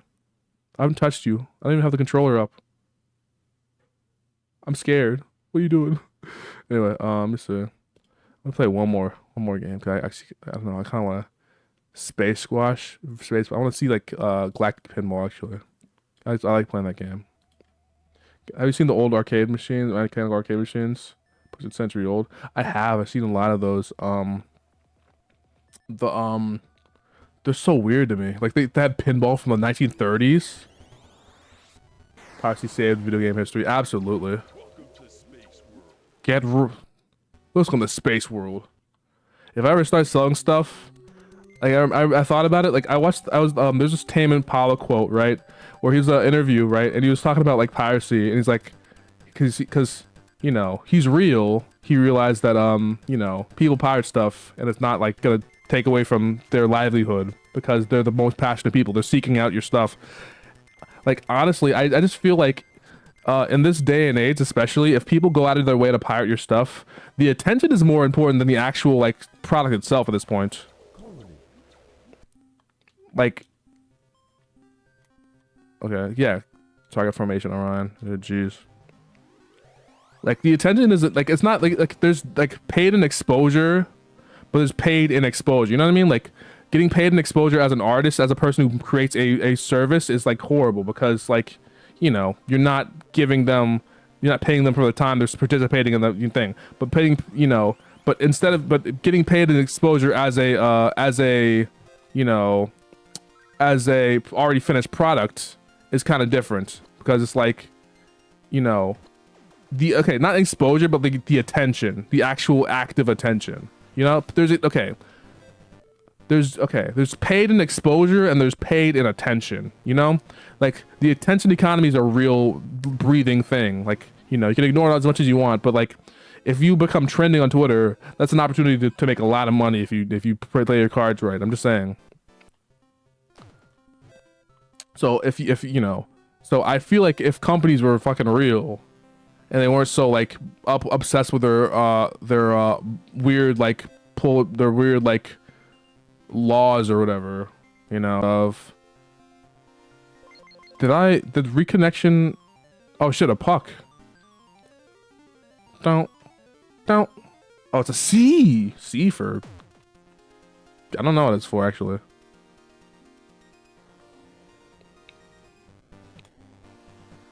Yeah, I don't know. YouTube, music on YouTube sucks too. I should never like play around with music on YouTube. At the capitalist, I was back on economics. People forget the time that fundamental times are yeah, essentially the attention is time.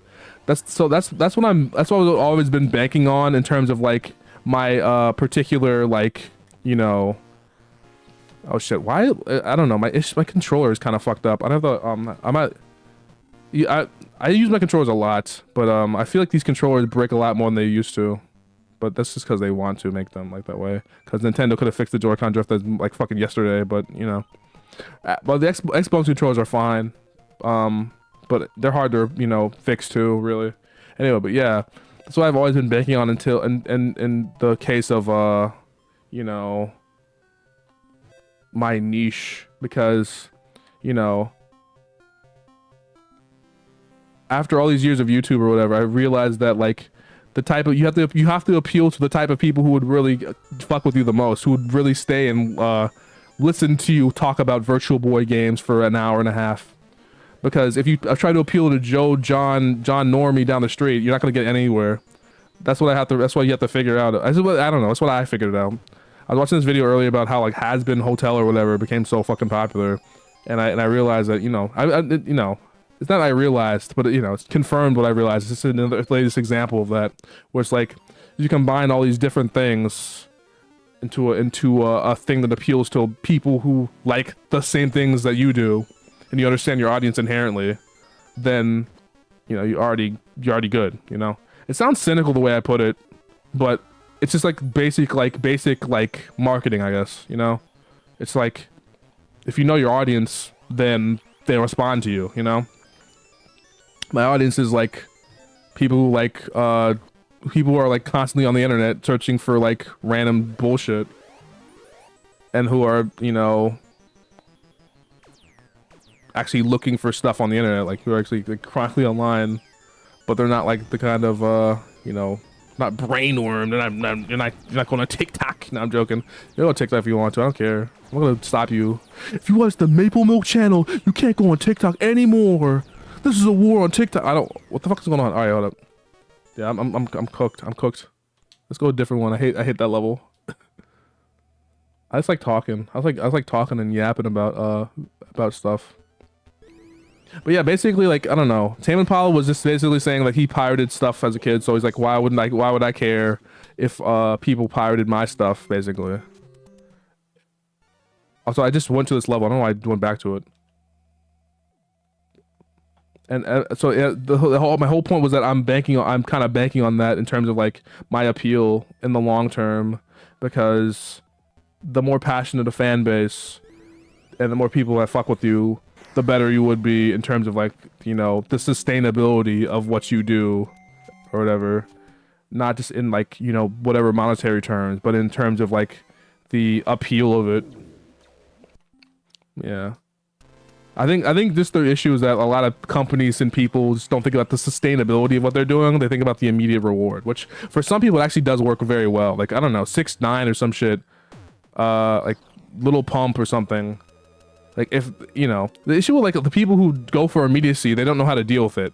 Like the people who like I don't know, like Smash Mouth, right? Smash Mouth did a very good way of doing immediacy because they made it longevity, you know?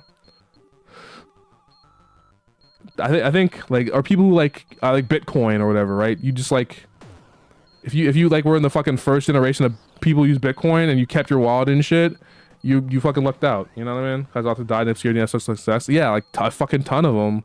Most of the authors that we talk about, also, why is it beeping at me?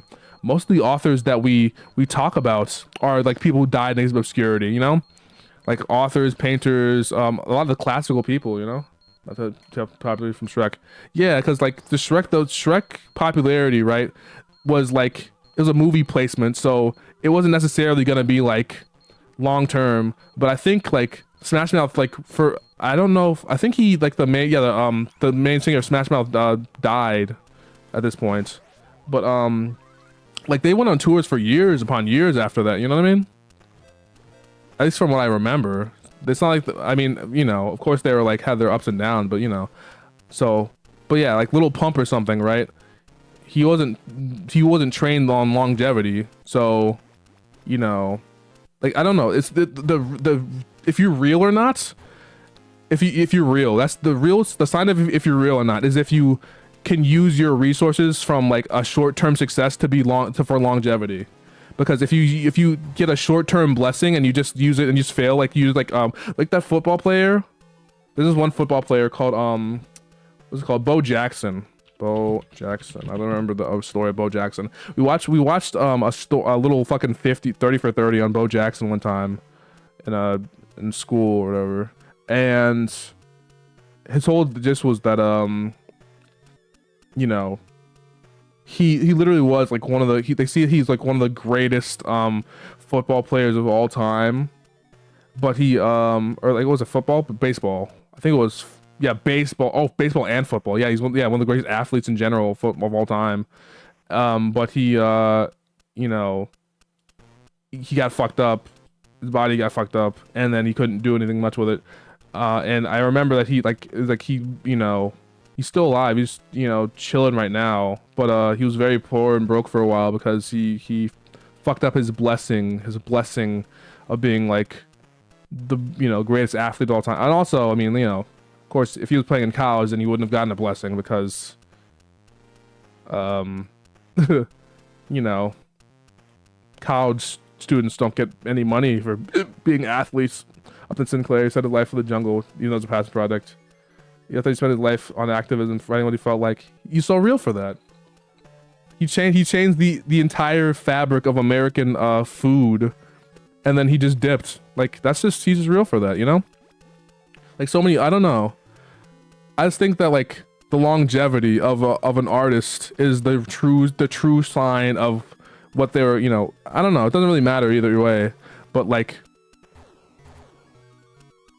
I don't know. I remember specifically, like, let's say Vanilla Ice, right? What the fuck is going on? Yo, I'm winning. Like, I looked up Vanilla Ice. I'm like, Vanilla Ice is not doing good. I am beefing with Vanilla Ice. I don't know why. I looked them up. I did a remix of him on the second channel. Bad pinball physics. I love this game though. The puck is so funny. This game is like the worst pinball game of all time in terms of like the pinball itself or whatever. Not the worst. There's a ton of worse, but like the actual pinball itself is terrible, but it's so fun. I love this game. I think I like unrealistic pinball physics more than the realistic ones because the actual realistic pinball physics are just like really chunky and like, you know, it falls really quick. And like you gotta be like really active. I don't know. I'm just like, I'm chilling. But yeah, long story short, like also yeah, Vanilla Ice sucks. It's like a conspiracy theorist. I'm not joking. I did a remix of him on the second channel, like with a Memphis rap song, with a 3-6 Mafia song, and I looked him up, and I like yeah, I looked up his album. He made an album like 2012. I think it's like a reggae album or like a ska album or something. It's weird. I don't know what this. Anyway, but long story short, you know, he didn't have any longevity because there's no depth. There's nothing to chew on there. Even if I think like even if you have like a one-hit wonder, if you have something to chew on after a while, people will at least remember that. You know what I mean? Or if you have you know, like Tyler the Creator, right? I always use Tyler the Creator as like all my examples for everything. Like Tyler the Creator is a musician if you weren't aware. Because there's some people who aren't aware that Tyler the Creator is a musician instead of a comedian or the guy from Ridiculousness. Yeah. He basically had this song called Yonkers that blew up in 2011, and you know, for a lot of musicians it would have stopped there because there's a lot of musicians that like had one giant hit and then like, you know, or maybe like two, like Designer. He could have won Loader Squad, the Off the Floor. There's like a ton of stuff he did, and if you were you know, if you were around for like the early 2010s, or like let's say like Designer, the 2010s Designer, he had like 2 songs. He had like Panda and Timmy Turner, and then he, you know, dropped off the face of the earth, and everyone was you know, waiting and expecting. There's like a lot of rappers like that, especially the SoundCloud era, where like there was a ton of rappers who just like disappeared off the face of the earth, right? They just like, they said they had one song that went, you know, viral, and they like disappeared, right? And then I feel like Tyler the Creator is not it's a weird example to even compare that to. I think like Lil Uzi Vert, right? Like Uzi, right? They always have they blew up from a few songs. They like had a mixtape in like 2015, right? And then their big hits was for like EXO Tour Life. It's probably the biggest hit, definitely. And you know, you probably heard that song, you know, like 100 times at this point if you pay attention to anything in the rap thing on the radio or anything. But you know, it could have been like as easy as just like that one album or like that one track just being like that's it, you know. But you know, people were excited for you know, Eternal Take or whatever for like 5 years because their style has depth. It has a unique style, you know. Even though it's not my thing, I see the appeal, you know. I see the appeal of you know, why people would like, you know, go for that, because you know, especially because it's an influential style. Like if like let's say like an old rapper like what's his name, like let's say like Slick Rick, right? He made another album right now, right? But not Slick Rick, because that's not a bad example, because he has made other albums like what's his name, Rakim. If Rakim came back, like Dr. Dre, right? Older rappers, right? If they came back and they made another album, then people would care, because you know, because they were influential. They had like something special about them. People were curious, like especially with Dr. Dre. You know, even like I don't know, Dr. Dre hasn't made an album in like years. I don't think he'll ever make another album. I'm perfectly fine with it, but I'm just thinking about it, like if he made another album, people would be hyped, because you know, they're like, well, at the very least they're remembering like, you know, how peak Dre was in 92 and 96 and all that in 99, or I guess 99, 2001 was the name of the album, but it was 1999 was the year it was released anyway. But yeah, long story short, if you have something unique about you, you'll have longevity. Like Lil Pump, right? No one talks about Lil Pump. I'm the only person who even remembers Lil Pump at this point. J. Cole made a track about Lil Pump indirectly. That was basically saying you don't have longevity because you're just like a fad to these people. And he was so right.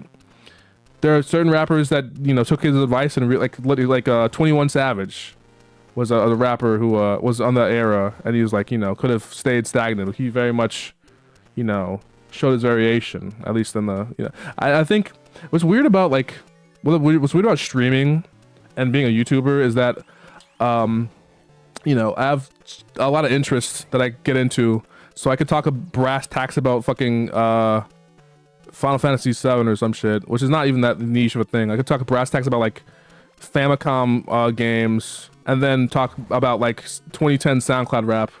So neither of the people who those niches appeal to know what the fuck I'm talking about. You know what I mean? Like you're in either of those things. Okay, anyway. MAPLE.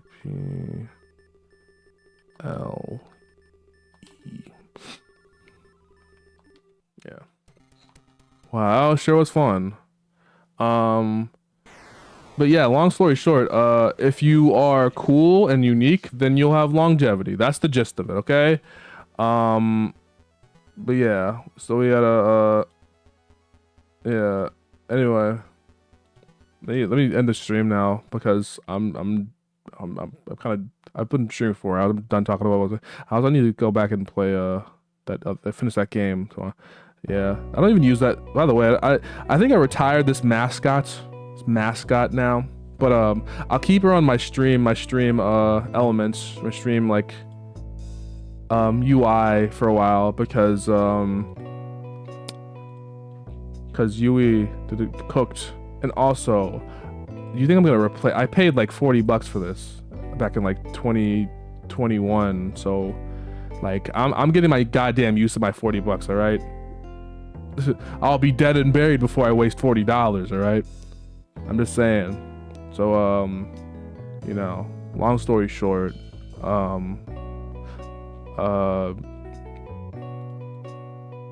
I turn in while you're live? Let's stream about art. Let's say that you live again. Thank you. What was it? It was something Chan. Something.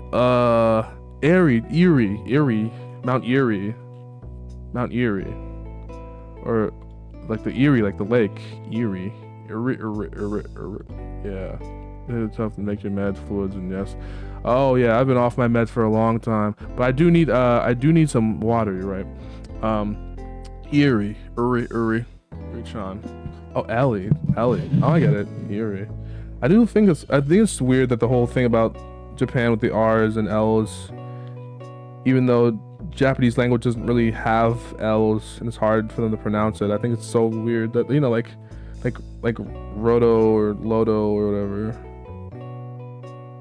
in the thing. Anyway, but yeah, thank you for coming to the stream. Hopefully we get to you know, I get to finish the game one time, and I always have the VODs up for this stream. Hopefully I don't get taken down or whatever, but, you know, at this point it is what it is. But yeah, I think I have to remember that Jeppy takes no L. Yeah, they literally don't have an L take. But thank you for coming to the stream. I think I'll have a video up soon because I have the day off tomorrow and for a couple days, so I'll try to edit a video. I've had a video waiting in the wings for a little while. I've had a couple of videos actually. I've been waiting in the wings. But yeah, and I also really want to produce another episode of Freshies. Yeah. Oh, by the way, this is it's a secret. So secret reveal. All right, you're at the end of the stream. All right. But do you want to see something cool? You want to see something cool? Let's see my new logo that I got commissioned from an artist on Twitter for the series for the thing. You gotta say yes, or else I'll just end the stream here. You can say yes, like yes, Maple, yes. I need to see this logo, or else I won't be able to sleep tonight. I won't do this for nothing. I won't do this what's it called for nothing? What's it called? Ooh. But I can't do my iconic Quibbly victory dance for only $5. I take Venmo. No. Well, I don't do my. But there's not a victory dance for nothing. I don't do my iconic logo reveal for nothing. Anyway, here's a goddamn logo, right? Also, by the way, it's a vector, so the logo is an absurdly high quality. I need this logo. Anyway, here's the Freshies logo, by the way. Here it is. This is all the artist. Let's see, where's the artist? It's at Mookie's World, MUKKYS World on Twitter. They made a very good logo. I remember the instructions I gave were I remember, like, you know, I gave a bunch of instructions. It was like a lot of I'm very whenever I get a commission, I'm very specific about you know, about what I want, but I also kind of just give the artist a vibe and let them kind of figure it out from there, and then like direct them from there. And yeah, I think it worked out really. You know, there's a lot of different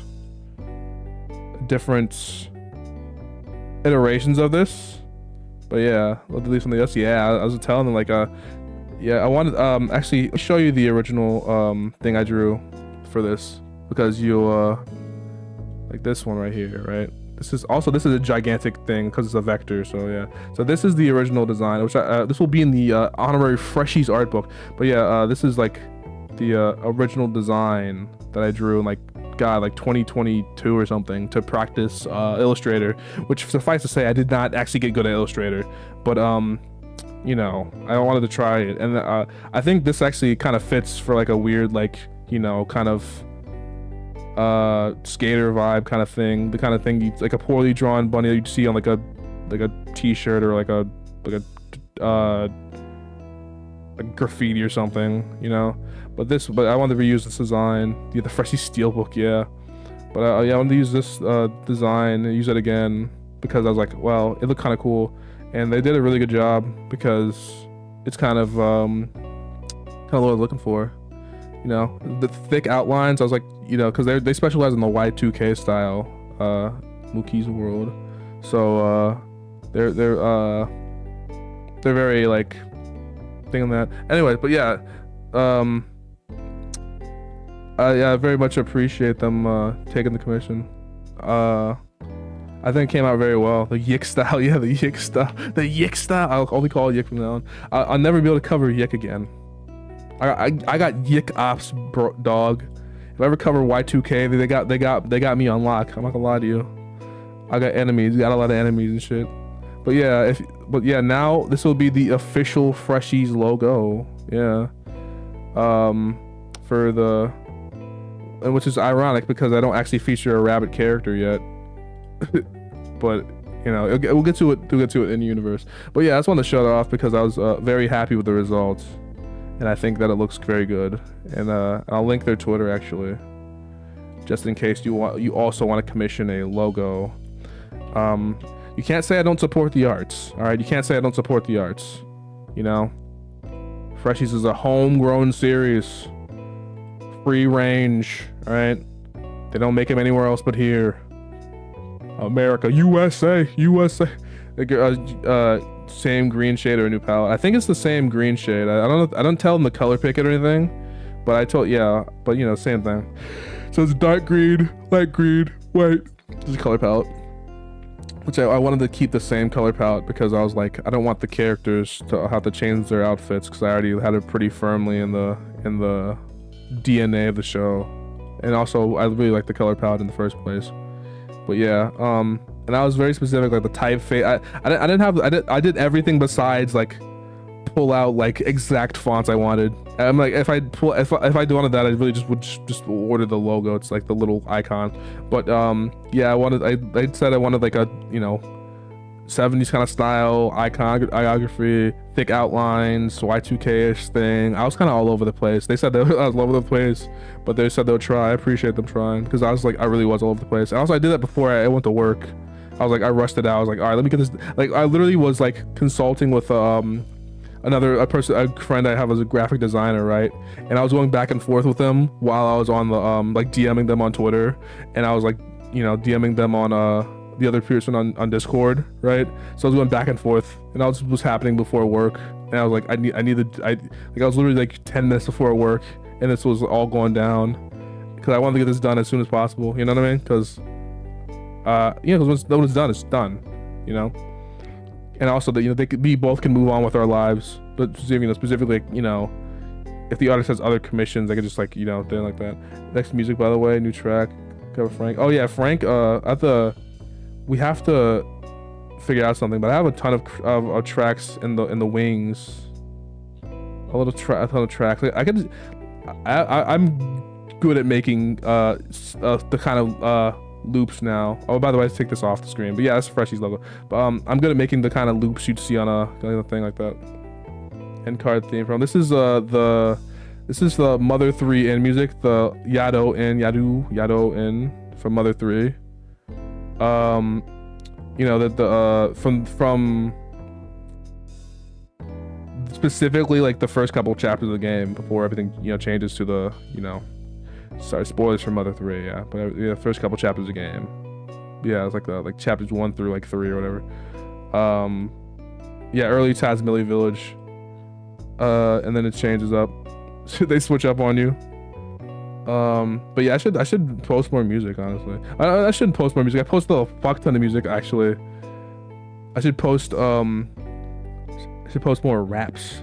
Okay, by the way, I should put out a thing like if I'll do features, give me $20, I'll do a feature like that. Nah, at this point I'm like okay. Actually, I literally tweeted out one time like, hey, anyone wants a free feature? I was like, that's pretty funny. I was like half joking, but don't even bother. So I'm like, all right, well, you know what? They'll have to pay. They'll have to do the J. Cole shit where they'll like, you know, have to apply for one now. Anyway, yeah, it's like starts writing a prologue. Yeah, kind of like this is like the early thing. Anyway, but yeah, I should go because I keep talking. I'll keep yapping forever if I don't go now. But thank you for watching the stream. Later on we'll play more of that stupid ass visual novel that looks incredible, but it's just you know, I don't know, I like it a lot. I think I very much like it a lot. I can't wait to see the ending because I'm actually very invested at this point because I have weird standards, and anything made in 1980s Japan with pixel art and has a narrative is already on my, I like it. Also, I need to read more books. Anyway, bye.